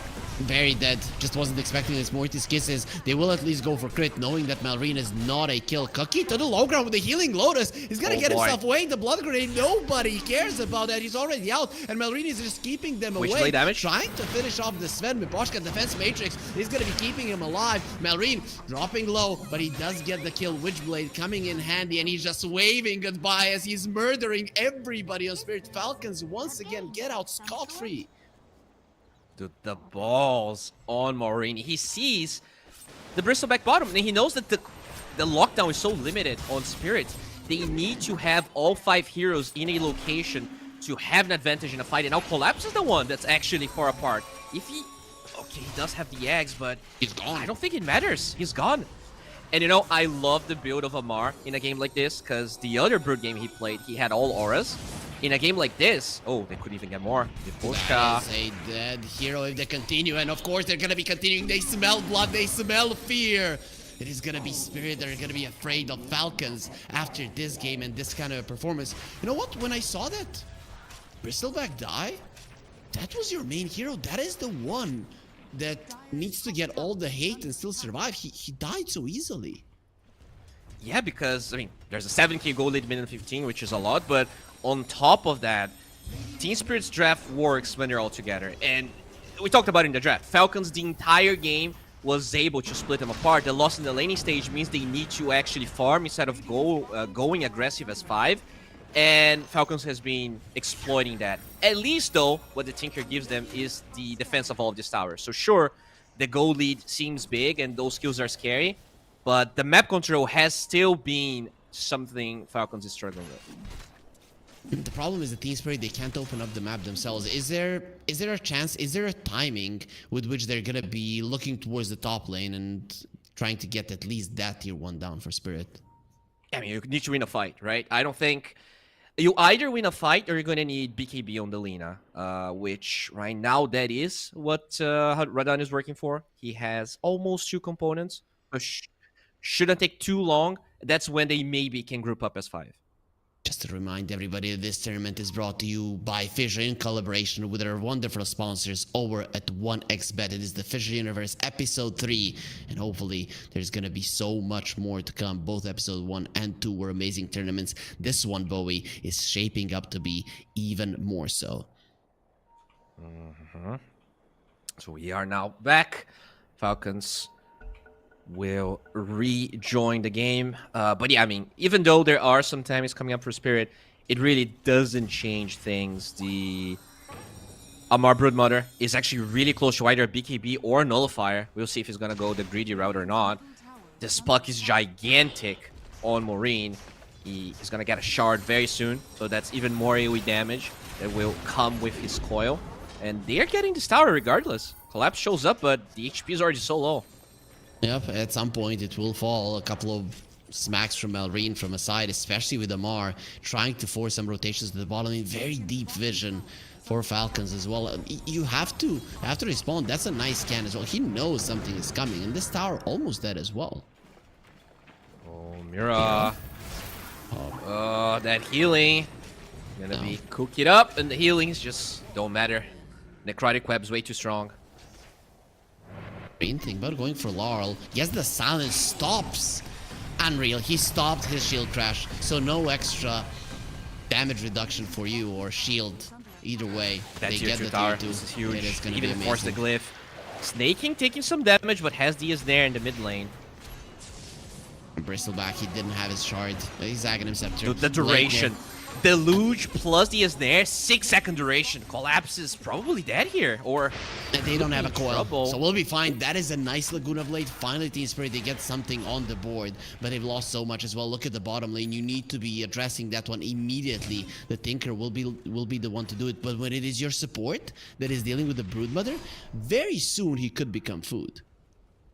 Yeah, that Tinker needs more levels. You need to max out the defense matrix. You need all of those talents as well. Like, this hero needs 10, needs 15. That's when you start seeing the difference. He didn't finish his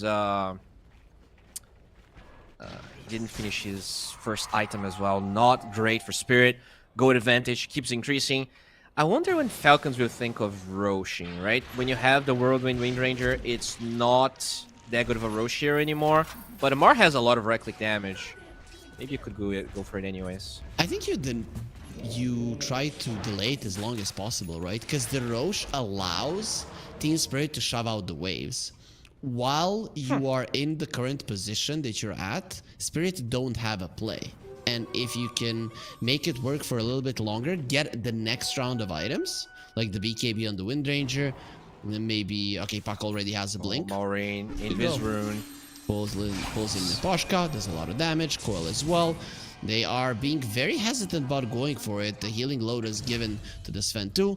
Saves his life, collapse, gets a kill in the mid lane. Spirit are starting to punch back a bit, surviving a couple of the ganks and then getting, well, only 2 Naga kills. Yeah, their heroes are starting to become strong enough, so when Falcons goes for these 2-man plays, the Bristleback specifically can actually go for the support kills. Very nicely done. And they're trying to wrap around Amar here. They have an idea of where he is. This Rolling Thunder, though, isn't enough. BKB instantly popped. He knows. Okay, so I think Falcons probably missed the best timing to go to Roche with the 9-second Top lane, BKB. They are getting the tower. Can't kill Malrine. You just don't have the instant stun. He's gonna be continuing to do damage to Rodan. They're running over towards the puck. Later defense matrix. Rodan is gonna be fine. They brought more heroes. Is this an opening for them finally to go for a tower? It does look that way, Bowie. Yeah, this is huge for them. You know, it's only a tier 1 tower, minute 20, so it might look very underwhelming for some, but it is the first thing that they actually managed to get this game. Yep, it will help their case for sure. Guys, this might be the last series of this tournament, but you should subscribe to our YouTube and Twitch channels to know when we're live, because there will definitely be more Fissure tournaments to come.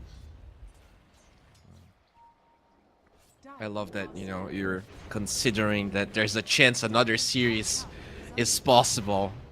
If this is, if maybe you draw a match, right? Both teams, game 5, they hit the enchant at the same time.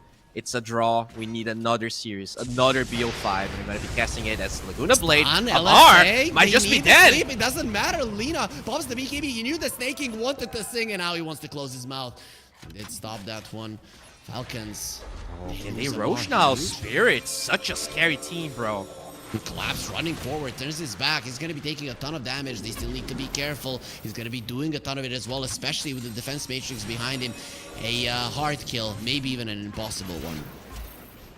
Yeah, without the Broodmother, you're lacking a lot of DPS. This is a game where the Brood will need to play as a second carry, in my opinion. We already discussed how this Whirlwind facet doesn't give you a lot of focus fire damage. I mean, it literally doesn't give you the focus fire ability. So having Amar scaling is important as hell.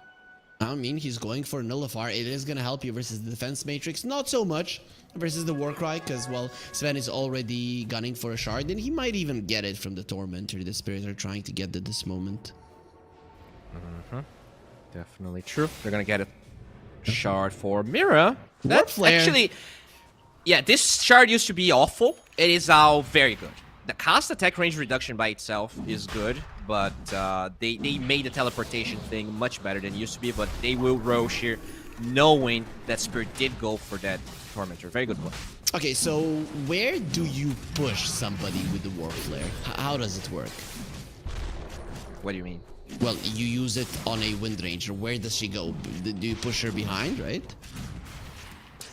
Yeah, it's an AoE around where the target is. I think it's 400 and...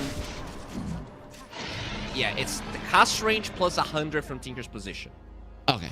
So the cast range, I think it's 500. So it will put them at a random location, 500. Okay, it says 700 is the cast range, though, of the Warp Flare. Okay. Okay, it doesn't matter. It pushes them quite a lot, though, right? The teleport Yeah, is... it used to be... I think it used to be 500, and maybe they buffed it. I have not played Tinker recently. There's only a 5k gold lead. Just a couple of minutes ago, it looked like Falcons were in complete control. Is that still the case now with the Sagas Bowie, or is the game closer to even?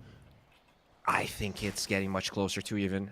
This Aegis, if somehow this Aegis isn't fully utilized, okay, Snake King gets found in the backlines. That's a dead Laurel. Yep, it is a 1-for-1. The way that this fight will start, Moiti Kisses just making a line with Skitter running forward. Mira, live Later near. on Mira, there's some March of the Machines that nobody cares about, and the Greater Healing Lotus just gets into full HP. How is he still alive? Well, that's a lot of heals. Not gonna be enough. Miposhka being targeted by the Whirlwind, not really that big of a deal, as they will be trying to go for Skitter. Miposhka on the high ground. Not an easy hero to kill for sure. Okay, now it does look easy with all the quills. Cookie was used as well, but he died before it could connect. Of course, you still have the Aegis, Shackle Shot, nowhere to connect, Collapse, gonna be dodging the Power Shot as well. It is still a victory for Falcons, but not a big one. I don't think it's a victory. You used a lot of your Aegis duration. Collapse is now ahead in levels than Skeeter, and you didn't scratch a single tower. Lina was farming the whole time. Like, they were buying time for Radahn. He didn't care a single % about this whole diving from Falcons. And I think if you're not actually getting any map control, going later is a nightmare for Falcons here. I truly believe past minute 30, even if there's a lead... Oh, Is that a 9-second one? Yup. Yes. And that is more time wasted Collapse as is they coming. will find Skitter. He's going for it. Rolling Thunder, Skitter. He's the help? 4-0. There's no help coming. They're just gonna let him go, let him die. Collapse turns his back. Only one of those quills was needed, as Skitter was already super low, and that's gonna be 1,000 gold swing already. They can steal the Tormentor as well. This is a Tormentor that they can steal. Yep. Nobody can fight Collapse with the Bloodstone. He just doesn't die. They use this cannon. They don't care. No response. They know. They know it's too hard. Scary. Scary to go for it. Well, we'll see here. Mari is hiding. Does have the Nullifier. Falcons have a ward. This is dangerous, right? With a coil, Mortimer's Kisses, from you the can very puck. easily die. Morty Kisses, not enough for Radahn. Why He on gets 3? a Coil onto the 3 of them. They lose Mira. Immediately, their supports are gone. It's time to run. Laurel, he had a shard. He needs to swashbuckle away. Won't be able to get it, but Alina turning around. Radahn needs to be very careful. TP out. The right clicks from Amart. They're so strong, not strong enough. That will be leaving Collapse alone. all on his lonesome. Does he have a Bloodstone? Bloodstone? Does he heal up? Holy He's crap. surrounded by 5 heroes. He will die at some point. The only question is, will he take anybody down with him? And, well, Falcons, they do answer that quite quickly. No. Well, so they did get the shard, right? Radahn actually picked it up. And they took a tier 1 tower. They forced a fight on the side of Falcons. At the end of the day, this is still very good for Spirit. I think... I mean, the Tinker's going to be alive. Everyone's going to be alive but this Bristleback. Going for a tower push is not easy on Falcons whatsoever. Yep, that was on their terms while their Tormentor was being stolen. Who got it? I think Pango was the only one that didn't have the... No, the Radahn got the shard. Everybody else has one. That's interesting that Spirit 26 minutes into the game, they already have all of the shards on them. Yeah, they are pretty stacked in that regard. Only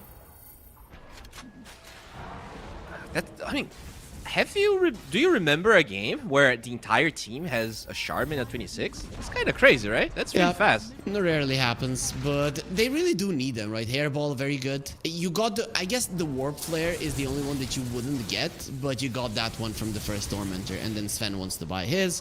The Pango versus a Puck needs to buy his, and then the Lina, again, a hero that doesn't care about it, just gets it from a Tormentor.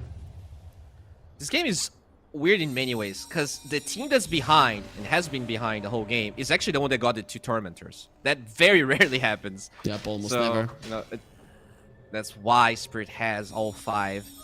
And now they're going for display. They understand that Radon is in trouble. Is he? Defense Matrix protecting him. The coil will stop. They stop with the Morty kisses. Don't want to be fighting Flash no longer. Gleipnir dodges the Laguna Glad. That spell doesn't work on him, Radon. Just let it go. But the other ones, they most definitely do. He dodged the Laguna Blade to look cool, and then he died because of everything else. I'm telling you, Spirit, this gold advantage doesn't matter that much. It feels like they're slowly but surely being able to get kills, get out of the map, and when they actually get out of the map, it's so easy for them to get towers, whereas all of the Falcons' wins in the last 10 minutes, they were either on their side of the map or didn't really accomplish anything map-wise. They did take 2 tier 2s very early on in the game, but there is still that one at the top remaining, which I don't think they're going to be getting anytime soon. Naga, Gleipnir to run away. That was very dangerous. Pings out where she thinks there's a ward, but there isn't going to be one. Who did they give the gem to? To Amar. Okay, so he just doesn't want to get caught. Very smart. Silver Edge on Amar. Very good against the Bristleback. Another way for him to go in and out of fights. So if you use the Silver Edge on Alina, uses the ulti, does her thermal runaway proc? Dire are scanning. You should. Yeah, it doesn't say it's breakable. But Yeah. the Fiery Souls are. It's Yeah, but Radon? you still keep the ones that you have. Yeah, you still keep the ones that you have. It doesn't right. stop the current one. So it's, you know, it's meh. It's pretty much against the Bristle. Very true. Still, you have this Nullifier versus the Defense Matrix. It's just not going to be that good. And Lena's BKB is dropping low. So this Nullifier will be becoming more and more dangerous as the game progresses. Smoke from Falcons. Finally. Then I go for another play. They don't really have a lot of aggressive vision, though. A lot of their wards are relatively deep, but in the middle side of the map where Team Spirit currently resides. No real vision, and they seem to be aware. Pretty much everyone is either behind a tower or very deep in their side of the map. Laurel is so they far find behind Alina again. Alina without the BKB. He needs help now, and I don't think there's a person in the world that will be Warcry. able to keep him alive. All of the heals, the defense matrix as well. They need the Nullifier. They need to kill this Lina. No way Radon gets out of it alive, and he won't. The Whirlwind is doing a ton of damage to Laurel as well, who is very underfarmed. Collapse, gonna be making sure that there's no song that happens. Crit with the TP out, Collapse, nothing to stop it, and the rest of Falcons will leave. They lose a support. They get the highest net worth hero on the map. That has been a big problem. Mira, he does have Holy Locket now, and he's going for Greaves, but I wouldn't even be mad about a Blink Dagger. It feels like whenever they can connect to Lina, the damage has been quite high. You know, they've been connecting 4 heroes on this Lina at once, and, you know, Radon, as farmed as he is, still dies pretty quickly. What about this Nullifier on the Pango? Very weird item. Sure, it's good versus the Wind Ranger, but she has a BKB. Other than that, I don't see it doing much. There's a couple of 4 staffs, I guess. Radiant's Yeah. Huh. That is very odd, indeed. What else are you even dispelling here? Mira, Amar, Mira? Gonna try to heal himself. Not gonna be happening. Defense Matrix does absolutely nothing. No, BKB on Collapse. And he is not turning his back. He's got stunned quite a lot. Turns around. He still has a Bloodstone. So healing is going to be possible with you Shackle shot it to a tree. It is gonna be a double. Amar is doing way too much damage. He has a shard and quite a lot of damage dealing items. TP out from the Sven, Gleipnir coil. They're just gonna be dropping everything on him to make sure he's the third casualty of war. That's 3 heroes down with only the Sven having buyback. Is this a push? Or maybe It could be. Roche? I think you poke them back into the base and go Roche, right? They're gonna check with the Naga illusions, and as soon as you're sure that everyone is back to the base, you can maybe force Roche. I think the biggest problem for Team Spirit has been their heroes get picked off, they force a BKB, and then they just instantly go back to the map. So either underestimating the numbers of Falcons or just overestimating how strong they are, because the Lina died the same way just a couple of seconds ago. Yeah, I think Collapse is overestimating just how tanky he is. And he got stunned for so long with his front turned towards Team Falcons. Team Falcons, they have a lot of damage. It's just that the Bristleback is way too tanky if you're attacking him from behind. So do you contest Roshan right now? Does How? see? I mean, we can smoke, but I think it's hard, right? That is when Waves. Falcons can once again just pick you apart when you're out of the base. Because even if they get the Aegis, is it feasible for Falcons just to hit a tier 3 tower? I think it's not that easy. No. I think the idea is, again, the same. Shove in the waves, pick off Spirit, and find an opening like the one you did right now. The only reason they didn't go for a high ground push at that point is because if you do it, the waves get pushed out while it's happening for you to get maybe a tier 3, and then Spirit are ready for a Roche fight. This is just safer to secure the Roche and make sure that by some accident Spirit don't get it. Oh, smoke from Spirit trying to punish. I mean, they are showing 2 heroes. There's a Wind Ranger top and Amar was in the mid lane. It looks like Falcons will not give them an inch here. There is a Satanic on the Lina, so next time that Rodan gets caught like he did previously, he can stand his ground. There's not gonna be only the Tinker healing him with the Holy Locket and the March of the Machines, but also he's gonna have his own heal. Finally a way for him to stand his ground. Yeah, but you're still healing through Necrotic Webs and Ascari that soon will be available for Amar, so this timing will not last as long as you would have liked. Definitely not. It's not gonna be ideal, but you still do a insane amount of damage. If you're allowed to hit, you will heal up back to full. Yeah, especially once you're 25, you get that crit from your fires, so that's when your damage just goes through the roof. And that's probably the mindset right now in Spirit. Like, you just want to get to those 25s. Bristleback, very high level. Same for Lina. Pangolier and Laro definitely struggling though. 0, 5, and 4. Malrine is coming forward. Shackle shot Shackle connects. He collapse. did turn his back. Miposhka in a good position. Malrine just goes in. He knows what his job is. Create chaos. Hairball thrown forward. Larl already with the Rolling Thunder. There will break the Lincoln. Crit has been found. Laguna Blade taken out. Collapsed. Does quite a lot of damage. Buys back immediately. Knows that the chase will be on. Lina needs to run away from Amar. Nilafar onto the Sven. Gonna be focusing on the Lina. And now let's see who's stronger, Spider or this lady. And you don't like fire. You could get it very much burned. Laurel has a buyback. Malrine very deep in the backlines, keeping everybody at bay that will be leaving Collapse all alone with a Hurricane Pike. They don't want to get close to him. Still has the blood, so let's see how much he will heal. Still looking towards Skitter. Necrotic You need that webs. hairball, and with the necrotic webs, he will get taken out without it. Maybe he even heals, but the puck did go down. Malrine, he played with his life a bit too much. Will be making this fight a win for Spirit. Yeah, of course, you're gonna delay the Aegis. You actually took a pretty even fight. It's even more gold going towards Spirit at the end of the day. And, I mean, Spirit, they have been the kings of team fighting the whole tournament. They get this ward on the left side. They bait Falcons in.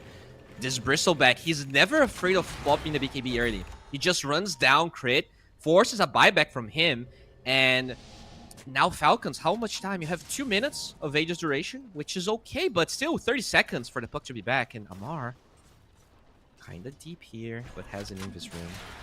How is crit level 20? This is a big deal. They're bringing down this Snapfire that is the highest level of all the supports that contribute so much in the damage department. I don't know how Spirit always find crit first. That should not be happening. He's 2 levels ahead of Laro. That is kind of Yep. crazy. I have not noticed it.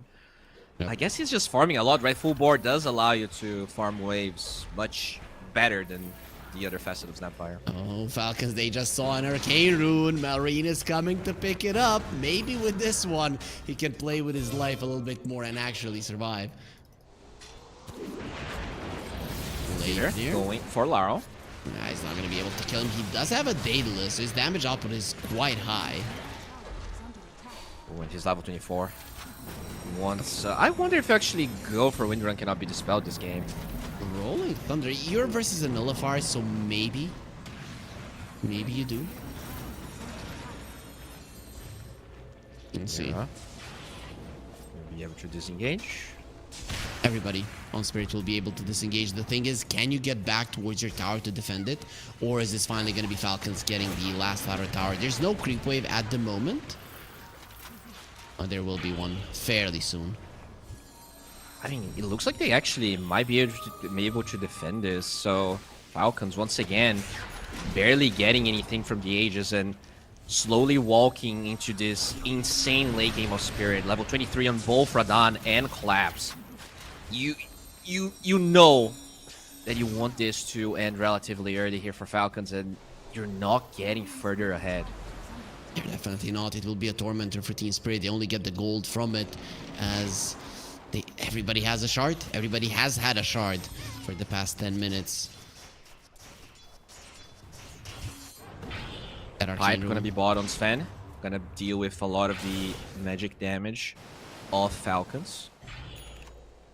When you don't have an offlaner that's buying auras. And Bristleback now is going for an AC. That's gonna be a big deal, right? Because physical damage of Falcons is quite high. Even the Puck does a decent amount of physical damage now with the Prosma.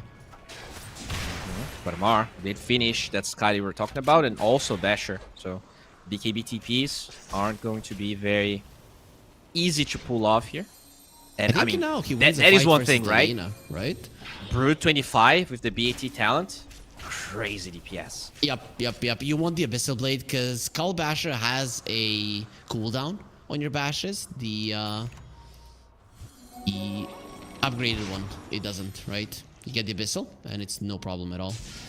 Wait, Abyssal does have a cooldown. Does it? Yeah, it does. It does. That would be broken. Where does it say though? It does have it. Oh, I guarantee it does. Okay. I always thought it doesn't. Okay, that's yeah, because it shares because it has an active, it doesn't. Oh, it just doesn't but roll it's like the Basher. Okay, I get it. I get it. You know, because like it would be weird because it would put your Abyssal on cooldown if it. Yeah. I get it. That makes sense. But it doesn't say anywhere on the. Yeah. I know how Dota is sometimes. Just gotta be smarter than everyone. Sure. Makes sense. Brood might get caught here. Team Spirit Collapse. I think now they know. A Pings came out there, but it was Collapse's Pings. Maybe Amar didn't understand that his babies were getting damaged. Not 25 Spirit, coming, Aegis. man. Oh, yeah, I don't think you actually want to smoke. Yeah, you're right. So close for Radahn, and even this Bristleback, not that far off, level 25. I think you really want to have those 25s for the Roche fight that will arise, and I think Team Spirit now probably feel comfortable enough. Sure, the lanes are a problem, but this 8k gold lead doesn't seem to matter as much. So, Skitter did go for the Whirlwind facet. That is going to be a dead Mira. With Laurel coming forward, they just turn around on him. Amar still has the BKB. The bashes are there. Can't do enough damage to Collapse. Turns it around. Gonna be a nice Gale Force, making sure no help comes over. On and his Laguna Blade does no damage. Did he just? I think do they have a pipe? What happened there? I think he got Glimmer Caped and then the damage got dodged. That's the only thing that comes to mind. Okay, that's interesting. Very weird though. 25 on Radahn. He finally has those crits. Huge deal. It changes everything, right? Inside of the fight. What is it? 150%? That's kind of insane, right? Yep. He's going to be going for That refresher is next. Once double BKB. Quite insane. Okay, so Bowie, it is 10k gold ahead for Falcons. They've been leading in this entire game. Not a single tier 2 has been taken by Spirit. Who do you favor to win this game at this point? Is it still Falcons that are the ones dictating the tempo of the game? Is it still in their power? They're definitely ahead.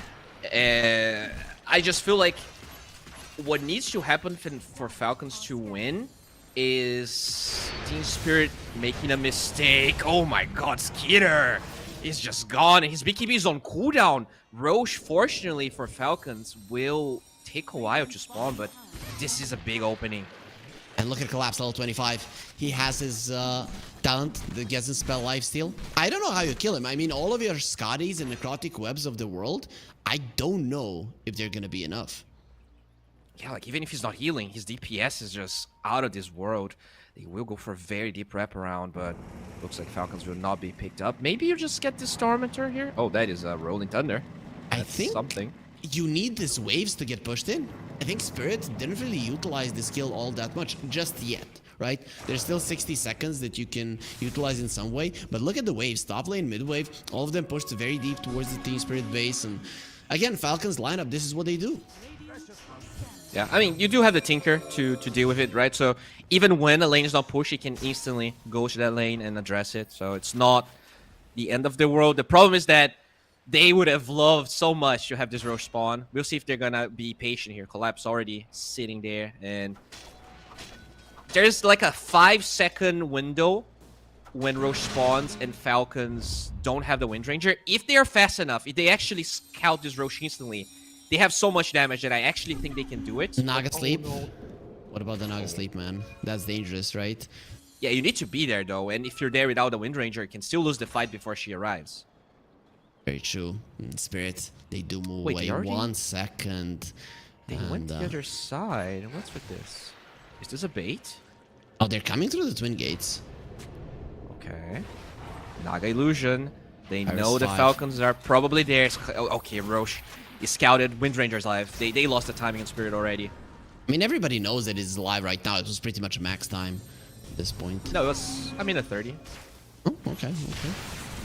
Well, still some time. Spirit, have they checked? They know? Okay.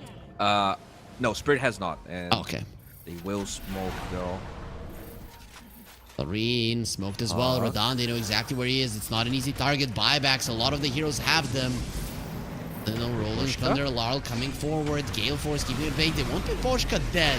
Is that really a hero to start the fight off? He does have a buyback. Will be coming to the outpost. Amar, look at the taking a lot of damage, from Amar! He doesn't have the BKB. They need the vision. Amar, he does find a place to hide in the bug. Will not get squashed so easily. Gets taken out. Does have a buyback. It will be with Poshka going down again. With Skitter just extending his whirlwind even further. But he has been nullified. Slowed down. Here comes the real damage of the cookie. The cookie. The LSA. But how are you going to be dodging? Holy This crap! a couple more hits. They need the sleep, and we'll be able to heal him up. Buyback from Amari in a 4 versus 5 scenario. There's no BKB on the Lina. Can they bring down this beast of a hero? Radon standing his ground, goes for the silver edge. The Gale Force pushing him Mira. out, and in the back lines, Marine is still continuing to play around with his food.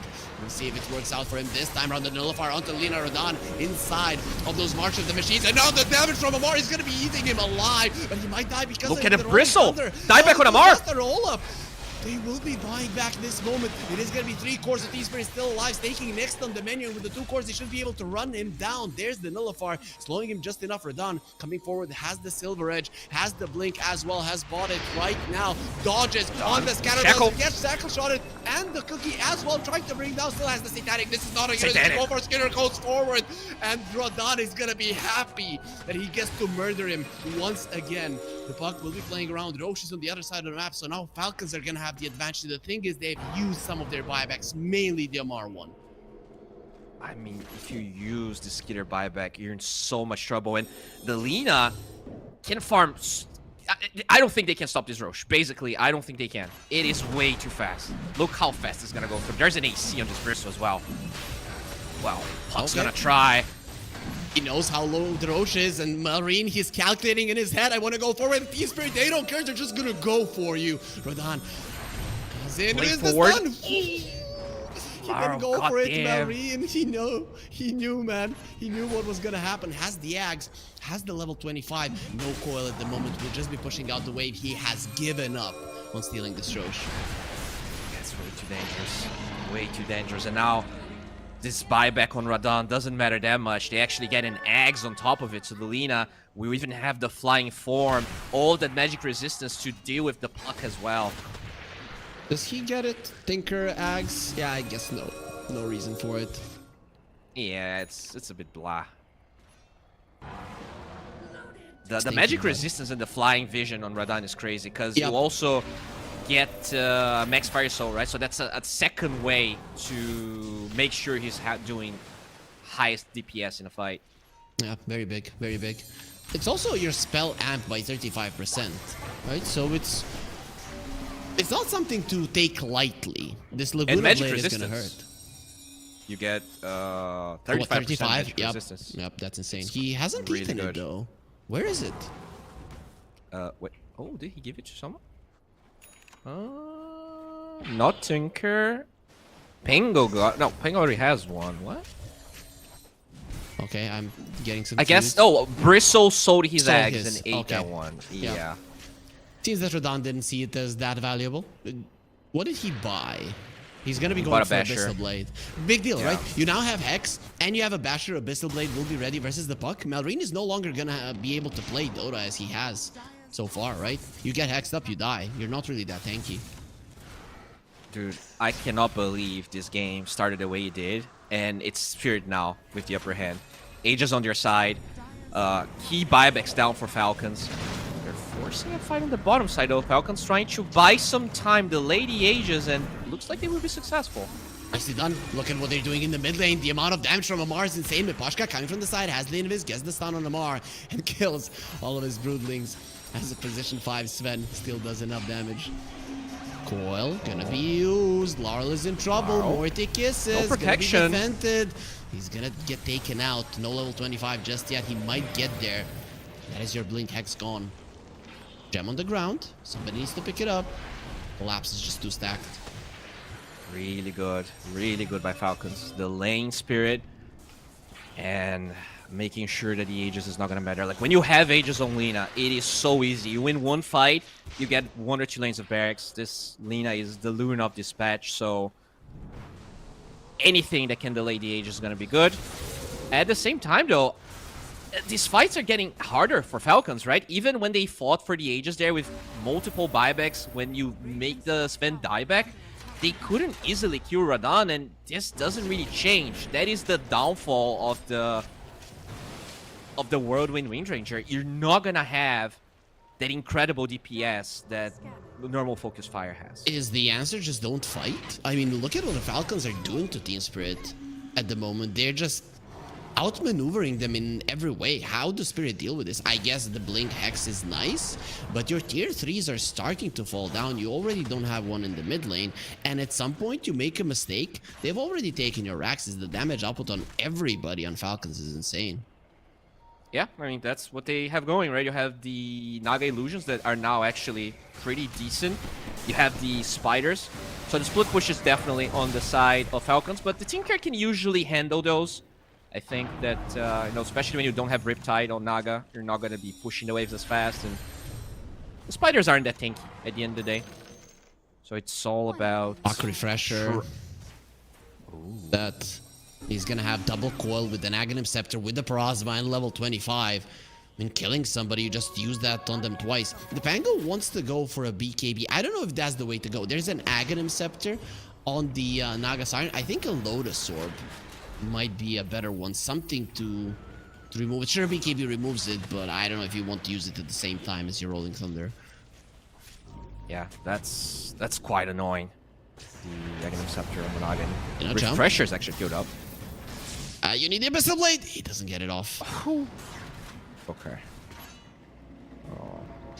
So, I think- BKB forced on the side of Falcons, but the Aegis is pretty much expiring here, 30 seconds. This could be a window. Team Spirit, they might feel like they're stronger, but if somehow you get this Lina, there's no buyback. The Aegis will expire before the buyback's back up and they get a good shackle. Lina is standing, her ground is just dying.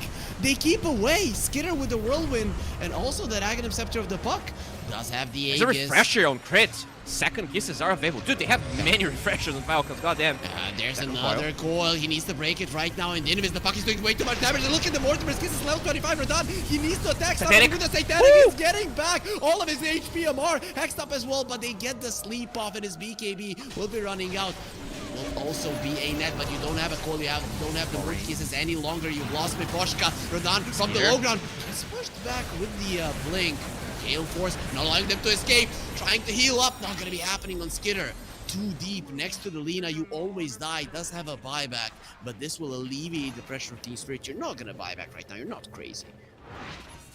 Well, what if you poke? Can Team Spirit poke? They don't have this vent, so maybe they still want to chill. Once 1 minute buyback on Radan, you probably want that back up, and you want him to have enough gold for a buyback. That's when Team Spirit is probably gonna go for another move. Dude, you just coil the Lina and you Morty kisses him, and okay, he pops the BKB, survives the first one, let's say. You do it again. He's dead. How does this Lina live? Didn't look at Crit. He's 25 with Timeless Relic and all of the Mortimer talents. The amount of DPS he's doing is crazy. He's gonna go for Nocturne. So that coil is gonna be a bigger problem as it gets used again. This is a problem for Malrine. He's being smacked by the Lina. Oh, is he He found him! Oh, he found him! I think he's gonna say relax right now, because that's what Malrine said when Radan tried to stun him. It's collapse, gonna get nullified, also netted. There's the Aghanim Scepter of Snaking coming into play, just controlling this Bristleback. He can't do anything about it, and also the Deluge. We even forgot about this spell. It is so insane in the late game. It's super annoying, and it's hard, right? Collapse, ideally you want to swap these Arcane Boots for something else, but you need the move speed because you're already getting kited so much. You probably need like Force Boots, minute 60, but we're still kind of far away from that. With this skill though, they will find, look how fast these structures fall, and now they have the Radan buyback. This could be the moment where Team Spirit equalizes or actually gets ahead in terms of structures. Oh, they're trying to. They can't take the tier 2s down on the bottom and the top lane. Will force out a glyph. Level 29 on this Lina. That's why this hero is never, I mean, very rarely given. This hero is absolutely crazy. Farms so fast. It has probably the best late game right now as the carries. What a smoke! Smoke. This is not expected. Skitter. This is a problem. They have the Abyssal Blade. BKB TP. They know the power shot's there. Hello, Piggy. And that's going to be the Abyssal Blade. Gets annihilated in a second. 100 seconds on the sidelines. Has a buyback. Still a very bad situation to be in if you're Falcons. They're getting picked off. They probably get this through vector protection. You're way too strong right now. Dude, I mean, Alina and the Bristleback. There's no chance. There's no tower in this world that will be surviving that amount of physical damage. So now you probably want to force that buyback. You probably force the buyback and get out. 46 seconds on Roshan. They obviously don't know, but Team Spirit, if they can get this buyback and disengage. Okay, Radan already TPing. He understands Roshan is really strong. Just wants to deal with the side lanes and make sure that once Falcons is up, they're gonna have all of the ways to deal with. Snaking is approaching level 25. These supports of Falcons are a big deal, right? Naga gets the ensnare, applies break. And it is such a huge counter to collapse. Yeah, it really is. With the Aghanims, does it go through BKB? It should, right? Yes. But you can dispel it, right? Yeah, you can dispel it. Gleipnir, you need to BKB now. Abyssal on the other side. There's a BKB from Collapse. Trying to go for snaking. His BKB will be taken out. Pango. Oh, they lost Loud on the other side. No buy. That's no buyback. You need the bounty rune. There is a bounty rune on top, so maybe you can focus on that one. Nullifier on Collapse. Just live through it. Does he have an SNY? Yeah, that really didn't last too long. Of course, there it is. Oh, Crit gets a ward. Has vision of Radan. Radan has invis. We'll be fine. Till Reg coming in Roshi's handy. up on the dire side, so Falcons with the advantage. They didn't get the bounty though, right? So your Pango won't be coming back. You need to wait the 70 seconds. Yeah, but the lanes are a little bit of a problem for Falcons. They're now being addressed in the mid lane, but Falcons has not scouted the Roche. But yeah, considering the position here, it looks like they might actually get away with this fourth Roshan, and we are approaching minute 60 items, and this is only game 1, bro. This is crazy. Yep. These two teams always giving us a show. They've been giving us a show in this whole tournament. And now continue to do so even later on. Bristleback has a refresher. So double Bristleback with this Aghanim Scepter. Not going to be easy to deal with. Double BKB, double Abyssal, and double Bloodstone as well. We'll see which neutral item he gets as well. Who gets the Ags? It's gonna be the Wind Ranger. Yeah, this is just an easy choice, right? Yeah, 45% physical damage taken is very, very good at the moment. This Bristleback's gigantic. Refresh on Collapso now. That second BKB is going to be a problem. Does have buyback through after 300 gold, so should be fine. If he gets this wave of creeps that he's farming right now, Radahn in a position to go for a play. He had spots too. Laurel in the vicinity to assist. And here comes snaking. Ooh, they blink out. Scary. Okay. All right. I still think you don't push straight up if you're Falcons, right? You go for the same plays. You shove in all of the waves and you poke, and then you find heroes isolated and kill them. That is the easiest way to play this lineup. You cannot push if Team Spirit is alive as 5. You definitely cannot. The Nagasaki snare applies break. So many level 25 talents. Thinkers. I think he's the only one. Oh, the Sven as well. Very low on levels. I think they need a Lotus Orb on Spirit. You know, Mira did go for the side of Eyes, which is huge with the Blink Dagger. But maybe it's on Miposhka to get a Lotus Orb and do that snare. It is now a big problem. Yep, somebody has to remove it. I guess with the defense matrix, you do have the status resistance for it to not last long. Maybe that's what you're gunning for. Yeah, but as the fight develops, like, you're not gonna have defense matrix with everyone, right? Collapse. Breaks the coil. Takes almost no damage. There's the ensnare. You're broken, my friend. Has the BKB to run out. Not the best way to use it. Minute and a half. Not gonna have that one. Okay. Waves are a problem though. Bottom actually, tier 2 bottom taking damage. Falcons will need to reset the waves to do anything. So Tinker Gaming, man. Tinker Gaming. Yeah. We are back to it. This has been the problem the whole game. Like, Falcons, whenever they get an advantage, the waves are a problem. And even when the waves are good, you cannot hit the tower. Like, you need to win a fight. And how do you win a fight against Spirit as 5? It's so many auras, gigantically tanky heroes. This Lina has 4k HP. It's really tough. Like, Falcons, they had the upper hand pretty much the whole game, but the win condition that they have goes pretty much against everything that Team Spirit wants to be doing. I think I'm looking at Malrine and I'm thinking he should be able to find this Tinker somehow. Like, just find him and kill him. Radahn, he's getting a TP onto his head there. The Tinker has that low. You might want to get out. But there it is. They found him. Breaks the coil with the defense matrix. Doesn't care. Yeah, just kill him, bro. It's not that easy. Yeah, what the hell? Just kill the 50% status resistance hero that has rearm blink. You don't rearm the blink though. Yeah, but you rearm the shield, and eventually you blink because you don't take damage. Very true, very true. What the crappy hero. You know, Ice Rock, he changes the Tinker completely, and he's still an annoying son of a gun. Yeah. It is. Some heroes were just born to be annoying, you know? Some heroes, they're just like that. He made Becky's not as annoying, right? That's true. That's true. But that was a full-on rework. That is, smoke breaks and he comes forward. He's like, I have an Aegis. You definitely don't want to lose it that easily. Lincoln's put on him. Laurel coming forward, gonna get silenced up. To be here, careful. Morty kisses. Those are the first ones. BKB to remove the ensnare. Have the coil if you want to go for it. We'll break it immediately. Has the status resistance. There's the other one. He's gonna break it again and just doesn't care. Laurel is fine. Dude, this shield is crazy. Rolling Thunder into the whirlwind. Laurel, they're taking a lot of damage. You need to run away. It will be a little shredded. It takes him super low, not enough to kill him. Everybody is still alive. 40 seconds left on the Aegis. Spirit have done a good job to keep the enemies at bay, and that defense matrix continuing to be an issue.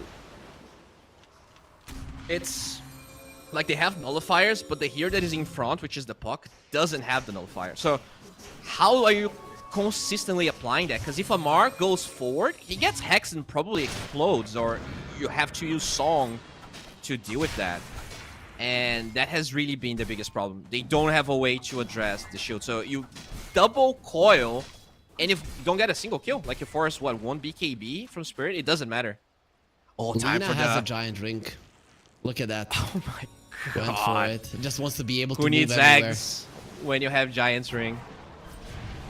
Pyra had Giant String on Skitter as well. Force Boots, which is that hero. Not sure it will be the Card Tinker. gets used. This big one. Lina taking some damage from the puck. Goes invis. They don't have vision at the moment. Here comes the TP. Will be cancelled for the time being. They forward. do find the Nagasarn trying to finish him off. BKB from Rodan. Not enough. Over So told him annoying. to run away. Whirlwind doing quite a lot of damage. Skitter, you have to get away from Rodan. That is too strong of a hero. Gets to the low ground with a Hurricane Pike. Everybody's so careful to commit. It is dangerous. Amar on the other side of the map, Collapse pushing out the mid lane. They understand the importance of waves. Both of these offlaners just don't want anything to do with these fights. Dude, if Mura wasn't hard enough to kill, he has Force Boots now. So you have this spell on his there.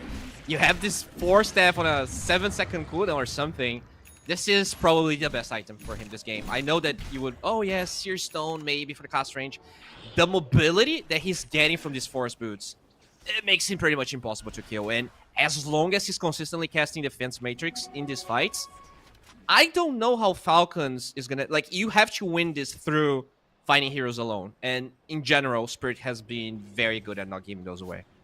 So we have 2 Giant Rings on Spirit, only 1 on Falcons, and Puck and Amar have the Mirror Shield, right? You bought those hexes to deal with them specifically, and now they just don't work. You're gonna be hexing yourself. Yeah, and speaking of dispels, Bristle back with the Book of Shadows, now has a dispel on himself on an 8-second cooldown, bro. Yep. So How do you can't the whole kill is him. there, Brick. Yeah, you cannot kill him. Like, he's gonna move and he's forward still- and he will be annoying. He'll still do the damage, right? He's still gonna be quill spraying everybody. Yeah, but he's silenced, so... Oh, okay, that's fine. Yeah. Okay. But the spell is really the big part there. Miposhka is holding on his own tier 5, so curious to see what he has. And he did buy Lotus, so huge on another way to dispel people. Yeah, he's unsure what he wants to get. I would really like to see what the options are. I guess he just likes the red tier 5 token. We'll be going for the pirate hat. I guess he didn't like any of them, and then he just wanted a little bit gold for his team. I think this is huge, right? Especially for the buybacks later on in the game.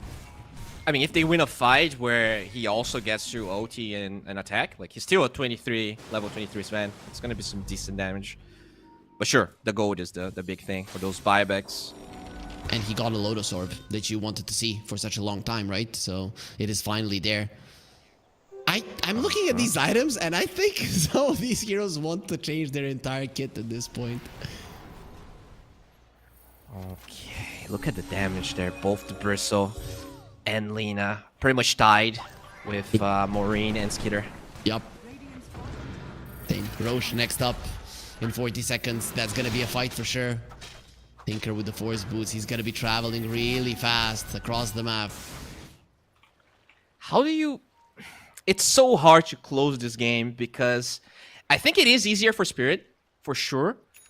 But the big problem for Spirit is contesting Roche seems quite hard because you're fighting into a Naga that has an Octarine and Blink Dagger.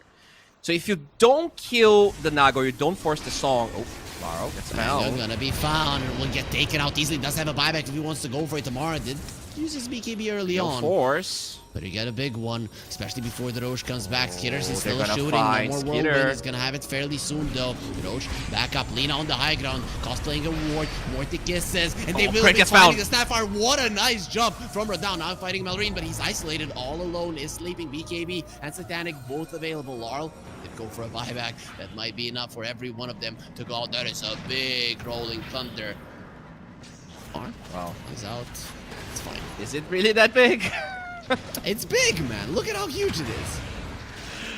Okay, well, maybe in size it is. Laro, I mean, he definitely had the worst end of the stick this game, right? He got his hero first picked, didn't really had the best laning stage. But I think his job is really give vision to these damage dealers. He just wants to be the first point of contact. Does have buyback on cooldown now, so we'll see how they're gonna approach this in case they get the Aegis. Pig turned into a pig, and he just has the Book of Shadows. Those winds, they are blowing really hard. Pinging out the Roche Spirit, going for it. Whirlwind not doing any damage to the Bristol bag. He's level 30. But I don't care. I don't care. Yep. Why would you care about your little arrows? You know, I've been wondering. You know, Pango, he is a gentleman. He's always trying to find a lady, but I think he looks short. Now, with his giant ring, over 6 foot, easy. Easy. Yeah. He was a short king, but did hit the gym. Oh, but look at Falcons. Yeah, is that how you get... I think maybe he got pulled apart by those medieval... Oh, the song is there, Roche. So low. DKB still going to be fast enough. He got Vegas. But there's still some things on the ground. Aegis got stolen. And The X got stolen. Yep, he got it. Getting out, Rolling Thunder. That's a big Rolling Thunder. Amar gonna be going for the base. They have the glyph, and you want to force it out. Runaway Spider. Well, that's not gonna be happening. He would love to get pushed off the map. The stun will connect. He did get 2 tier 4s. They're gonna leave Collapse all alone. Let's see if you care now. Oh, with the Book of Shadows, seems like he really does not. The Necrotic Webs also won't be worth King as Amar is dead. Amar direct. What's he done, man? That's still... No. Amar bottom. He ratted the base. Yeah. Got 2 tier 4s. Well, he's a nice rat. Good job.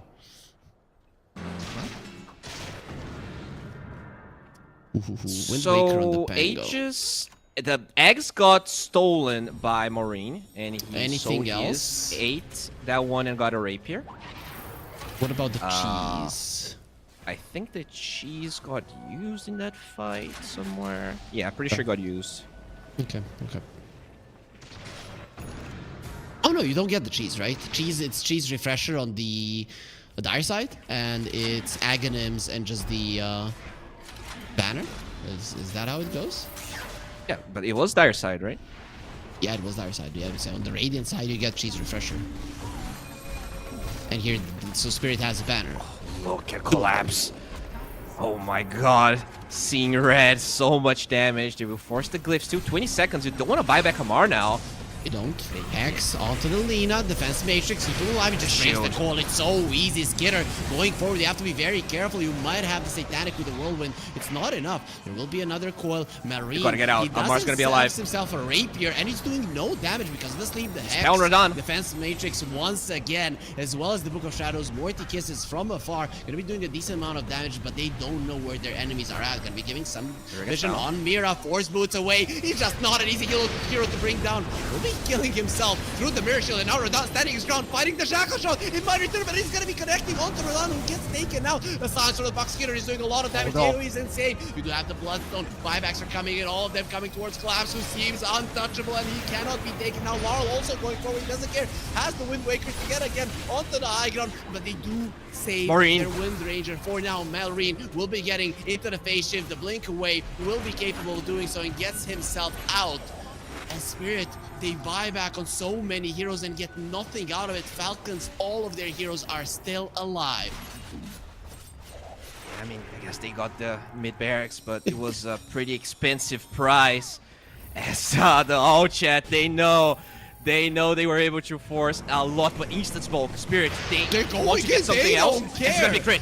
We don't have buybacks? Well, you're not gonna be alive. The buyback coming out from crit. You need the defense matrix on this Lina right now. Rodan, he wants to be using it as well. There's one on Malrine. Let's see who's gonna be putting up a stronger punch. Enter protection in. Wave of creeps coming. T-Spirit, they really think they can win it right now. Are they forcing it just as much as Falcons did in game 2?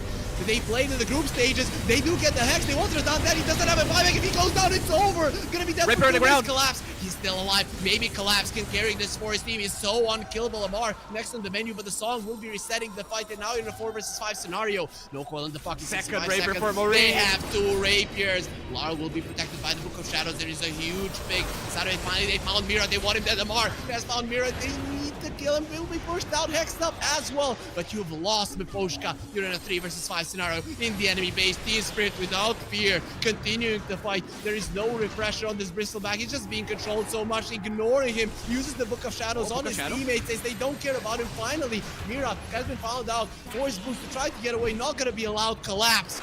one-man army. Can he do it with the Book of Shadow going forward? There is a creep wave in his base, and I think that's gonna be it for game one, that Falcons should be getting the victory. But how do you kill this beast? You probably don't. You kill his throne. That is how you win. Or is that even Refresher, with the double force staff. rapier? He can't do it. He's just running into the fountain. Collapse wants to kill all that was the Bloodstone, and it doesn't change anything. He wanted to die so that he can get back into the base. That was the idea. He's very happy. You're losing a game in the Grand Finals. Collapse, you shouldn't be laughing. 1 versus 5, 1 versus 1. Nobody wants to fight, and he's inside of the Book of Shadows. His throne is being connected on, and you might be an impregnable guard, but you still need to be guarding your throne that will be taken down. Falcons are 1 game ahead of Spirit in the best of 5 Grand Finals, and what a way to start it off. Sheesh, what a game, man. It's only game 1, and we already out of breath. This was incredible. I think Spirit, they played very calmly through this. They were behind, and they knew the steps necessary to win this one. And I mean, I was impressed. They've been like this the whole tournament. They were always the more patient ones, but now with the 5th Aegis or something, they decide they really want to take this, using tons of buybacks, even buying a rapier on Radan with that second one. Yeah, maybe they forced it a little bit too much. It was, you know, kind of this infinite stalemate that never ended. And Falcons, they lost the same way against Spirit. It was them that got impatient, but now they finally get payback. Though that game for Falcons, I think it was easy. They had mega creeps. I don't think in any way this was an easy game for Team Spirit. The pressure would just continue to come if you stay in your base and try to wait another 8 minutes, and they probably didn't want to overexert themselves. Though, considering that Falcons were the ones that played a 3-game series before this, I would have pushed it for more, to be honest. Exactly, and I think it's not an easy game for Spirit, but I think it was an easier game. They definitely had the upper hand. They already got the lane of barracks in the first place. Their win conditions seemed a bit better, a bit easier to execute, and the win probability did reflect that. But at the end of the day, you know, it's a BO5, and they went for that play. Unfortunately, it didn't really pan out. Just perfect gameplay, those coils, the rapier on Marine. He was impossible to be catched, and we talked about it in the draft, right? How Puck seemed like a really good pick, and Marine delivered. Yep, he definitely did. Those mirror shields really coming in handy, though. I think without the mirror shield on the Puck, that in that late game, he's in trouble. But when you have a Lincoln Sphere and the mirror shield, there's no amount of hexes that will kill you. What's even the counter to that, Bowie? What do you do when you're playing against such a mobile hero? You generally ignore the Puck, right? But when he's level 30 with Rapier and all those items, that's when the ignoring part gets harder. They didn't have many auras as well. It was mostly this Van, but he was poor the whole game. They couldn't really just ignore the Puck and brute force through things. And even though Mura was doing a good job, once the Puck becomes unkillable, it's Mura that has to worry about Maureen jumping the back lines. And even with this buyback on everyone, Boots of Travel level 2, they just couldn't withstand it. Just a great game from Falcons. Is there just no doubt that Malrine is our MVP? I mean, so many dodges on Laguna Blades, on key spells, keeping the backlines of Spirit occupied throughout all of those fights so that everybody else can deal with Collapse. Is there anybody else that deserves it more? I don't think so. To me, it's definitely Maureen. I think ATF has had a great game. He, the split push and all of the spiders and the credit webs. But I think his job is easier, and he also got his hero at the end. Whereas Maureen, he beat a lane. Maybe he shouldn't as hard. He definitely made Laro not look good in the first couple of minutes, and he played consistently well throughout the whole thing. Yeah, I think also it has been 75 minutes, right? But coming back to that laning stage that Lara lost, maybe one of the main reasons that Falcons won this game in the end, right? Because they were controlling the entirety of it. And imagine what would happen if you weren't ahead for the entirety of that game. The way that Spirit played, you wouldn't have been able to withstand it. Yeah, I think another problem for Spirit was this Spango pick. I don't really want to put it on Laurel that much. There was a lot of kiting, right? The double force step very early. You're playing 2-0 Ranger, Broodmother. These heroes are not hard to pick, especially the Puck. So it felt like Laurel the whole game was going for this pretty underwhelming Rolling Thunders, but just as a way for him to get vision.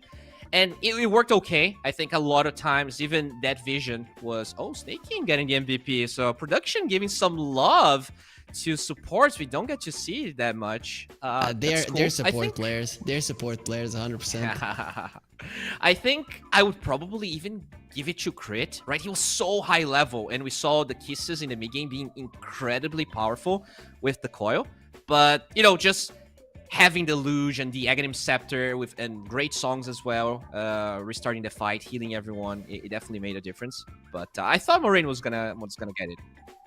I thought that the resetting of the fight, definitely a big deal. I still can't get over this one. Melrine is the MVP for me. And of course, guys, if you want to get some of the cool items that all of the pros are sporting in those games, we do have those Arcana ready for you. ! 1x give in the chat to find out how to get one of those for yourself, and you should do it today, as this is our last series of the tournament. And what a start to it. This is the best of 5 grand finals. Falcons leading 1-0. If this is gonna be showing us what the rest of it would look like, we're gonna have one hell of a best of 5 grand final.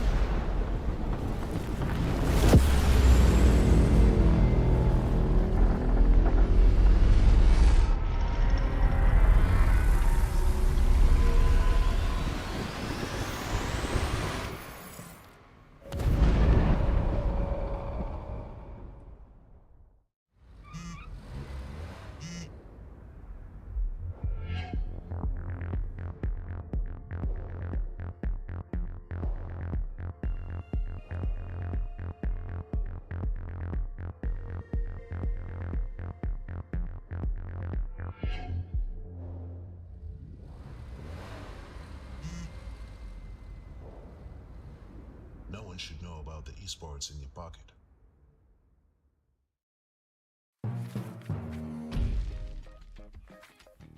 What a way to start it off here at the Best of 5 Grand Finals at the FISSURE Universe Episode 3. I'm Harry, joining me is Bowie, and we are ready for Game 2. We're gonna do it all over again, Bowie, and the real question is, what are the chances of any of the future games in this series being better than that first one?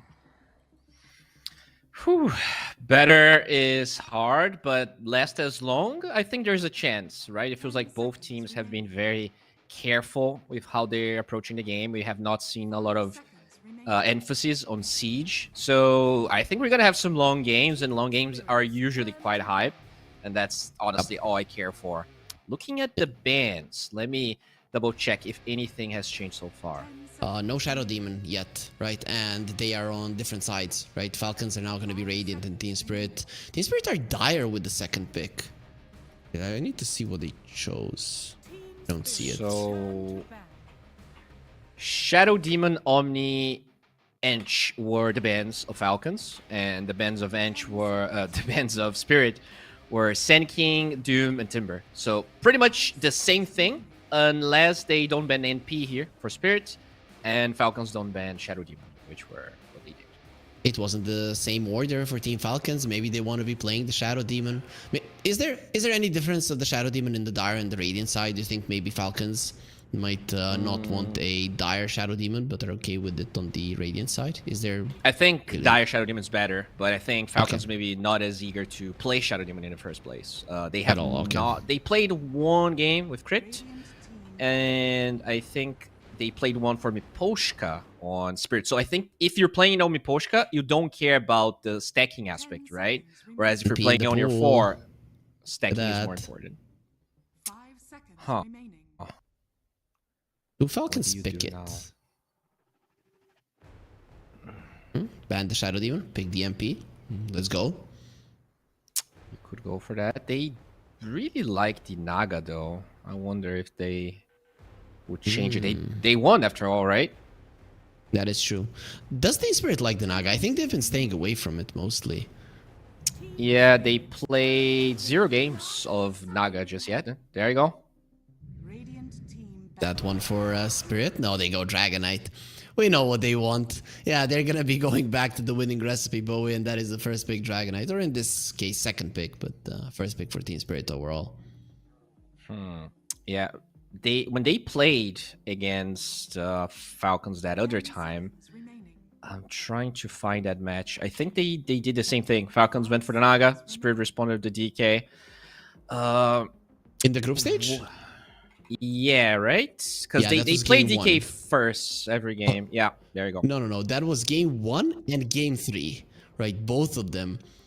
Team Spirit responded to a Naga with the Dragonite. But also, guys, very soon on our screens, you're going to be seeing eSports in your pocket. What is that? The 1xBet app. Right on your left, you're going to be seeing all the stats that you can get if you want to get in on the action. But of course, there are other eSports and even some traditional sports that you can get into if you want to.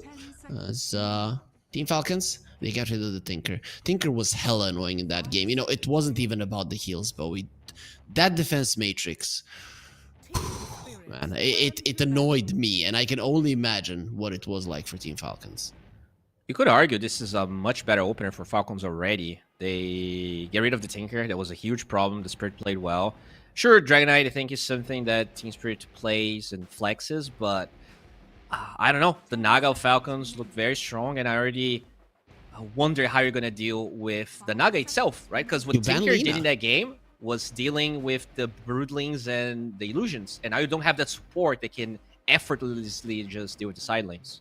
Yeah, but you banned Lina, and I think we've talked about it, that Falcons are having a bit of an issue with their carry pickup. I don't think Skitter necessarily loves this meta, and they will leave the Lina inside of the pool. I guess that looks like a perfect one for Falcons to grab. Yeah, I wonder what their plan is here, because they're not going to get the Lina. It's very awkward to DK Lina no. like that. So they will get the Snapfire. All right. I mean, Crit played so well. I cannot believe how impactful Snapfire was. And ever since the new patch dropped, and they nerfed Lil Shredder, no one was playing this hero but these two teams, and Crit's performance that game was crazy. Like, he made this hero look amazing. Is Snapfire gonna be the winning hero? Is this the hero to beat? Apparently. Also, Crit did make a couple of mistakes in the mid game, right? Getting caught first, but then later on he understood his role. He understood that he needed to be the last one to die in a fight, basically. Though there were fights where Radan found him, despite all the odds. And we are gonna be seeing a Viper. Is there a chance for a carry Viper? No, but definitely mid and off lane, and those are the two roles Dragon Knight wants to play, right? The way I see it, you want to have this Viper against the Dragon Knight, especially if he's mid. 10 seconds. Yeah, I guess so. They did play it versus Entity, I think. I think so. Sorry, Cloud9, right? No, Cloud9 played it versus Falcons, right? It wasn't Falcons that played it. Need to see the... There you go. Now they have two answers for this Dragon Knight. Doesn't matter the lane he's going to be. Shaker can be mid against DK. Viper can be off lane. And I think there was one team that played for Shaker. Maybe it was, I think it was Mira.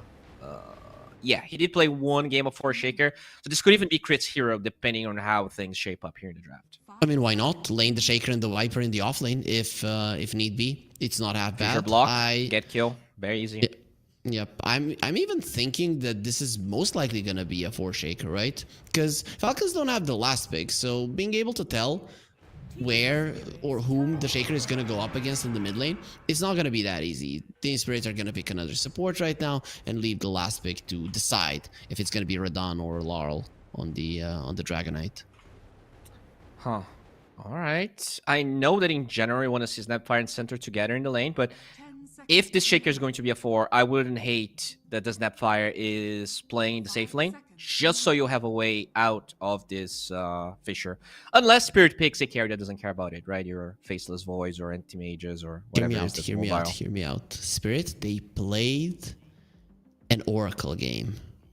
Is this an Oracle game? They played it into a Naga. They lost that game, sure, but it would be pretty solid versus a Viper. Pretty solid versus a Shaker as well.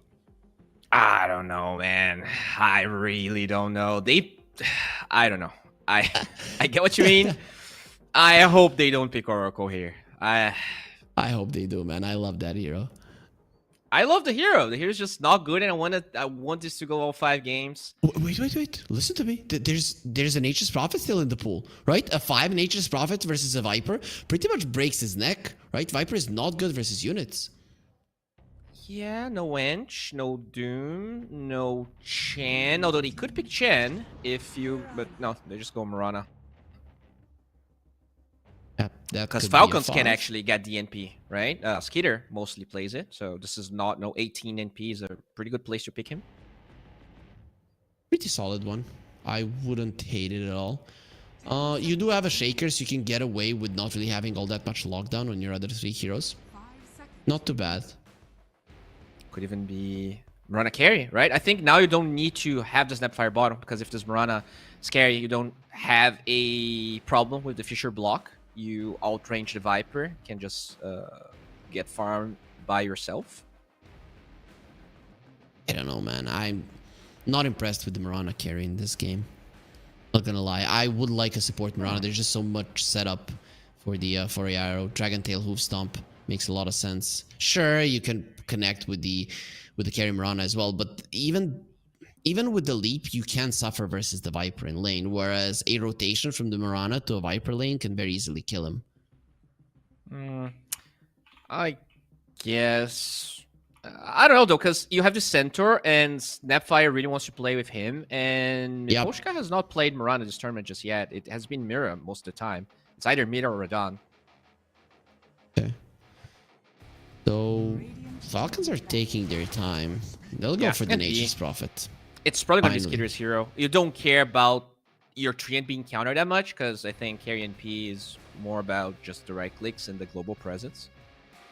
Yep, and you always have that capability of mowing down towers as well, which is something that you want to do, right? Viper, very immobile to move around the map, and if it is a Melrine Viper, he does go for the bots all the time, and then you have 2 global heroes, which is going to be amazing. And even if it is an offlane Viper, it's still fine, right? Because you are going to be bringing an NP to him and taking that tower down. Yeah, I love what Falcons is doing here, banning support, because I think there's a big chance this Mirana is going to be carry. So just make sure this NP is handled. I wonder if you could even like Disruptor on Team Spirit, right? It's so good against Shaker, so good against NP. You have a lot of fast heroes because of Stampede, so glimpse into anything allows Spirit to connect and kill those heroes. I'd rather kill the Viper, man, if he is in the... But you probably send the Viper mid now, because you know if the Mirana is... Yeah, exactly. Yeah, I don't think it's that good of a lane anymore. You're not going to have impact. In fact, you might even struggle. You know what's a good pick for Falcons? An Enigma, man. Does ATF is not an Enigma player, right? Yeah, Not really. not something that he does very often, no. True. Can he Huskar here? I wouldn't gate it. Let's say if they think that winning the laning stage is the most important thing, then sure. 10 seconds remaining. Yeah, I don't know. There's not a lot of auras. It's a weird Huskar game. You know, always have to ask yourself when you're playing against him. They could slaughter, right? Having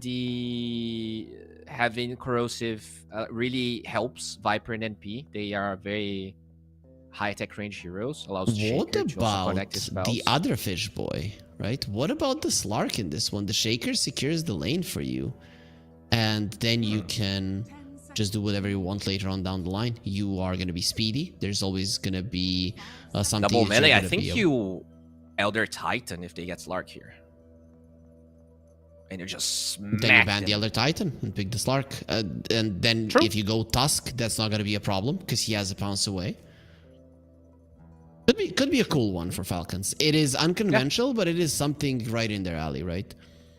They love doing it for sure. Definitely. Yeah, they're taking their time here to ban. Do you really want a Slark? Do you need the protection? It's good against the Kisses. It's alright. I mean, Slark's definitely good against Mirana. We've seen that. Oh, they take Abba down. Okay. Yep, would have been a good defensive hero for the Mirana. I don't know if Imposhka would want to play it though. Now I'm again leaning a little bit towards this Viper in the offlane. Not gonna lie.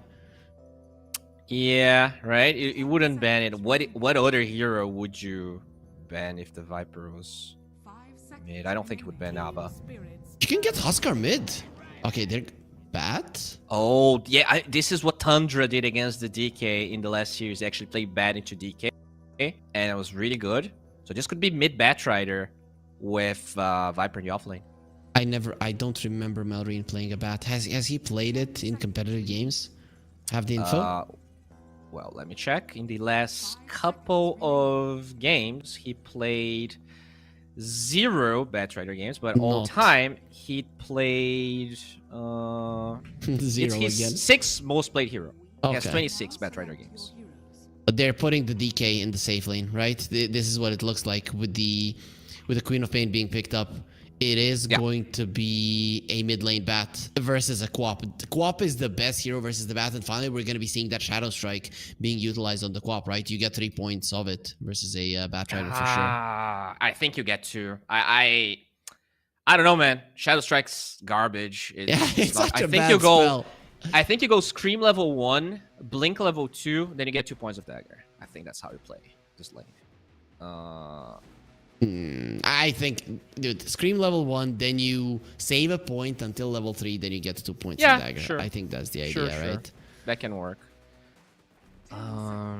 Look at this, very different drafts, right? Way more about team fighting in the mid game, not that much scaling on both sides. You have the scary Dragon Knight. I actually like Spirit's chances a bit more. The Squap has a good matchup into the Batrider. Carry DK might be one of the best carries at the moment. Sure, NP is broken, but I don't think carry is necessarily the best role for this hero. If Falcons is going to take this one, I think they're going to need Crit to pop off, which he did game 1. But I like Spirit's draft. I think it's easier to play. And it's definitely easier to play. But once again, I'm seeing a Viper lineup that is very mobile around the map, right? Other than Amar, all 4 of the other heroes like to move around. And Is that enough though? In this game where there's a stampede, where there's a leap, there's so many ways to run away. The only way to keep them in place for a long time, Shake, is your supports, right? And they're the slowest of the bunch, the ones that are not gonna be going in the front. I also think we're going into a 1-1. For me, it's just Malrine doesn't scream Batrider when I think about it. I know he has played it, but especially versus a Queen of Pain, I think this is going to be a hard one for him.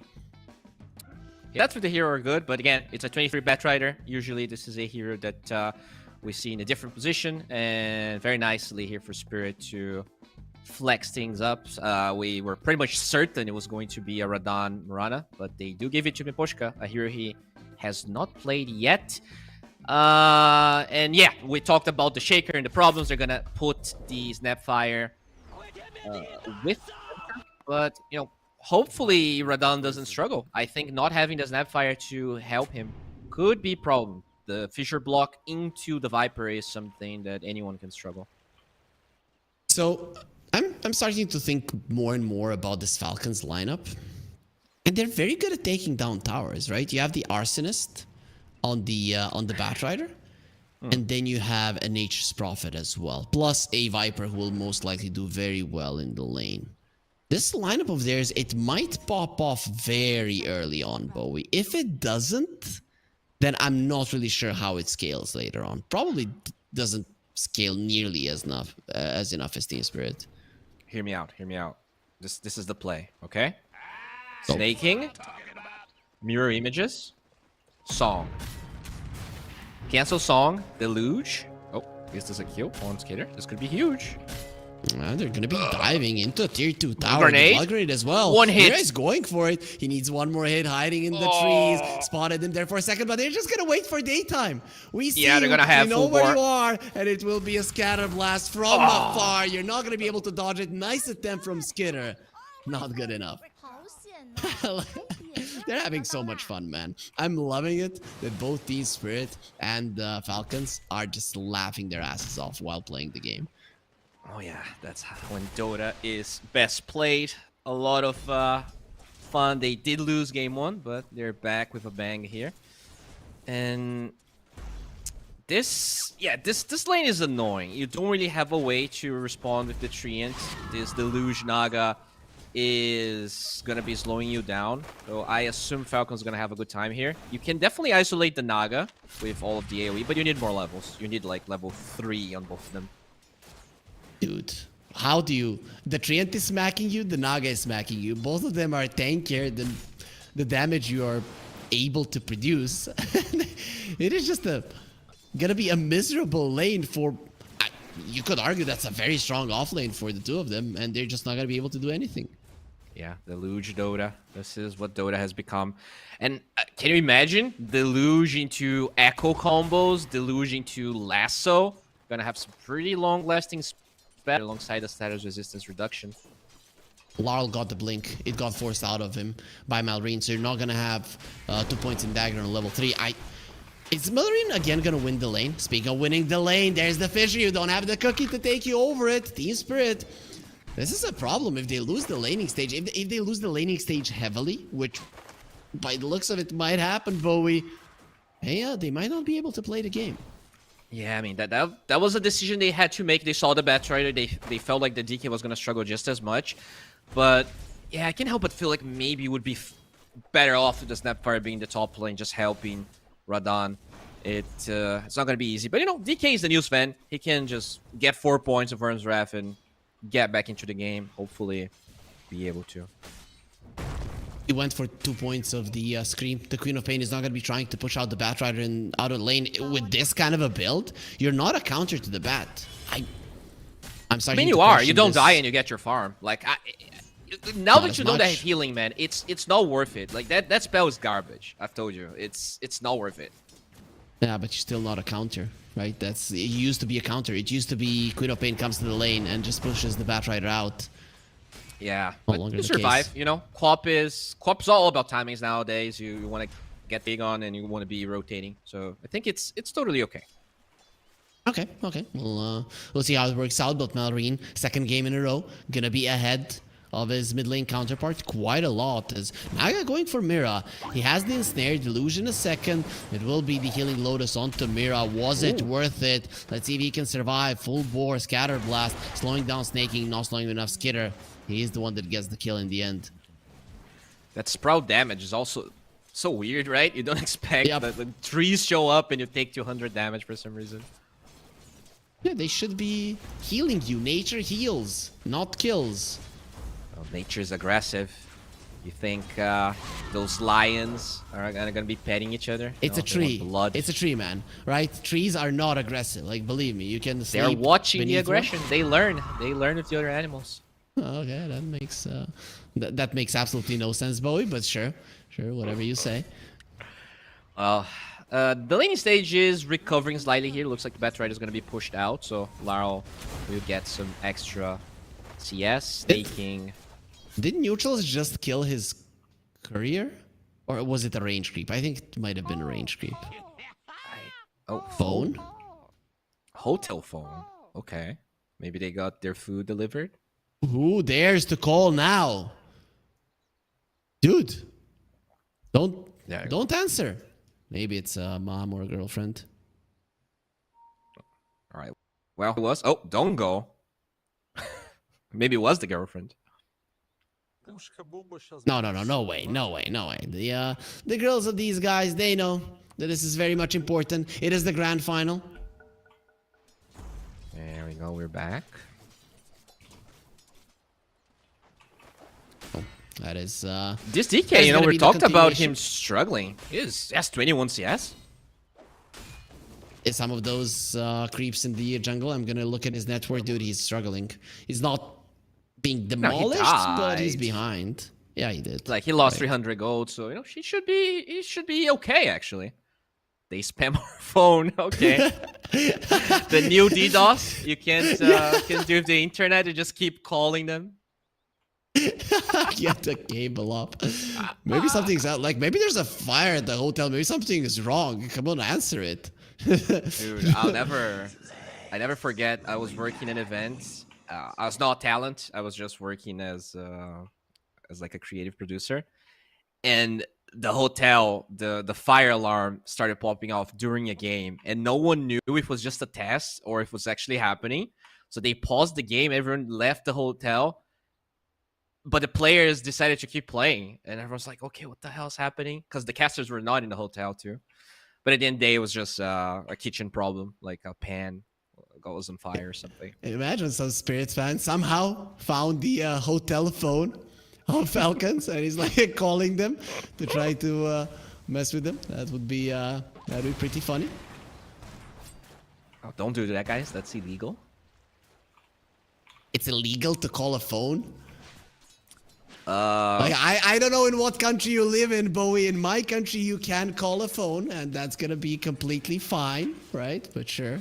I think it's illegal to spam, right? I think in my country, there's a lot of laws against spamming people.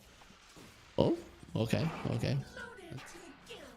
That's fine, I guess. But Miposhka running away from the Viper. His Dragonite is already in the jungle, and Miposhka is just going to be arrowing these creeps. That is one thing that we haven't talked about. The ability of the Mirana to kill the siege creep waves and just make sure that your towers don't fall is going to be a big deal in delaying this game in favor of Team Spirit.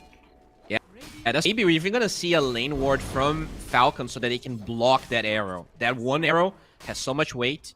And the catapult wave is coming. It's nice that you mentioned this. Do they have a ward on crit? He actually does have one. Do you care so much about the first catapult wave though? Right? The Viper doesn't necessarily want to end this laning stage now. But I feel like no one actually want. Oh, Radon is kind of low. Lost two of his creeps. They're gonna be a that's TP awful. from the Nature's Blood Prophet. grenade. Blood grenade. There's He's gonna dead. be another. Oh, just smacks him out of the map. This is our map. This is our tournament. Falcons, they want this to be their victory. Crit finds himself a perfect target. His wards is probably gonna get taken out, but who cares? Good crit. He has never looked this good compared to this year. This has been his year. First series, he owns the Snapfire. Now the Shaker that no one is bothering to play besides the mid lane. And he just gets a key kill. Oh, Sonic Wave mid. In, and they got him, even with the lasso being used. Oh, Queen of Pain, she likes to do the killing when tied down. So that's gonna be a perfect one for him. Healing Lotus by Mira, going on to Skinner.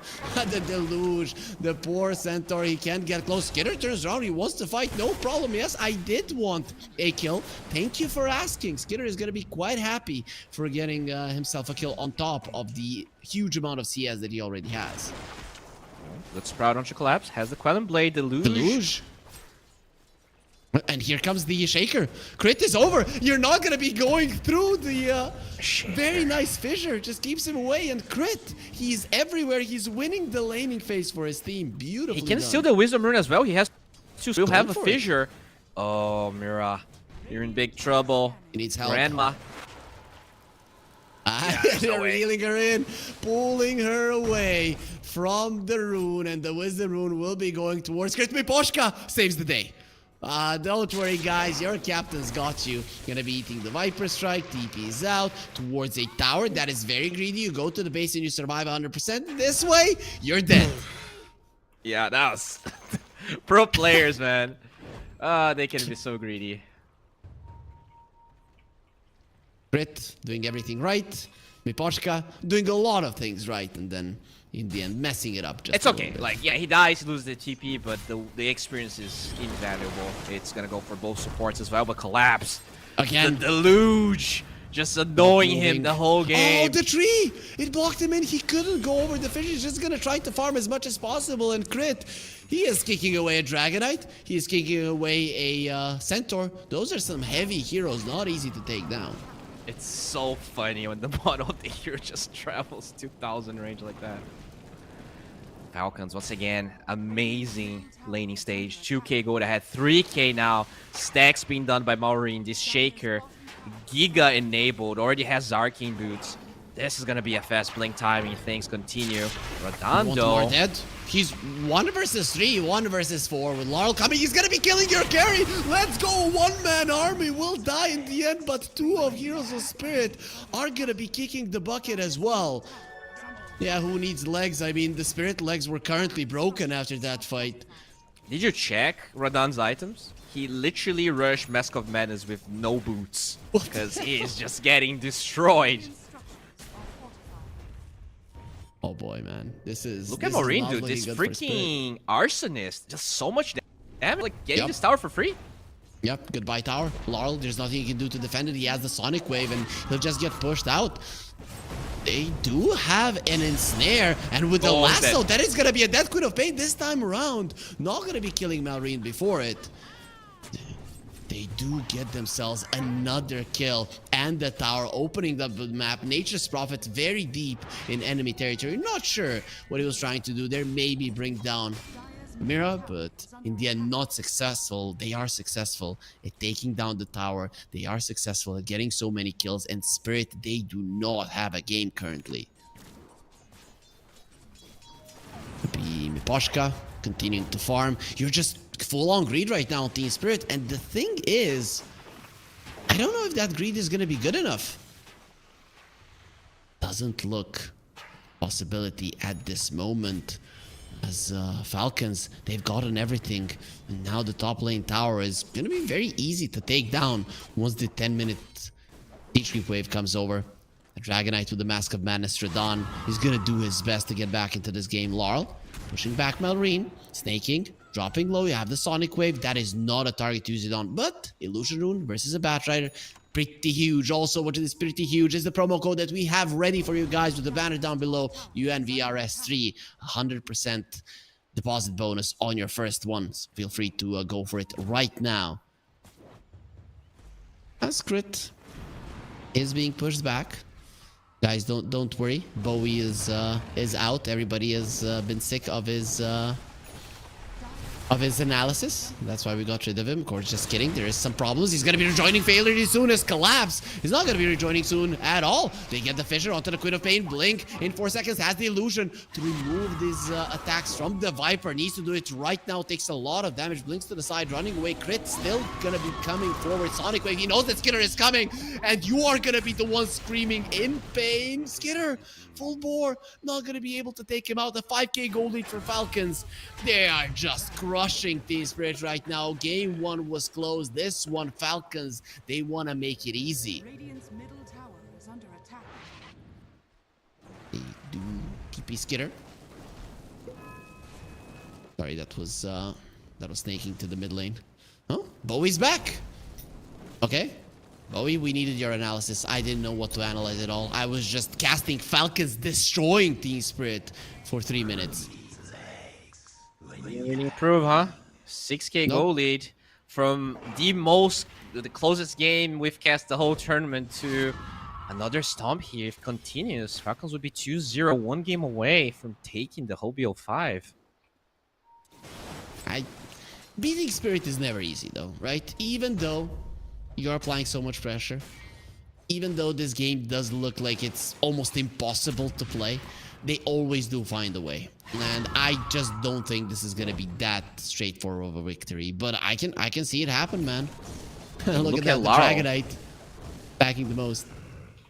Laro is going Atos first item. Not at all the build that we see at the moment. Usually want the Dagon, but they're struggling with lockdown. They're struggling with a lot of things. Look at how they're dodging that illusion so it doesn't get blocked while you're smoked. And Snaking doesn't understand what's going on. Collapse. So poor, man. So poor. He's going Blink, but he's incredibly struggling here. Crit getting close to his own Blink Dagger. If they can find him, that's not a bad kill. We might be able to. Dragon Tail, arrow flying in, double star storm. He's gone. Miposhka gets it. Radan would have loved it. And now you need to run with the Stampede. Super far away. Miposhka jumps out of the Sprout. They're out. Clean. Okay. Clean kill for Team Spirit. Finally. Finally something going for him. Yeah, delaying the Blink's gonna matter a lot. Collapse keeps on farming towards his own Blink. And yeah, it's on Laro to hide your auras on creeps. Okay. Dire's bottom tower is under attack. How? What is he? I guess he knew Amar was hiding bottom because of his mech. I Mac, guess? yep. Miposhka dropping low. He wants to go with the Starstorm. Malrine is in trouble, but they have a sleep and Kokyo to the high ground. That sleep pushed him out. It might have even connected. Well, staking will be arrowed up. Atos into an arrow, into double Starstorm, and another Scream. Team Spirit starting to push back. This is what we wanted to see. Yeah, and you know, he doesn't get the kill, but it's an Arcane Rune, Sonic Wave, so should be fast as all. Atos. If he dies again, this is huge. They get the stun even through the Fissure. He has the Echo Stab. You need to be careful. We'll be getting it off. Another hit. Another Blink. Oh, gonna be flying in. We'll be fine. Mortimer's Kisses. Mira wants to fight him. And the Hoof Stomp. Here's gonna be coming. Collapse finally to fight Blink away. Collapse. He is not tanky at all, even though Centaurs should naturally be. Again, still a victory for Team Spirit. A 3-for-3 is something that you're gonna be very, very happy with. Yeah, experience-wise, Laro loves to be a part of all of that. Radan keeps on enjoying the triangle while all of that happens, and you lose Marine. Well, not at all a bad engagement for Team Spirit. You know, I'm looking at this Dragonite, I'm thinking he's gonna be farming so fast, but the thing is, there's a Nature's Prophet on the other side, and that is a hard hero to catch up to. And I mean, Radan is 0-3, so he is farming pretty fast. It's just that he needs to catch up the 3k gold behind that he was minute 7. That's very true. Is Dragonite now a faster farmer than a Nature's Prophet? I think he farms probably just as fast. I mean, dude, this guy is Sven on steroids, and Sven already uses a lot of juice. Cool, quite a lot. Yeah. You know, yeah. It's like you said, Schwarzenegger on steroids, right? And that is. Oh, Shaker gonna be caught again. Atos into an arrow. Crit, not respecting the kill potential on Spirit. Every single one of their heroes, especially with Laurel and his Atos, can easily get kills. You spoke yesterday that the Gladiator is getting out of hand. Now we see it on Co-op. Exactly, and that's the problem. All of the heroes on Falcons want to be farming, and it ends up being crit Is that Amari has dead? to be there. No, there's Song and a TP on the He catapult. doesn't have a song. It's on cooldown. They're trying to kill him. Collapse gets pushed to the low ground, and they're trying to kill Amari. He's way to tank. He's gonna be using the mech. He's not gonna be hiding it at all. Maybe still with alive. a double edge, you can't kill him. He's spiritual done. At least you will take him out of the skies. But Malrine will still be there to rule them. They have the ensnare and a couple more. As the armlet toggles Radon is hard to kill, but not impossible. Snaking gets a double, and Spirit are wiped off the map. What a mistake going for the Viper. Yeah, I mean, they knew there was no Song. I didn't, but you know, it makes sense. You think you're going to be able to connect, but at the end of the day, you have the teleport of ENP, you have Boots of Travel on the Batrider. Easily, Falcons is able to overnumber Team Spirit, and that's a team wipe. Dude, you know what? Amar again went for a pipe. On one tournament, he said if my team needs a pipe, they can buy it themselves. And in this tournament, he has bought a couple of them already. What have they done to my boy, man? Man, this is not how Amar plays Dota. No, he's a grown man. He's not a boy anymore. Radiant's bottom tower is under attack. Yeah, Well, exactly. Well, you're not happy that you're... I mean, are you those moms that want their kids to be young forever so you can control them?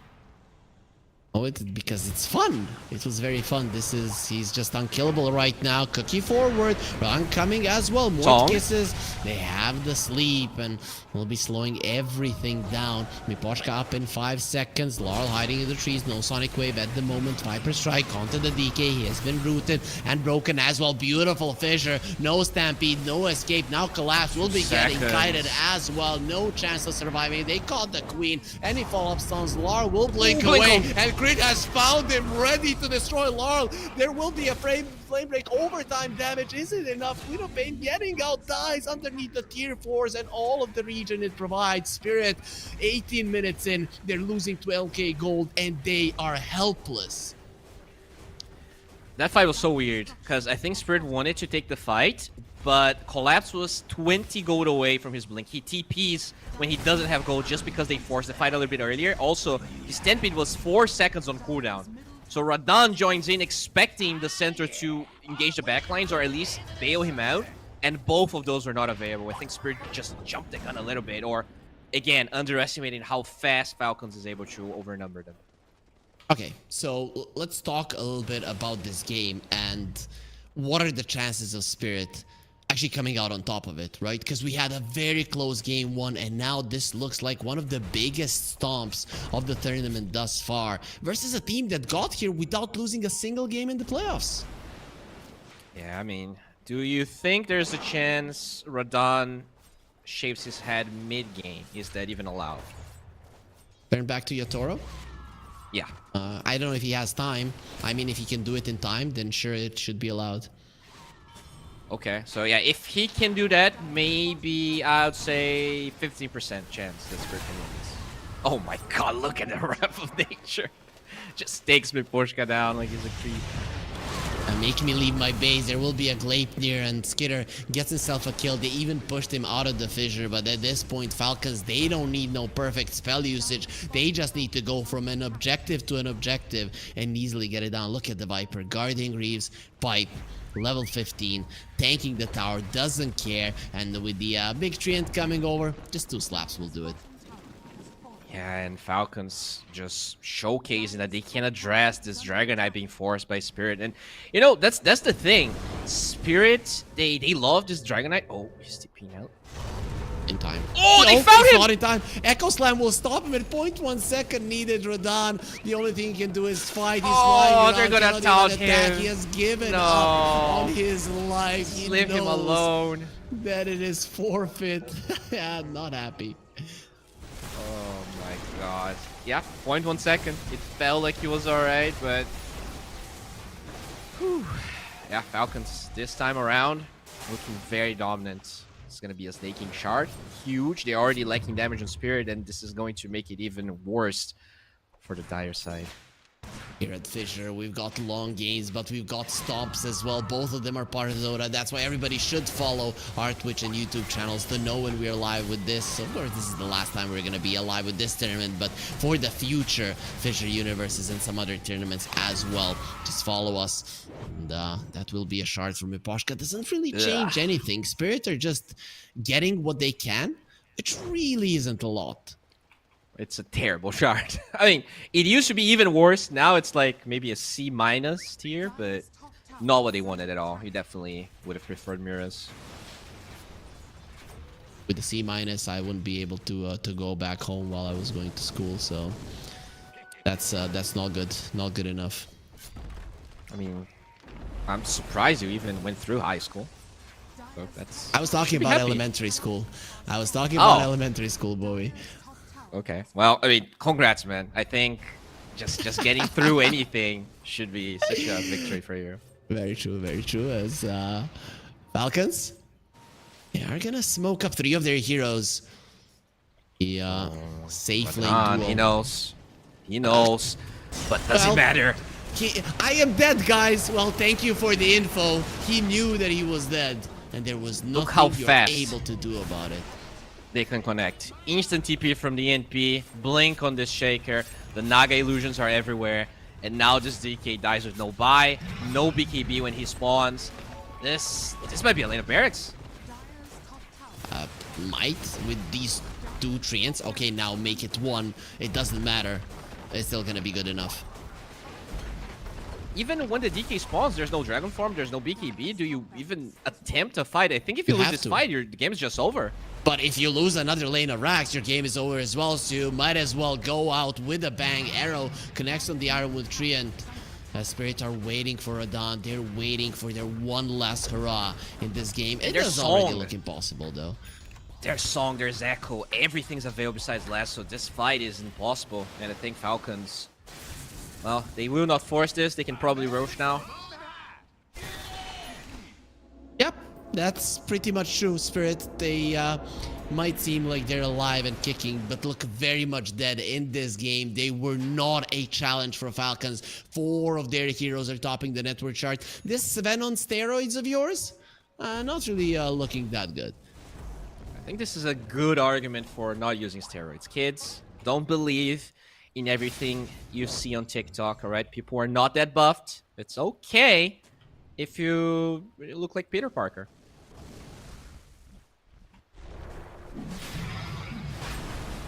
No, you want to look like Ronnie Coleman. That's what you want to do.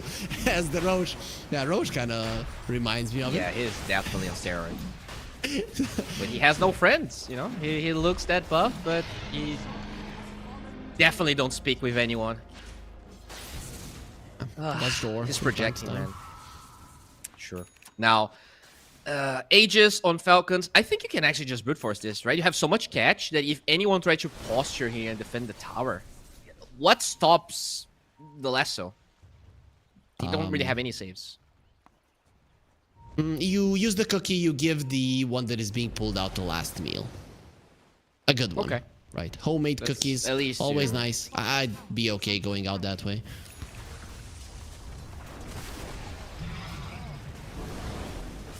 That is a tower pressured. They need to jump. They need to jump, and you have to kill the Naga. But are you gonna find the Naga? And even if you do, Fritz there. Radan has been found. There's the Fissure. Follow-up stun. Pops the BKB. Does absolutely nothing. Nice hoof stomp in the backlines. They found the Naga. They knew what the target is. But the thing is, you don't do damage. Yeah, there's the GG at this point. You are aware of your helplessness. I probably were aware a little bit longer than that. But what an underwhelming, easy game for Falcons here in Game 2. We talked about the late game for Spirit, but we didn't touch upon that much on this early game of Falcons. They didn't allow them to play Dota at all. Yeah, I think this DK attempt proved to be problematic for Spirit. I'm not sure they're gonna go the same route game number 3. You know, this DK, as soon as they saw it, Viper Shaker. If you played mid, you're gonna be destroyed. If you played safe lane, you're gonna be destroyed. And then both of those were not the mid laners. They got the Bat Rider, which they tried to counter with the Quap, but Lau didn't really...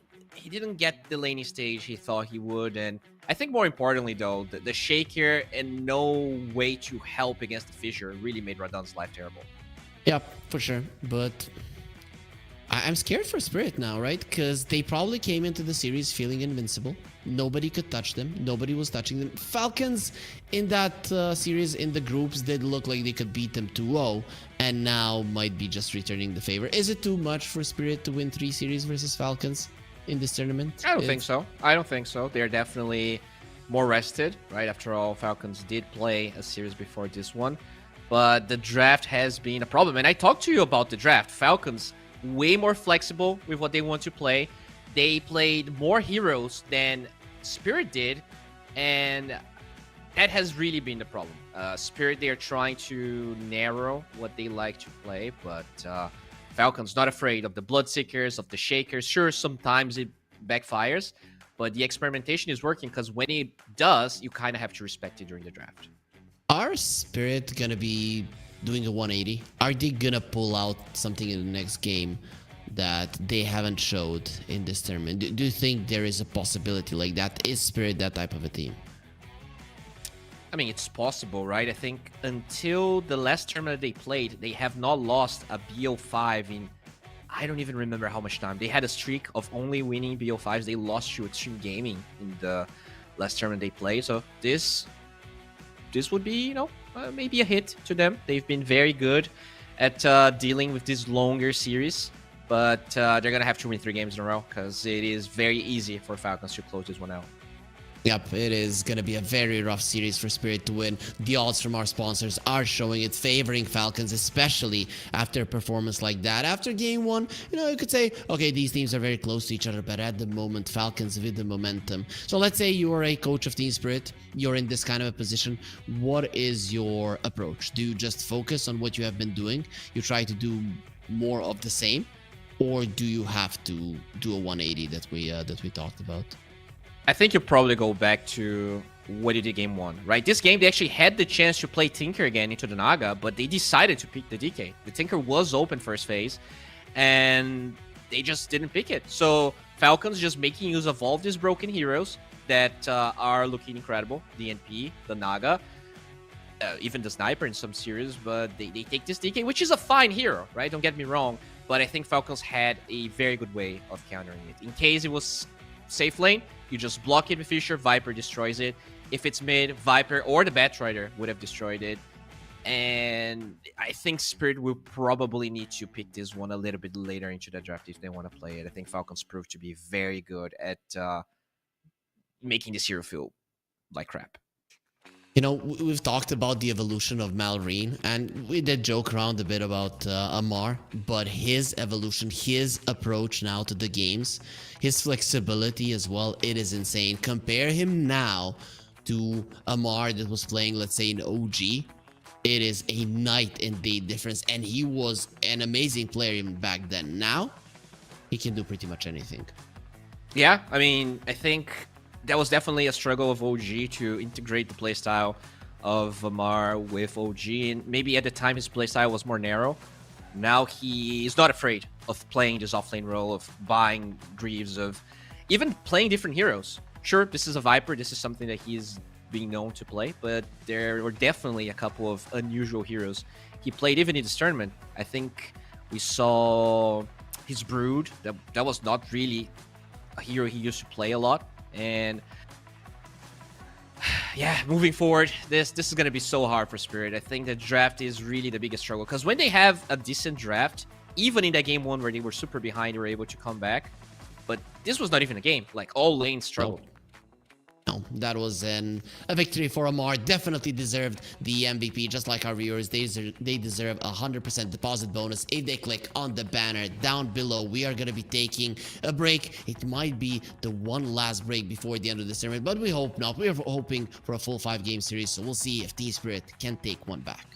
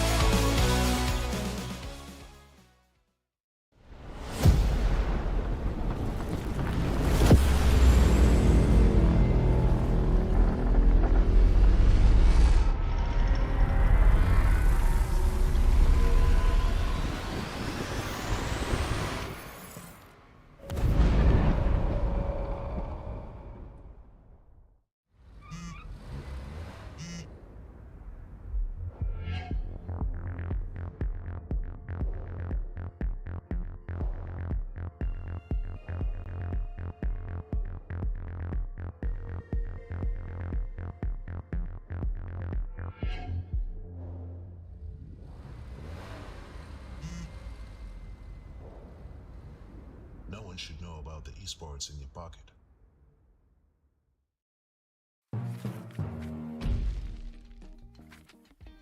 We had a long nail biter, and then we had a stomp. Both of those games ending up in favor of Team Falcons. They're now 2 games ahead here at the FISSURE Universe Episode 3 Grand Finals. Bowie coming into the 3rd game. How good are the chances of Team Spirit, not only for this next game, but also for the series? Some would say very, very slim now. I mean, they have beat Falcons, what, 6 times out of 1 before the series, right? They played 3 series or 2? They definitely had the upper hand against Falcons in this tournament. So they've been doing really well. To me, the problem has been mostly draft related. Even game 1, I thought Falcons had the better draft. Game 2, I think that was even more of a problem because of the lanes. So to me, it's all about lanes. Like game 2, they didn't even get to play, right? Sure, Falcons dominated and everything, but if Team Spirit has decent lanes, they are always able to stabilize. They were able to pretty much, we could even argue in game 1 that Spirit could have taken that one. They forced their hand. It was a pretty long game, and maybe they felt like they were going to take it no matter what. But they didn't have to go for that move. I think the chances are decent. The problem is that they are 2 games behind, right? That is really the problem. Not that Falcons is inherently better than Spirit, at least the way I see it. Okay. That last game, though, the way that they pushed the early game, we're always looking at this late game of Spirit, but I think Falcons have found a way there in the previous game to make it so they don't get to the late game, right? And that is usually the winning recipe versus this team. And also, it's even more impressive that they already beat them once in the late game. To me, Falcons, they have such a huge advantage in this series. It's not only because of the 2-0, but also because they have broken Spirit at their strongest, right? And then they crush them in a way that Spirit doesn't like to get crushed, right? Just early game aggression. So it is going to be hard for Spirit to get back from this. I mean, sure, they're a team that have been through a lot, but Spirit are usually the ones dictating the tempo of the series, not just chasing the team that is ahead. I agree. I think it's not going to be easy, and the chances are on Falcons, obviously. But draft is something they can definitely improve a lot on. Looking at the band, so far they didn't change anything. I think the biggest issue in that game was the DK first phase. So maybe tune that down. Even give Falcons the DK. If they give Falcons the DK, nothing stops Spirit from doing the same thing. They did prove to be able to play Shaker in the offlane. They can also play the Viper on Collapse if necessary. And then you flip the script, right? I don't think that DK has that much value when you have Linas and Omni Knights and Shadow Demons all available. There's like these 15 or 20 heroes in the meta right now that are absurdly stronger than everyone else. And DK might still be in the top 20, but lower down the list than a lot of the other ones. But when you've beaten Falcons with that DK over and over again, how do you force yourself to not play it? I think the Shaker 4 is something that Falcons started doing after that series, and it proved to be very good. That's such a smart way, because you kind of corner all of the lanes the Dragon Knight can go. Usually, they felt like they could get the DK because they can flex it, but yeah, Falcons just found a beautiful way to go around it. As the Morphling first phase ban from Falcons, goddamn. Yeah, for some reason, people have been picking the Morphling into the Shadow Demon, even though throughout eons, right, in the Dota history, Shadow Demon has been considered a very good hero versus the Morphling. What's changed in this matchup? I think it's mostly about not caring. It's a carry that doesn't care about the Demonic Purge, right? Void used to be that answer in the past, but Morphling still very good. I get what you mean. This might be the last time that we are reminding you of the giveaway. It is 2-0 in the best of 5 series, everybody. Exclamation mark 1x give in the chat to find out how to make yourself liable to win one of the Arcanas that we have ready for you throughout this tournament. We had the planes from the 18th to the 20th, from the 21st now to the 25th. We had a tournament. Valve even tried to sabotage us. They're like, this tournament is better than TI. What the hell is happening? Get a patch out, break the game, but it didn't stop us from delivering you the best possible Dota. It would be an underwhelming grand finals with a 3-0 Bowie, but either way, the tournament was amazing, and I wouldn't even be all that mad. So many 60+ minigames. I think we cast a fair amount of those. So I think that was the 4th or 5th one. And yeah, I wouldn't be surprised to see this one going late. Looking at the picks here, SD and Mirana, so kind of a deny pick from Spirit. And also one of those carries that Radan proves to be very good at in case they want to do it. In case they want to play it on him. Yeah, that is true. Dragon Knight gets banned out. Falcon's still scared if this is picked up in the second phase. And, you know, might be the case. If you get it 16-17, then it might look completely different. But when you get it first, then Team Falcons just have so much time to think of how they're going to be dealing with it. Yeah, and then you look at this, there's still Lina, there's still Tinker, there's still a crazy amount of heroes that ups for grabs, and only 2 bans left. They're gonna take the Pingo away. Interesting. I didn't even think Laro had that good of a performance, but they will take it out. It was annoying, right? It was a hero that lost the mid lane, that wasn't having that much of a net worth, right? He was at the bottom of all the cores and still surviving through the fights and creating so much chaos. Right? Plus, it is a flex pick between Laurel and Collapse, so it can be quite disruptive. And Team Spirits are this type of team that if the fight separates, their communication is so good that they don't mind that they're at completely different sides of the fight. So I think that's why you just make sure you don't play versus something like that. So do you ban Wind Ranger here, right? Because the Shadow Demon is there to enable the Wind Ranger from being picked up. There's no Wench anymore, so the easy dispels besides Oracle are all taken out. I guess Crit does play the Shadow Demon as well, because I would hate a safe lane Wind Ranger with a Shadow Demon. Just feels like a lane that you can dive on quite aggressively. You rotate the mid laner, you send a support through the Twin Gate, and they just both die. So I guess with Crit being able to play it, yeah, get rid of the Wind Ranger. You're not picking it up yourself. That's comfort for Falcons, and they're not afraid to pick it early when Shadow Demon's in their hands. I think their win rate with Shadow Demon Wind Ranger might be pretty much 100%. Yeah, there you go. We gotta take it out. There's no way. Yep, you are not crazy, right? And there's no space for the copy pasta, right? You give them the Shadow Demon and the Wind Ranger, and then you ban it next game because you're not dumb. Well, here if you give it to them, it's already over. So you're not gonna have a chance to redeem yourself. They picked the Shaker this time. Okay, but Lina is still available for Falcons. Nothing stops them from going with some melee position 5 plus Lina. I guess Sven Clockwork Lina. It just one. Looks perfect, right? With the Shaker in the pool. Yeah, definitely not bad. 5 seconds remaining. Yeah, I don't see why he would pick anything else. I guess snaking that. How much does he love playing this Clockwork? I'm not seeing a lot of pubs that he goes for. I mean, Shaker hates the hero. Yes, that's the case. But Skidder loves the Lina. Okay, maybe a Kunkka. Interesting. I think Falcons... Let me check if they played Kunkka this tournament. They played one game on Amar. So... Yep. That's interesting. Probably going to be his hero then.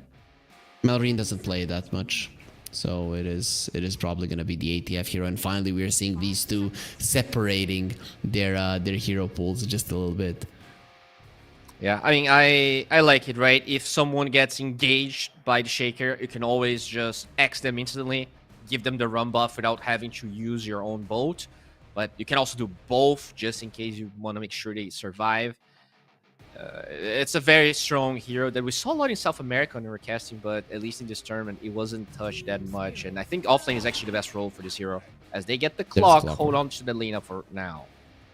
Yeah, if you're Team Spirit, you're not picking Alina into these three, right? It just doesn't make that much sense. The Demonic Purge annoys you so much. Alina is a ranged hero, but still can be kited because you have no mobility spells. Clockwork is so good versus you, and then again, so is the boat. You like to burst people down. You like to stand there, and when you get the chance to just demolish somebody, and the run buff just doesn't allow you to do that. And the Kunkka destroys Mirana. That is the one, like, Mirana was really good this tournament because he didn't care about Primal Beast. He didn't care about this run-at-you type offlaners. But against the Kunkka, it is not easy. So they picked this Tusk. I guess this is going to be the save, and they still might want to play carry Mirana as long as the Tusk can be helping against the X marks the spot. This is very good, right? It's probably the best save to a Kunkka Yeah. in the Even the game, cogs. right? Yeah, it just comes so easy and natural. You come close to the X, you use the snowball to wherever, and then once all of the spells are out, you just pull somebody into it. It's very easy, it's very straightforward, hard to counter. Oh, okay. So you want to That a fight in core one sniper? area? That sniper is going to be annoying. I think they played one game on Laurel, if I'm not mistaken. So this could be I think so. their flex to 2 and 4, right? The Shaker and Sniper flexing here, depending Yep. on if you want to play a melee hero, Shaker's going to destroy it. If you're not going to play anything else, Sniper's going to destroy it. Yeah, Sniper is so good in the laning phase. And you look at the Shaker, Mirana, Tusk, you're not going to be picking something like a Storm. You're not going to be picking a Puck. It's way too dangerous. This might just be a core Sniper with very, very limited counters to him. I love it. It's very smart what Spirit did here. A much better draft already. And they have 24. So Falcon's 18 pick has to count for a lot. Could be Skeeter's hero, and it will be that Lina. I think Spirit this time around, they might have gotten the better end of the trade, right? With the Sniper versus Alina. Lina hates being outranged. Exactly. She is very mobile, and there is a lot of gap close with the clock, but we saw that concussive grenade being so annoying. We have the Tusk saves, and it's gonna be a sniper with solar flare, bro. That is obnoxious as hell. Yeah, be it a support or a core sniper, we have seen so many support snipers transition into the core role, right? You get some carry items later on. Gleipnir, I know, Bowie, you're hating on the item, but it's just so damn good. It's really good. It's really good. I've seen, like, when you have Mirana, you can definitely transition as a, let's say, core with position for a sniper. So they probably need an offlaner for Spirit, and Falcons needs a mid laner slash off, but probably mid. Probably mid later. So, what do you need for Spirit? Oh, Enigma would be good. Only the hook shot to cancel it. Your Spirit, you ban out the Timber, right? It hasn't been touched in this game, and it would be a perfect one for Malrine. So I would assume you get rid of that one. Yeah. I love it that they banned the Naga in the first phase. We didn't talk about it. It's a very scary hero to pick early, and then you can take away the Timber. 5 seconds remaining. You Especially take away the because- Timber and the Primal. No, Primal would be get crushed by the Shaker. No, you get rid of the Bat. I think you don't ban Primal, because you still have 23 anyways.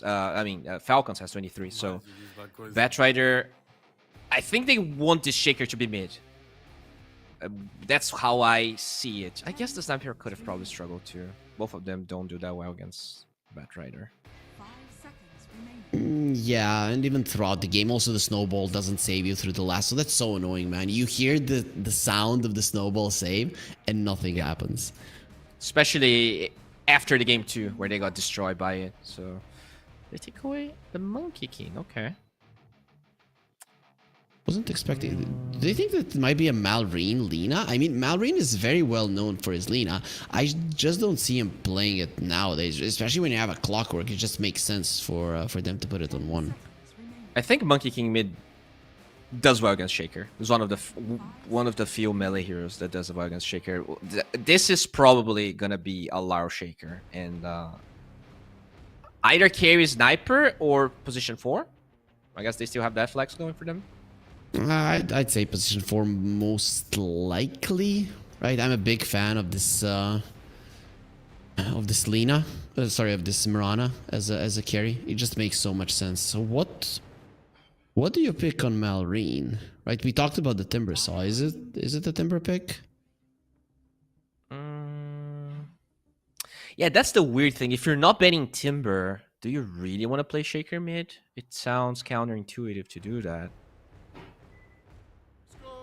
Did they forget about the Timber? I don't think you forget about Marin Timber.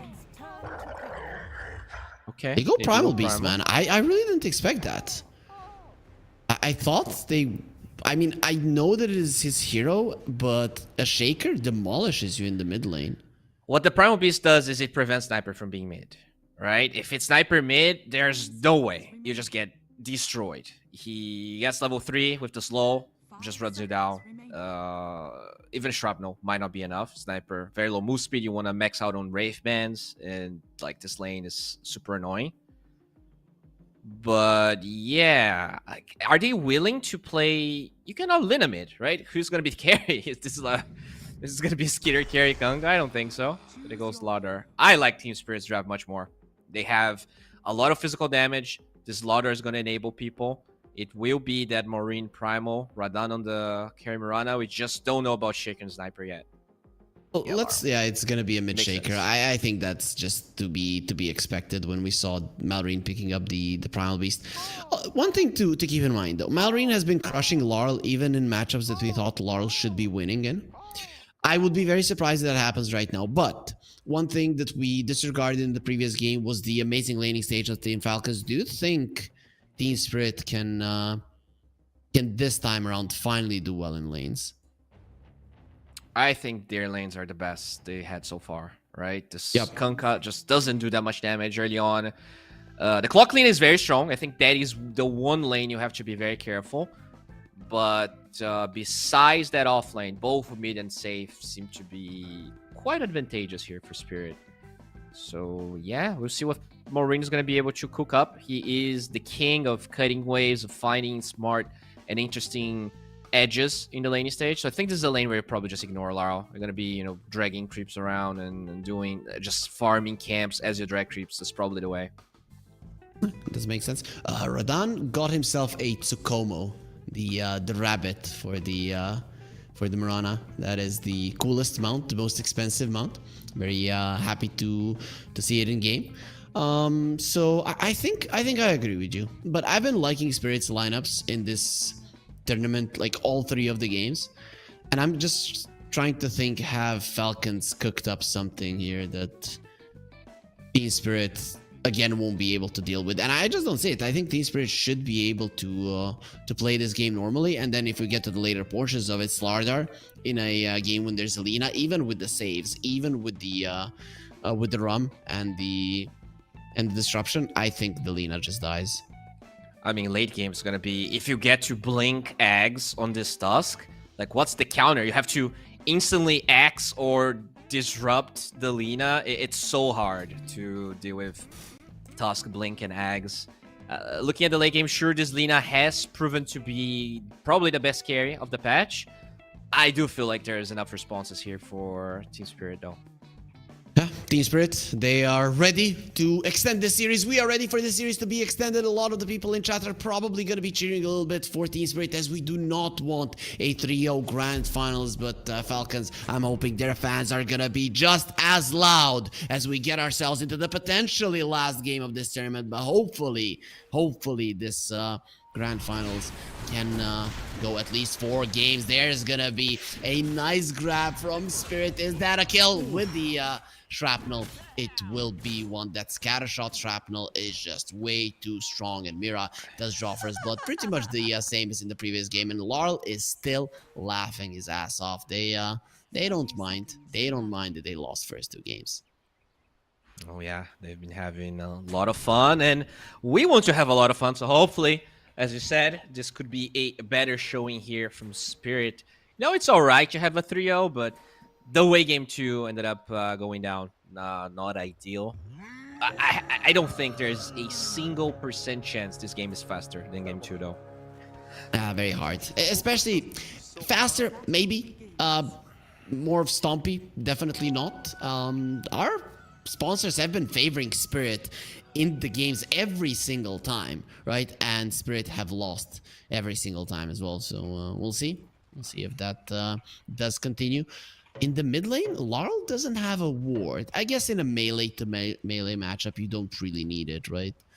No, you don't want it actually, because it allows the enemy team to drag creeps, because the creeps will have vision when they're in the middle of the lane, and that's definitely what the Primal wants to do. He wants to be away from this Shaker. Ah, that's such a cool point. This is why I like having a mid laner here with me. Thank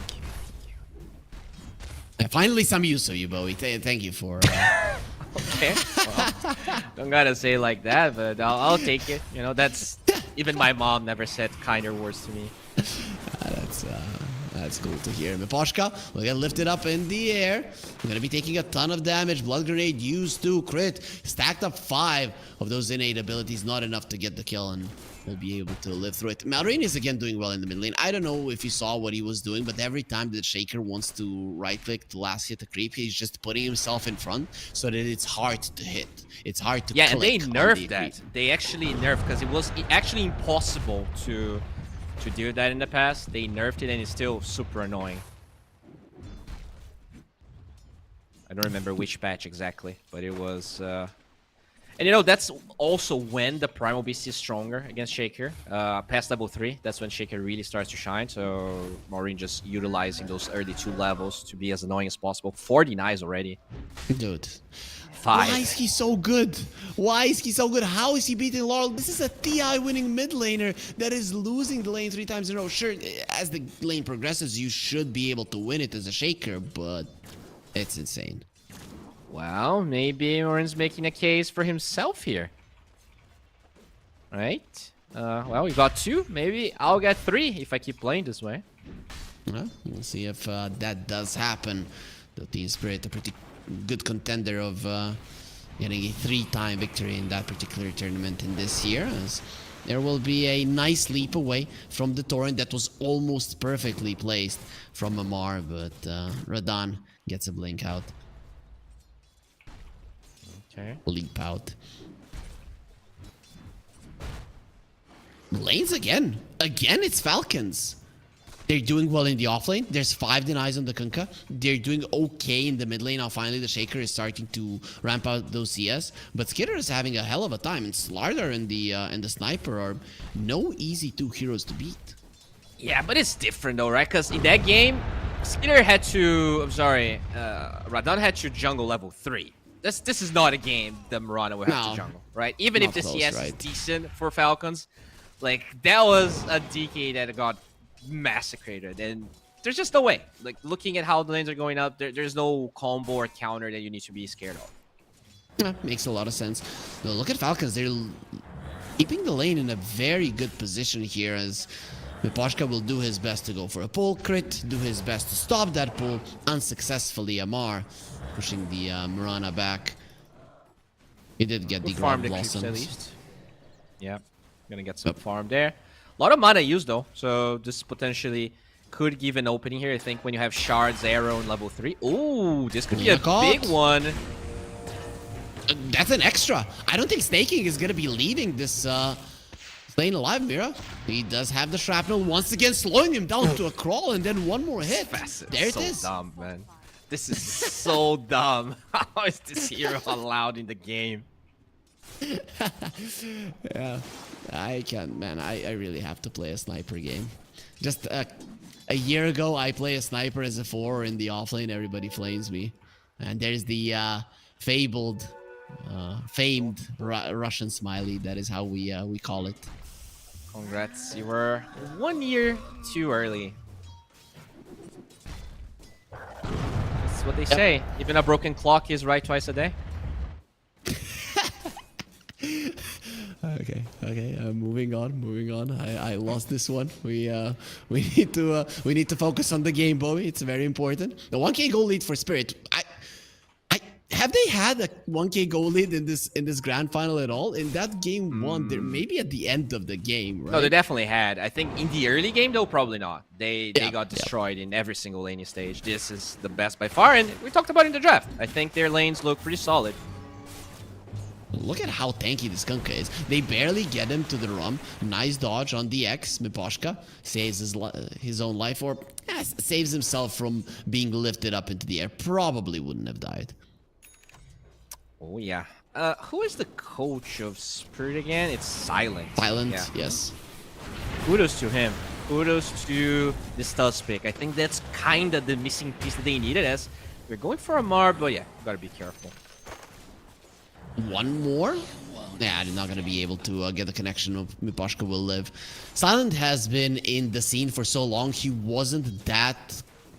I was about to say not that great as a player. He was a pretty decent player. But when you have been in Dota for like 15 years in competitive Dota, that is a huge deal. And I think he was a pro even back in Dota 1 days. Yeah, I think the biggest problem that they were struggling was how to pick this Mirana early and still keep it as a core when there's so many good responses from Falcons, and the Tusk really was that answer, as Marine will grab himself a rune.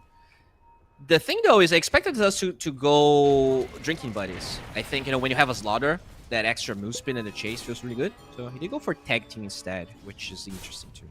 You have the solar flare and you want everybody to be attacking, right? You don't want to be buffing just one hero. I think that's why he is going for it. You have the solar flare, everybody will have a billion attack speed, and you can just work with multiple heroes. It just makes a lot of sense. Yes, but I think there's so much burst on Falcons that you might not be able to, past minute 20. You're not using tag team as much, but if they're ahead, it could be useful. Plus, it's another roach taking tool, I guess, especially with the Corrosive Haze on top. Yeah, we'll see. Maybe it actually prevents them from having to use Solar Flare to get Roshan, which is great, right? You have Corrosive Haze on top of it. Look at me, Poshka. He's gonna be looking at this one thinking, oh, I'm getting the rune. There's nobody here. Oh! Now I'm dead. He's here. Goes for a snowball. Doesn't look very much dead, especially if they rotate another hero. But it will take some time. I don't think Malrine What if is he too shards happy about himself to the low ground here?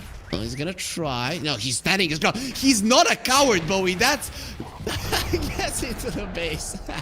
Not to the low ground, but pushes over the defender's gate. How dare you get it alive. Get the courier! home. Get the courier! He didn't get it. Collapse on the other side of the map. Snaking almost dead. Will be taken down by Mira. Collapse does live through it all. Mira, I don't think he's going to be as lucky, but that does make it a 1-for-1 on the top lane. And some of the time wasted of the Primal Beast on the bottom there. Was that kill worth it for a Primal? I don't think so. Yeah, I mean, at least he secured the Wisdom Rune, right? But at the end of the day, net worth-wise, Laurel having a really good game. Already 100 gold away from his Blink. Runes, though, spawning, and the clock is here, but the sniper is late. Yep. They don't secure the rune. Onslaught. Back into the lane. Snaking will have to get that shield rune. It's enough to allow him to live at least. Really nice from Maureen. Definitely worth it here as Spirit. So, are you happy with this lane development? Spirit did win the laning stage, obviously, but is this good enough? Or should they have one more? I think that's fine. I think even if they have lost the laning stage a little bit, I don't think it's necessarily bad. They have lots of responses for this Lina as good boats. Save though. This Tusk is so good this game, man. It's absurd how good this pick is. I'm even surprised that Amar went for the boat. I don't think it was necessary there. You know what's gonna happen. Yeah, I agree. Maybe he wanted to force a TP or something, but definitely didn't happen. This Shaker is all about farming his Blink, which should be done in like 2 minutes if he doesn't die.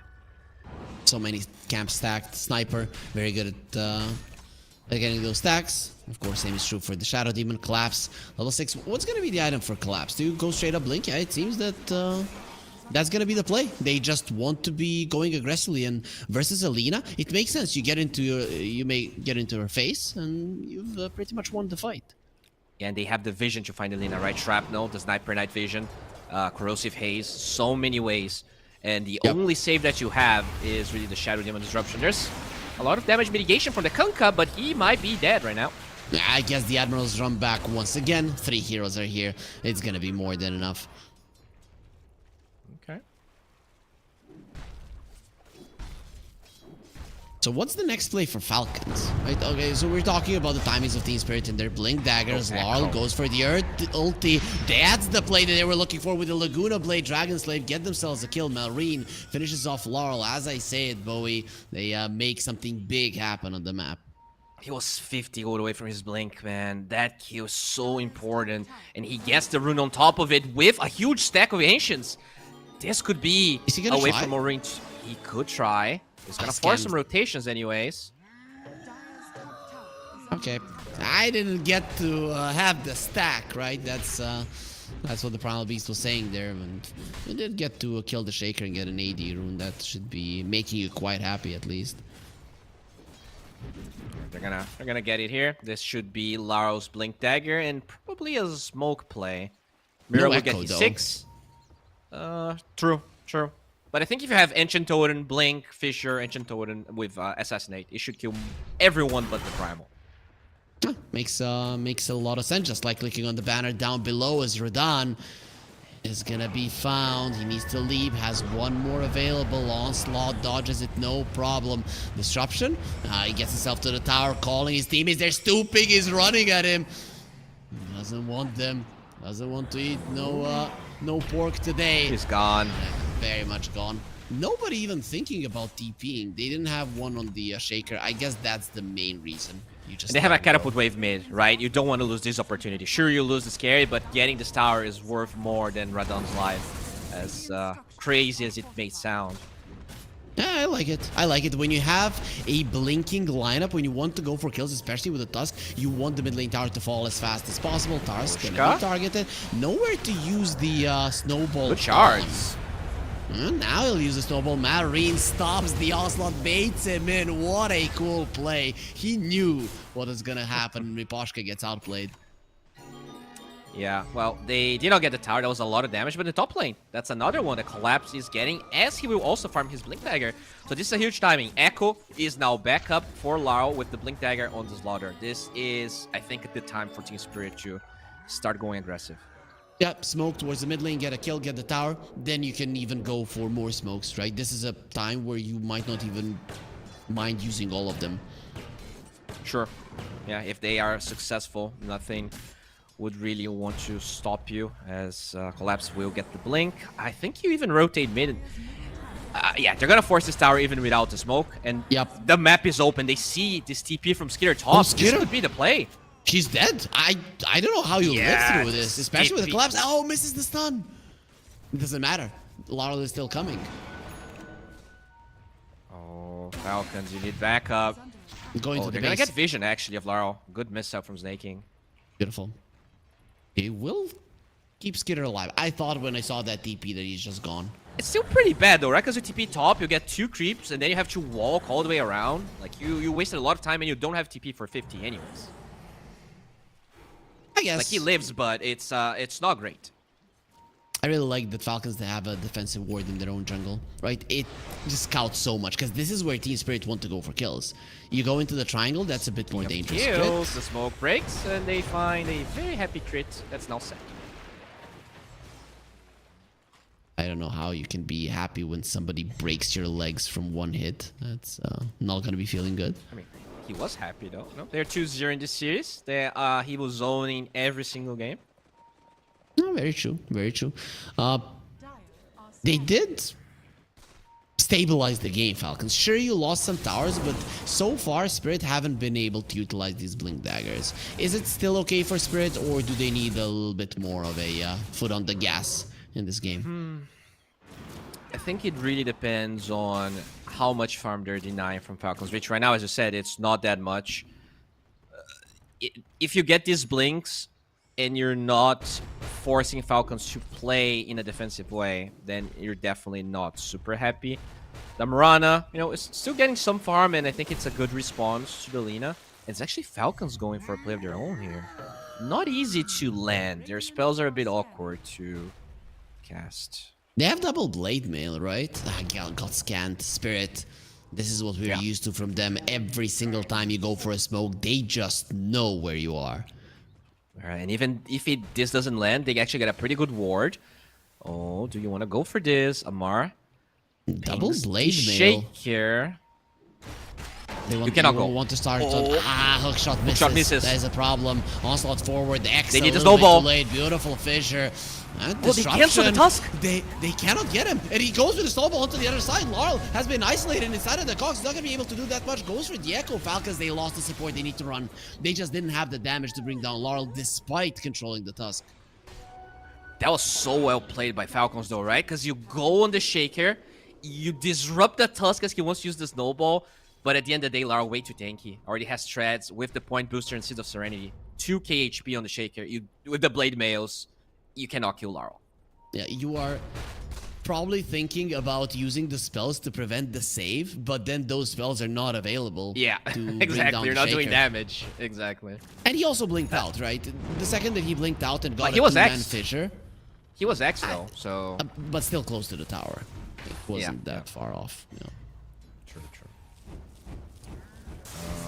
Run doing okay. Pretty much the same level farm as Skitter, which is rare. This Mirana hero farms a little bit slower than the Lina.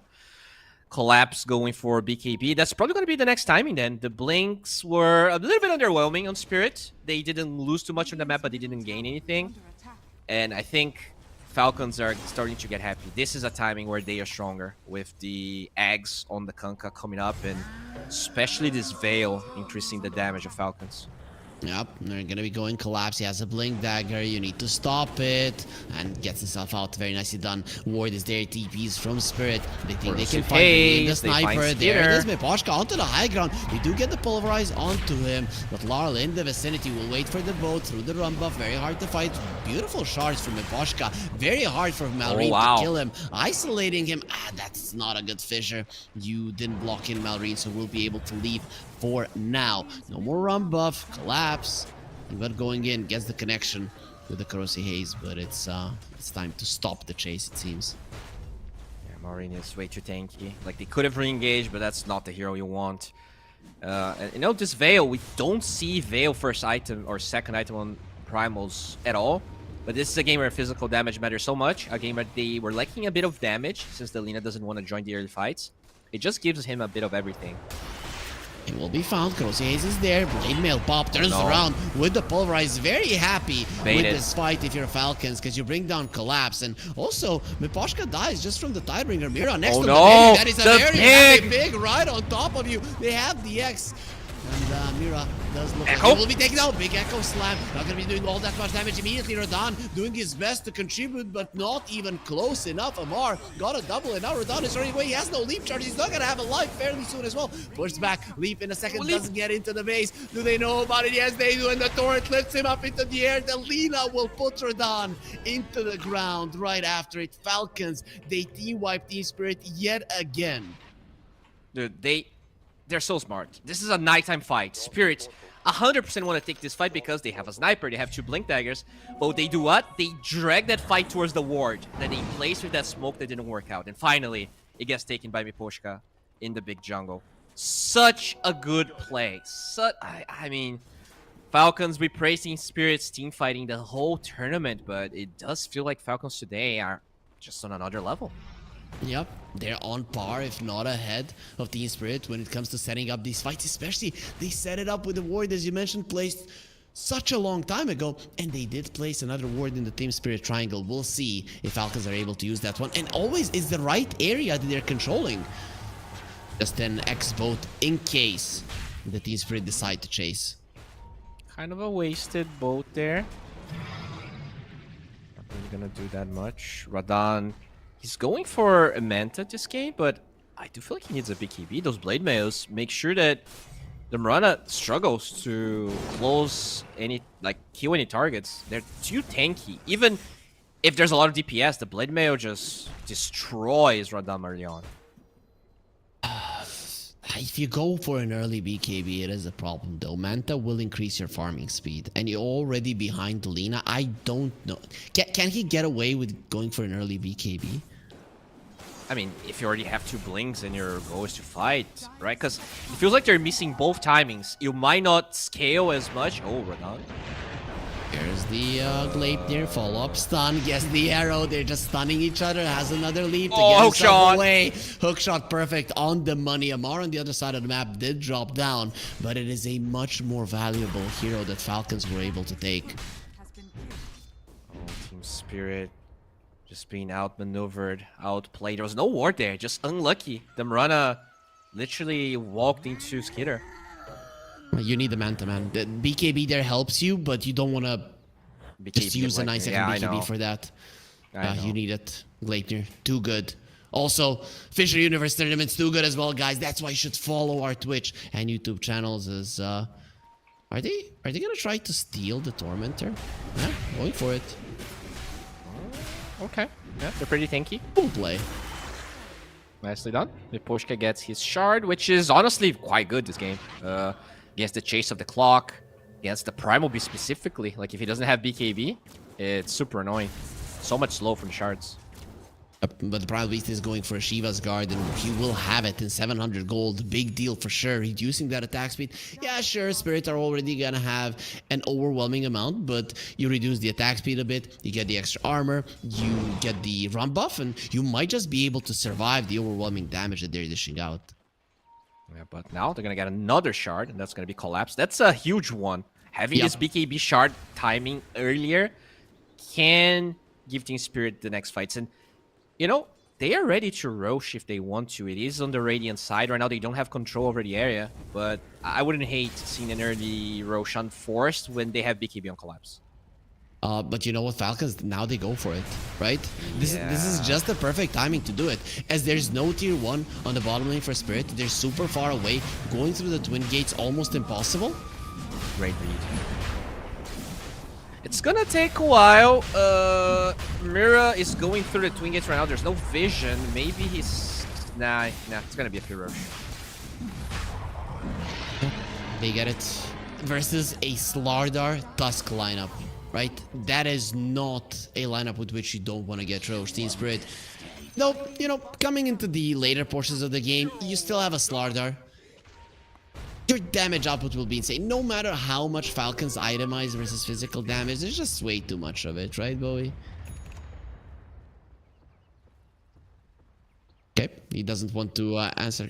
He doesn't want to answer my question. Bowie's mad at me. Just kidding. We'll be back in a second. Then it's when we'll be asking him once again. Spirit are 2k gold ahead. They utilize this Roche taking of Falcons to get themselves a lot of farm. If there's one thing that Team Spirit were always better than all of the other teams in the world, it was utilizing that 30-40 seconds of time where the enemies are getting the Roche to push their advantage, to shove out the waves. And now Falcons, you are maybe gonna push that bottom tower, but gonna be losing quite a lot of farm on the other two lanes. Yeah, but it's Alina, right? It does it so fast with the Solar Crest on top of it. I think that's the move. You want to take farm away. Spirit, even though they have this timings coming up, the BKB on Collapse that just got finished, you don't want to use it now. So Wave got Spirit cut. will need to wait a little bit. Yeah, good job. Oh, there is one creep that, two creeps that went through. They even glyphed it. Okay, the glyph is maybe overdoing it, but it's gonna be a tower nonetheless. Oh, got killed! Oh, before he reached there! Yep. Oh, Laro. Oh, that's so good. That is like 2 minutes wasted for Falcons, and even glyph as Mira wasted hookshot as well. Very nicely done. He's trying to run away. Skitter. He Rocket Flare slows him down for the Gleipnir. Doesn't have the shard, but you cannot use it when the Gleipnir is up. That's so dumb, right? Why wouldn't you be able to use it? Just put it so that it doesn't push you back. Because Gleipnir is the best item in the world. Everyone buys it. Yeah, I don't know. It should definitely be allowed. At least be able to disarm her, right? Stay in place. Nobody cares. Exactly. And now Lara will also have his BKB. Sometimes it's scary to go eggs shaker into a flock, but it does ramp up his farm quite a bit. He's significantly ahead of the Primal Beast. And if you get this BKB timing, sure, you're gonna lose some tier 2s. It could still be a good fight for the Spirit.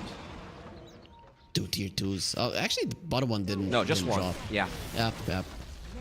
They still have the Aegis for another 2.5 minutes, right? And Glyph on Spirit, you don't want to be using it for a second tier 2. The Falcons, if they really want to, they could go for it. Yeah, I think what you do is you fight once Laro has his BKB. It should be like the ending of the Aegis. Ideally, you want to ignore Skitter. The problem is, Lina is so hard to ignore. You might actually have to brute force. Look at the setup of Spirit on the bottom lane, right? Radan is there. And if you control these side lanes, you might just be able to get kills. They have a ward next to the enemy tier 1. I wouldn't be surprised if Falcons give a hero over on the bottom lane. Maybe crit. He Radan is went alone. He away. actually gets pinged out. Yeah, they're going. Here comes Miposhka. Only okay, so they have a shaker there. Yeah, he's It gonna did bounce. expire. Oh, Gets the instant disruption TP. off. No walrus punch. It's time to run. I don't think Miposhka is getting out of this one alive. The hook shot. Oh my blocked God. With the fissure. Miposhka still surviving. Not for long. There's just so many slows. You get the bullwhip. They're not gonna disengage. Mirror's too slow. Run. Okay. He showed Oh, himself. it's fine. I don't think they saw the concussive shot. Yeah, it's nighttime. Sniper has the advantage. Oh, that ward though. That ward close to Deep tier vision.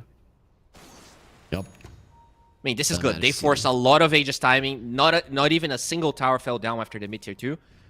Radando will be spotted Has a his Manta. courier. With the Manta is fine, but doesn't have a TP. If the courier dies, he's kind of dead. Oh, they found Oh, a the Mar Manta. here. He's dodging them. He outplayed them so much, and now he's going to be turning around onto the Shadow Demon. Oh no, they killed my illusion. What Mid the lane hell as well. am I going to do? But he still gets caught by the Gleipnir. Might turn around onto Skitter. Has the TP out. Another Gleipnir might be coming out Amar's dead. soon. Lara losing his life, and Radan could be next on the menu. In this fight, however, Collapse gonna be turning it around with a lot of the minus armor coming into play. Finally, the leap out from Radan. He has outplayed the 2 players of Falcons. It will be Crit and Skitter who don't know what's left, what's right after Radan is done with them. Heard this Radon guy's pretty good. Yep. That, I mean, as all of that was happening, they were able to find Amar, and a different fight started in the mid lane. Sure, you lose your Shaker, but yeah, Aegis duration, totally wasted. 4k goal lead for Spirit in the BKB is now done on Laro. I think this is the biggest time Spirit had in a while. Yep, and with Radan surviving there, if he died, the game wouldn't have been looking that great for Spirit. Now it looks perfect. Murana also going towards the BKB, looks like. Either that or Lincoln's. Both are so good. The Kunkka is a big problem for sure. He also got a shard now and is approaching level 20. This Lina is no joke. This Murana is no joke. Lina, only level 17. He's ahead of the Murana in farm, but not in levels. Looking for a pick-off. No. Okay, there is dust available from Miposhka if the smoke breaks. Team Spirit are in a smoke, but Look at under Falcon's a wards, ward. though. There's a huge Falcon's Yep. ward. Once the smoke breaks, you're gonna know exactly what's happening. Collapse gets vision. Spotted Collapse, but he also got vision of the Kunkka. That's a huge one, and that ward will be expiring fairly soon, Bowie. Actually, it will be there for another minute. Long enough for Falcons to utilize it. Long enough. That's what she said. So, Collapse. Still holding the area here. Now, Miposhka under vision, too. I mean, this is a hard fight for Falcons. Instead, they're gonna Yep. get the Wisdom Rune on the left side. That's good. Look I at the mean- deep vision. Another ward Yep. on the left entrance and one in the triangle. that ward is gonna help them to fight for the Tormentor once it's up, right? And there is gonna be a lot of fight around that top area. That is gonna be a part of the map that is not Roche, where Team Spirit might decide to fight. Man, Falcons and they're already are set up just there. insane. Dire's bottom tower is under attack. Oh, Team Spirit are Spirit. coming to fight, though. I don't This care. could be such a big problem. They're gonna smoke. They do have the glyph to buy some time. If they find Skitter, this could be Only 2 huge. hero smokes. There's the scan. They know exactly what's going on. Falcons are ready. That's the only angle. That's the only angle they could use. It's actually Echo Slam. Oh my god! He used to be there. He's not going to be there any longer. Laurel with his damage. They found Amar disruption. Even alive Malrine going for a TP out. He understands that his team is dead. Amar going to be using the boat. Some of those cannonballs flying through, drenching all of his sorrows for his fallen comrades in his rum. But he will be joining them fairly soon. They were aware, but dude, that's the thing. When you have this ladder, the burst damage to Lina is too hard. Even if you have a lot of these debuffs and saves, it's just not fast enough to help the Lina out. Falcons, they predicted everything, but they didn't put a sentry next to that ward. If they did, completely different story. Because Spirit, they put a ward in a sentry and they saw the Lina. And Falcons, you knew about But they were smoked, everything right? there. That smoke didn't break when they went through that ward. I think he was dead anyways. If you can jump with the Shaker and the Slaughter, unless crit is 100% ready, you're not saving the Lina. He has a pike, man, right? I think you see that ward and you instantly pike away, right? There's no doubt about that because they placed the ward, then they jumped him. Sure, I get what you mean. It would have been a hard thing to deal with. Like, they were smoked. If you blink Echo, you're not gonna pike. Very true. It's, I don't know. To me, that Lina was dead. And that is just a draft perk that Team Spirit got for themselves. Like, these early Linas have been very successful, but at least from the drafts I've seen in this tournament, this has to be one of the better ones. And that's the thing. This Lina, you pick it super early. You have to somehow draft 3 heroes to counter it, and it's still really hard. But finally, Spirit, 11k gold ahead. Roche on their palms, and I don't think Falcon's going to be fast enough to do anything about it. Okay, there used to be a Roche there. Took them a second and a half to kill it. The power of the tag team plus the Crozy Haze coming into play. Spirit, they Solar really Flare. get back a punch. It's so much damage. It's crazy. Oh boy, that was one poor Roshan. He's supposed to be this big boss. Okay, so tier 2 tower under assault. They're gonna steal the Tormentor as well. Falcons are gonna try and mimic the same play, but I feel like the physical damage of Spirit is just on a different level. Did he want to poke high ground? It's hard when both of the other lanes are pushing in, right? Yeah, you have the ages. You have to force them back. You cannot allow them to do the same to you. Well, actually, they got forced back. Okay. I guess those early towers from Falcons are now coming into play. Radal's BKB was flying. I think he felt like the BKB would take too long to travel if a fight gets forced, so he gets the BKB anyways. Sometimes, you know, you get dragged into a fight when your item is literally 20 seconds away. That can be game losing.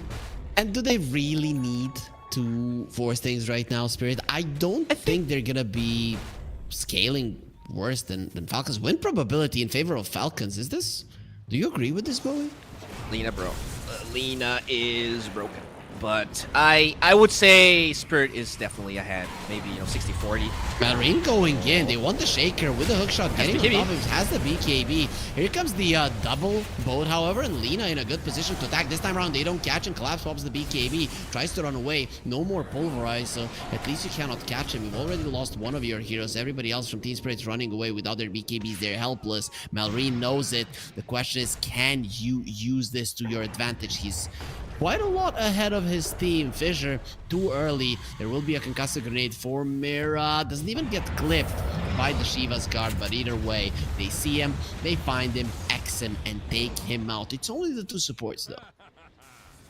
I mean, it's pretty bad. You have these ages, you waste so much time. Falcons still get 2 kills. And that's the thing. When the Lina gets to BKB hit the Mirana, like, you need the Blink Echo and the Slaughter on top of the Lina instantly, or else the Mirana cannot stand her ground. That's Lina the has no problem. BKB, though, right? Look at Skitter. He is thinking... I guess if you get echoed... I don't know, man. With the Shadow Demon, I would think a BKB would be a good investment. I don't think it's a bad item for sure. It's just that if Falcons is taking the fights on their terms, the Lina should be able to survive without a BKB. But, that one smoke, I think, could probably put some fear on you. We'll see if Spirit's going to be able to land more. Because in general, Falcons are very good at avoiding good hooks. Nice. Beautiful. Right, they don't stop it. Malrine, they waited for his Arrow? Captain Well, Arrow. that's a connect bait. on Malrine. That's a bait for sure. There's no way he didn't saw that arrow. It's a daytime with the ward. He wants to force Spirit. Collapse, he broke his smoke. He's not going to be inside of it. Radon is the one leading the charge with the Aegis BKB. He can't do it, and Falcons are out. Not in a good position no longer. If they find this Lina, that Oh, has the been X? the Bane. Is that the hero you want, though? I don't Yeah, think he that's does a have hero. all of the auras.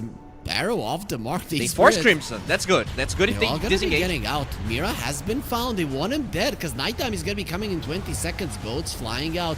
It's only those cannonballs that are connecting. Has the BKB still taking a lot of damage. There is a Daedalus on this leader, but it has been found by Collapse. Finally, they just turn around marking him. Here comes the snowball. Punch him in the face, and that is gonna be Alina going down. Finally, turning the fight around in a good way. Rodan, he might lose his Aegis crit, pushing Collapse back, but will be caught by a fissure and taken out easily as well. Rodan gets himself on the high ground, doesn't have the leap charges. Beautiful crush, hundreds of them marking them quite nicely. Walrus punch to connect with the damage. It's the guy that it started on, and he doesn't have his auras or his drum any longer. Amar will be going down, leaving Malrine all on his lonesome. Gets arrow. This time around, it's not a bait. It is a 5-second arrow that will make sure you stay in place until you are dead. Spirit, they fight a long fight, but they come out ahead. Perfect fight. They force the Crimson Guard to disengage. Sure, the sniper gets destroyed in the meanwhile, but once the Crimson Guard is down, once the run buff is ending, they re-engage. They also found crit in the backlines. The Shaker was very patient with the Echo. And once the Shadow Demon is down, you can just BKB run at the lane, and that's what Collapse did, and they just overpower. That's going to be probably at least one lane. 40 seconds on Maureen. You can force the glyph from bottom maybe if you feel confident. They will decide against it. I guess they don't know about the lack of buyback, right? There's a demonic cleanse on the Shadow Demon. He used it on the Lina in the previous fight. That's why, it feels weird to say, but that's why Skitter survived so long. He would have been one-shotted. Yeah, that's so much damage. And, I mean, you have all of the Crimson Guard debuffs and the bolt alongside everything, but the Lina is still very squishy against all that physical damage. See, Mira, concussive grenades to run away, snaking with a beautiful hook shot, no force staff. You do have Guardian Greaves and 13-1 charges, great healing Lotus as well. You just accept your defeat. Okay. Still, Spirit, really good spot. Despite the 15k goal lead, all Gaimin is giving them is 73%. But, you know, that's the Lina effect right there. Lina and Shadow Demon in the same team. These two heroes haven't really been losing all that many games. Spirit might have found a way to beat them. You know, a bit of a different approach to the draft than what we have seen from them in this tournament, and it was needed. It was needed. They needed a switch up. This is working out fine for now. Yeah, and I think that's one aspect that we touched upon, maybe not even in this series, but Falcons, they seem to be willing, let's say, to play these new meta heroes a bit more than Spirit. So Spirit really trying to focus on other heroes that have not been that popular. And winning this could be a breath of fresh air for them. Because if you start to deal with all of these meta picks and you find a way, at least different from other teams, to beat it, it does give you some leverage in the draft, which they need. I feel like Falcons drafts have been better on average. So, Spirit, they do have a Nullifier on the Slaughter and a Lincoln Sphere on their two other cores. So they're going to be a lot stronger than they were in the previous fight. I don't see Falcons getting that big of an item. Heart on the Primal Beast is nice that he'll get soon, but I don't see it as a game-changing one. That attempt was so good with the Uceptor. But, yeah, maybe it's not game-changing, but, like, what else? What else would you go for?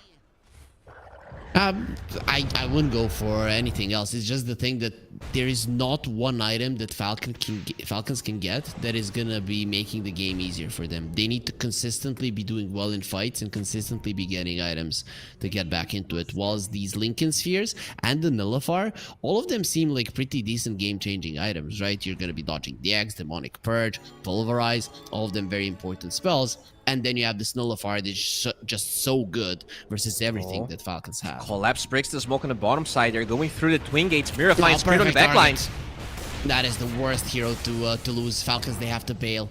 If you get caught at this point, Echo Slam, extra support, gonna be turning around onto the Shaker, buyback crit. He knows just how important he is. Get the Shaker onto the high ground and drown him with the boat. Falcons, with the worst start in the world, are now going to be turning around Mira. It is nighttime, using the concussive grenade to run himself away. Arrow completely off the mark. They found Rana. Shot as well, and he will get stunned up by the torrent. Rodan needs the BKB. Oh no, the snowball during BKB. You need to leave him. We need to allow him to go and fight. Malrine is not really taking all that much damage. Taking on the backlines. Gets taken out. Laurel getting back in. He's wanted fought back as well. Trying to bring down Malrine. Finally, it is going to be an arrow Collapse. on Going Amar. forward. Skitter is standing his ground. Doesn't matter. Oh, They found him. dead. Collapses on top of you. That is even a disruption. It's not going to help. Hookshot forward. They're allowing the leader to attack, protecting her with the cogs. And Skitter, he survives through it all. That disarm from Mira just not gonna be coming out in time. Turns around to fight, understanding his life is over. Laurel, he's just playing around this vision, There's but no he fought TP. back. He TP'd in, and he's gonna be going back to join He his gets teammate, found. jumping forward.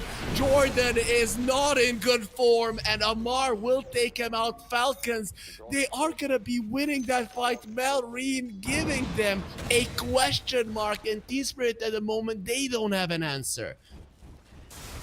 That's... I mean, as you said, Team Spirit, they find a support by himself, the best target. And Laurel gets G-baited onto that Echo, which ends up awful. They still have buybacks, they use all of them. They're fighting on the Radiant side where they should technically be able to connect faster. But a lot of small mistakes, the snowball on the BKB Radan, wasting some very important seconds.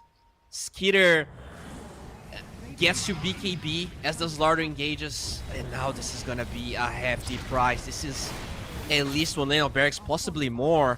Glyph's gonna be used. Forward X onto Viposhka, has the Yules, will protect himself. That is gonna be a tier 3. You want to equalize the amount of damage done to your base, and Falcons are gonna be able to do it.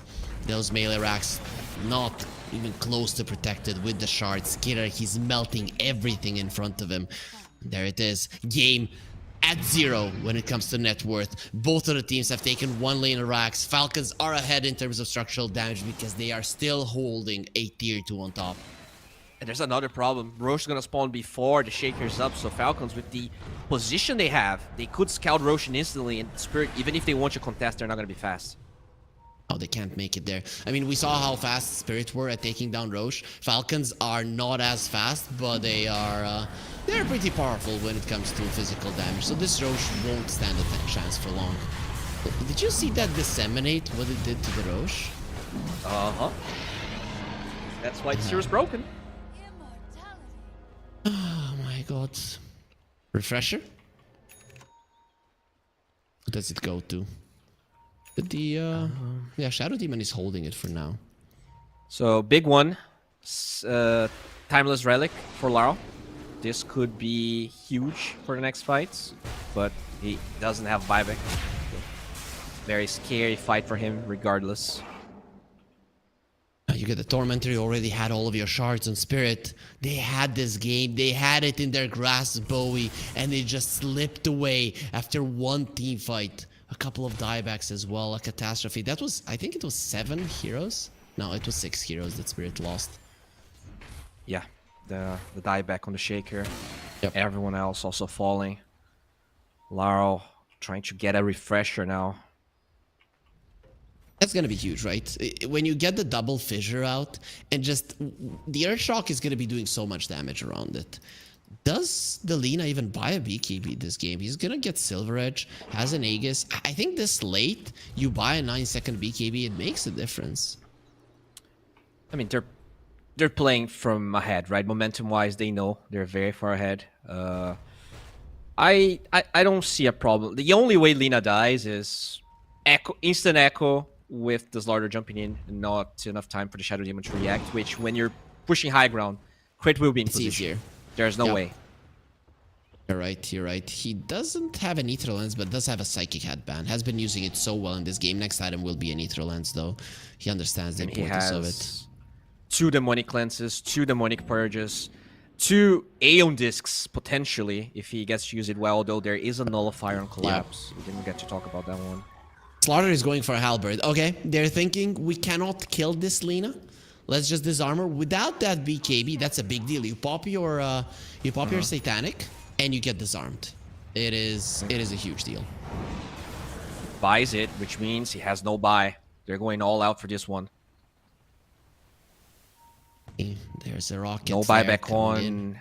on Radam as well. He did get his 25, but He did buy the Satanic. I think if you're Spirit, you try to delay this, right? You have those 3 arrows. At some point, it might win you a fight. We've seen it happen. Good setup here on the left side. Level 25 Kunkka. That is big. Ooh, it really is. I'm surprised it's not ATF that gets the refresher, but... Yeah, it would be quite huge. I think it's the most important thing is to save the Lina, right? And sure, your boats are gonna give you this wombo combo fight, but if you disrupt somebody else and then they jump the Lina, you need to have another one. By the way, Miposhka is getting very close to his eggs. This could be a way to win this game. If you get that kick from the Lina inside the base, that is one thing that they might not be ready to predict if that's the first time he uses it. And we all know, like, Falcons in the first series in this tournament, game 1 they win versus Spirit. The second game they have a Lina, they are almost there, they almost win, and then they lose after that. Spirit, they win so many games versus them. So this might be a same comeback we saw already. Radan going forward. They do find him, break the Lincolns. Hookshot dodges it with the Manta, will be fine. The boat's being used. Has to be KB though. Around. Malrine is taking some damage, not really all that much. Uproar, an insane amount of armor on him. Collapse, shoves the Lina. Gets blocked by Fissure. Sure they don't see her any longer. He cannot get back. Waiting for a potential force staff. Another crush. Skitter just got arrowed. Will get the Laguna Blade onto a BKB. Really not that strong. And Laurel, he says, yo, collapse. Go back, man. This Fissure, it is the line. It's going to be separating us. Malrine onto the high ground. Then onto the low ground again. It's an opening. Clockwork is dead. 100 seconds on the silence. That's a dieback. Laurel gets out Radan. Finding Crit, breaks the A on this. He wants to go for more. Has the refresher shard. If he wants to use it though, it was given to the Kunkka. Lina marked, so Assassinate is there. They see Skitter clearly. They know this is a 4 versus 5. Want to fight. It is an Aegis cheese on Falcon still. 20 seconds. You want to wait these Aegis out. You want to make sure they don't disengage. And if you can just delay this slightly longer, the Skitter could instantly pop. Rodano BKB, no Manta, has to be careful. Goes with the triple arrow. It's not going to be connecting on anybody, but it's very scary. Backlines collapse, doesn't get a connection onto with the crush stun. Rodon gets found. He's fine for now. Has the Lincoln Spirit that will protect him. 6 seconds. Creeps they know the base, the egg is expiring and they see him. The base is in trouble. No, this is a situation when you're not going back. Everybody is coming forward. Assassinate on Skitter. He might decide to just TP away. Snowball on him. He's all alone though. Is this stuff gonna be able to find do it, Maureen. especially He's the cheese in the vicinity? On the other side, what a torrent, and also with them both, they're just flying in the fleet in here. You don't need no cavalry when ATF is here. There is gonna be some arrows again off the mark. Mira left all alone. Spirit did everything right, but they didn't calculate that ATF was way too good. What a torrent boat. That did so much damage with the cannonballs. And as you said, Miposhka getting baited a little bit, going for that snowball. Maybe not necessary. His team could not follow up. He had the gold for the eggs and now has to buy back. Things pretty much go down to square zero. They don't have buyback on Collapse too because of the halberd he bought. Yep. You have it on the Shaker. This is not looking good. Redondo's triple arrows are gonna be having to do a lot. Buyback, Shaker, they need him now, but the Clockwork is coming back as well. That's your biggest counter. Triple arrow, flying out, not gonna be connecting on anybody. They also have the Roach Banner, beautiful hookshot on the two of them. Rodon is standing his ground. That's a negative scepter on the Primal Beast. Nice dodge, making sure LSA does not connect. Moves on Belina, Skitter not gonna be attacking that much. Fissure to keep them at bay as well as the shards. Is the Hurricane Pike away, and they did catch the Tusk. That is a big deal. Miposhka, no buyback. You don't have those saves any longer. Radar is fighting. He's going to be popping a Satanic. Both of them fighting. Still the very end. Skitter is stronger. And it is over. We're going to have a 3-0 best of 5 grand finals. Falcons today are way too good. They only lost 1 game, and it was the Tundra Spirit. Just weren't on par.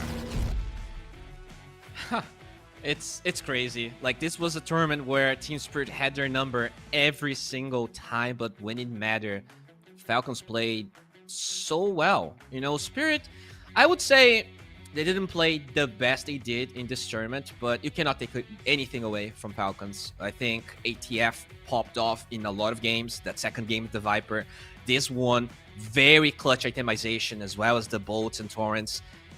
Crit, to me, is the MVP of the whole series. He was solid in 3 different heroes.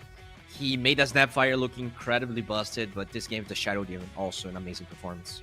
Really, I loved him, but I think in the second game it was all ATF. Yeah, I guess so, right? Dude, no, Even- does he shake our rotations? He got like a you're minute right. 11 You're blink. right. Yeah, you're right, man. You are completely right. And he's the one who enabled the Mar to be that strong. Yep. Crit just played an amazing Dota. And I liked when you said this has been his best year ever. And Crit has had some amazing years, not in the past 2 or 3, but before that, like always in top teams, always a contender to win the biggest tournaments. And now he's getting them with Falcons. Wearing the freshest clothes, and this is a big win. They had like really good results the whole year. Maybe in the last couple of tournaments they weren't getting to the finals as much, but now not only they get to the finals, they just smacked Team Spirit like it was nothing, right? I guess game 1 was a bit more contested, but when you look at it, they were ahead 80% of the time, I think, in most of these games. There were times where Spirit got a lead for 5 to 10 minutes, but Falcons quickly found a way to defuse it. Yep. They looked so good, man. 15k gold behind in this one. They find a great Roche fight.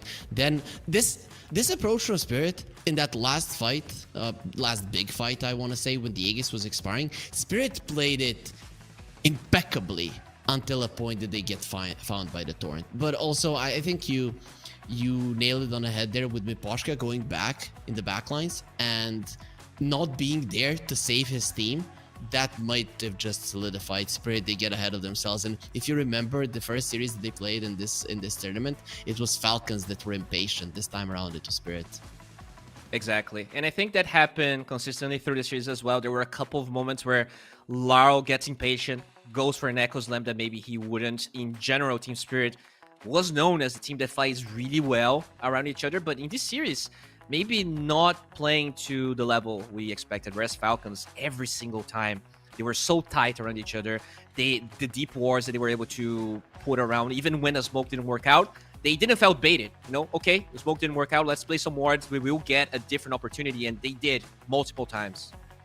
Yep, really looking clean on Falcons. I mean, winning 3-0 versus Spirit after you've already had a 3-game series beforehand, right? It's not like they made it into the grand finals easier. Do you think Spirit would have had an easier time versus Tundra if they made it through? Probably right. I think Falcons got to learn a lot for this series, whereas maybe Tundra, I don't think they played a single time this tournament, Tundra and Spirit, so it could have been a bit different. Sure, you're watching the games, but I think Falcons draft-wise did learn a lot, and they made these drafts really hard.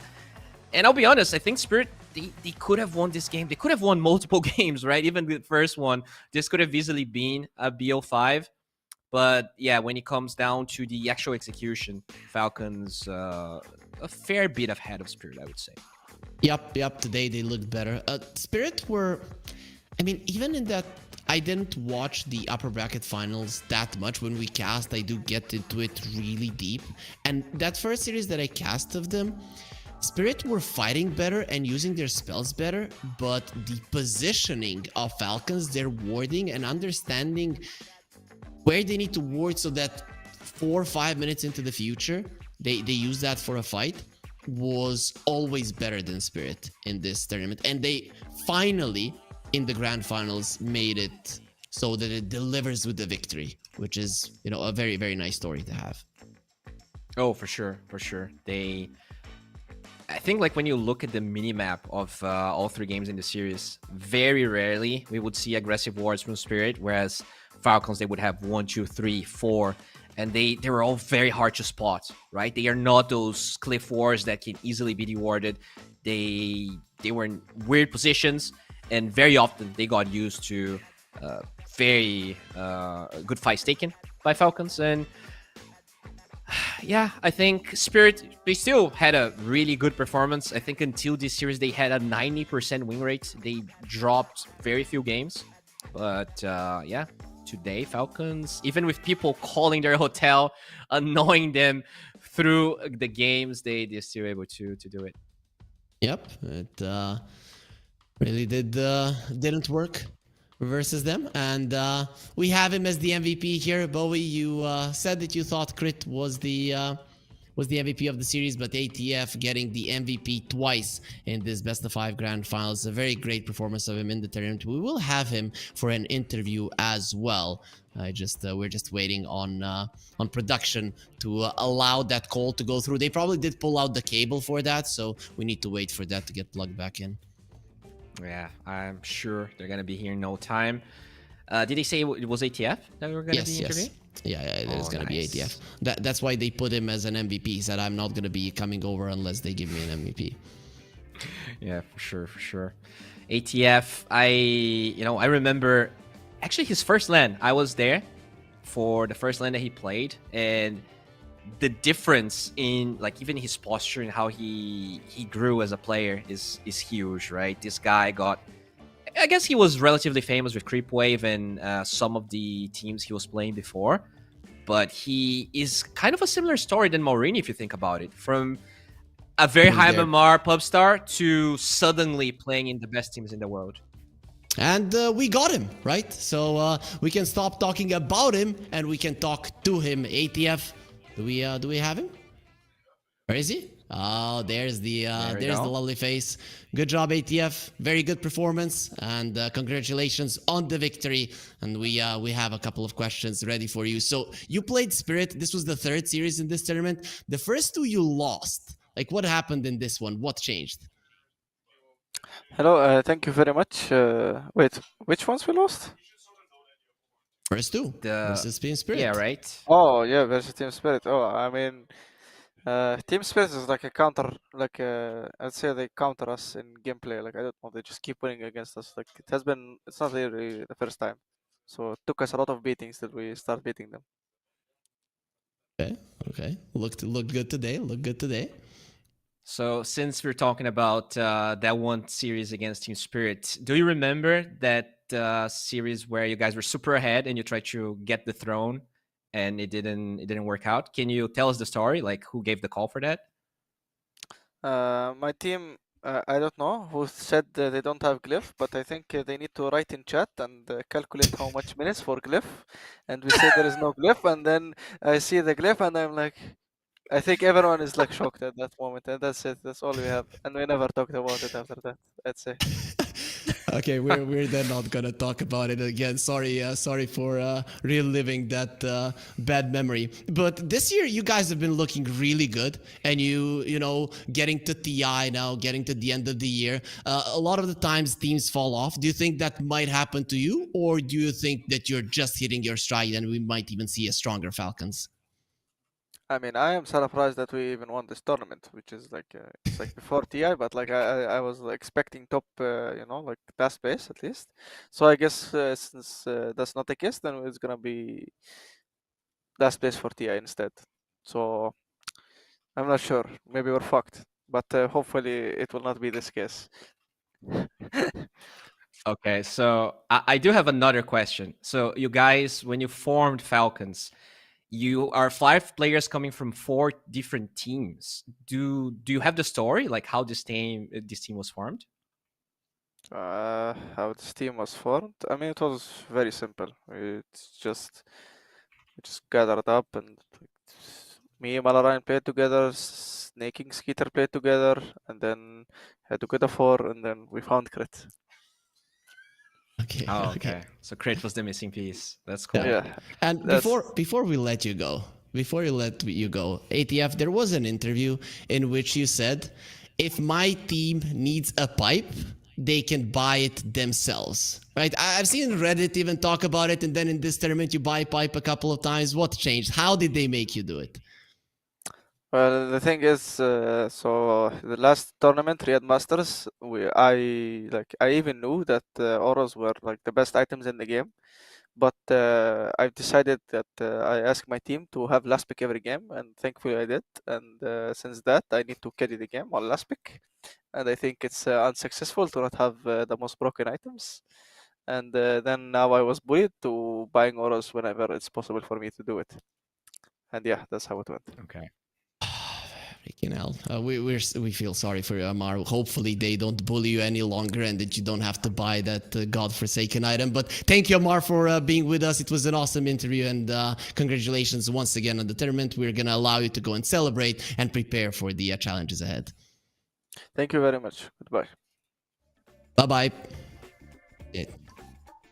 That was some pretty cool answers that he gave us, and I knew it, man. I knew it that they forced him to do it. I told you, what did they do to my boy? They forced him. He's to getting do it. last pick. All right, he's getting last pick. I think the least he can do for that last pick is buy a pipe. I think that's very easy to do. But I left so much because we were, once that second game was over and they did not get the throne. We're like, did they actually calculate the glyph, the timer right? Like, what happened? And yeah, they actually did. Even pro players sometimes cannot calculate it properly.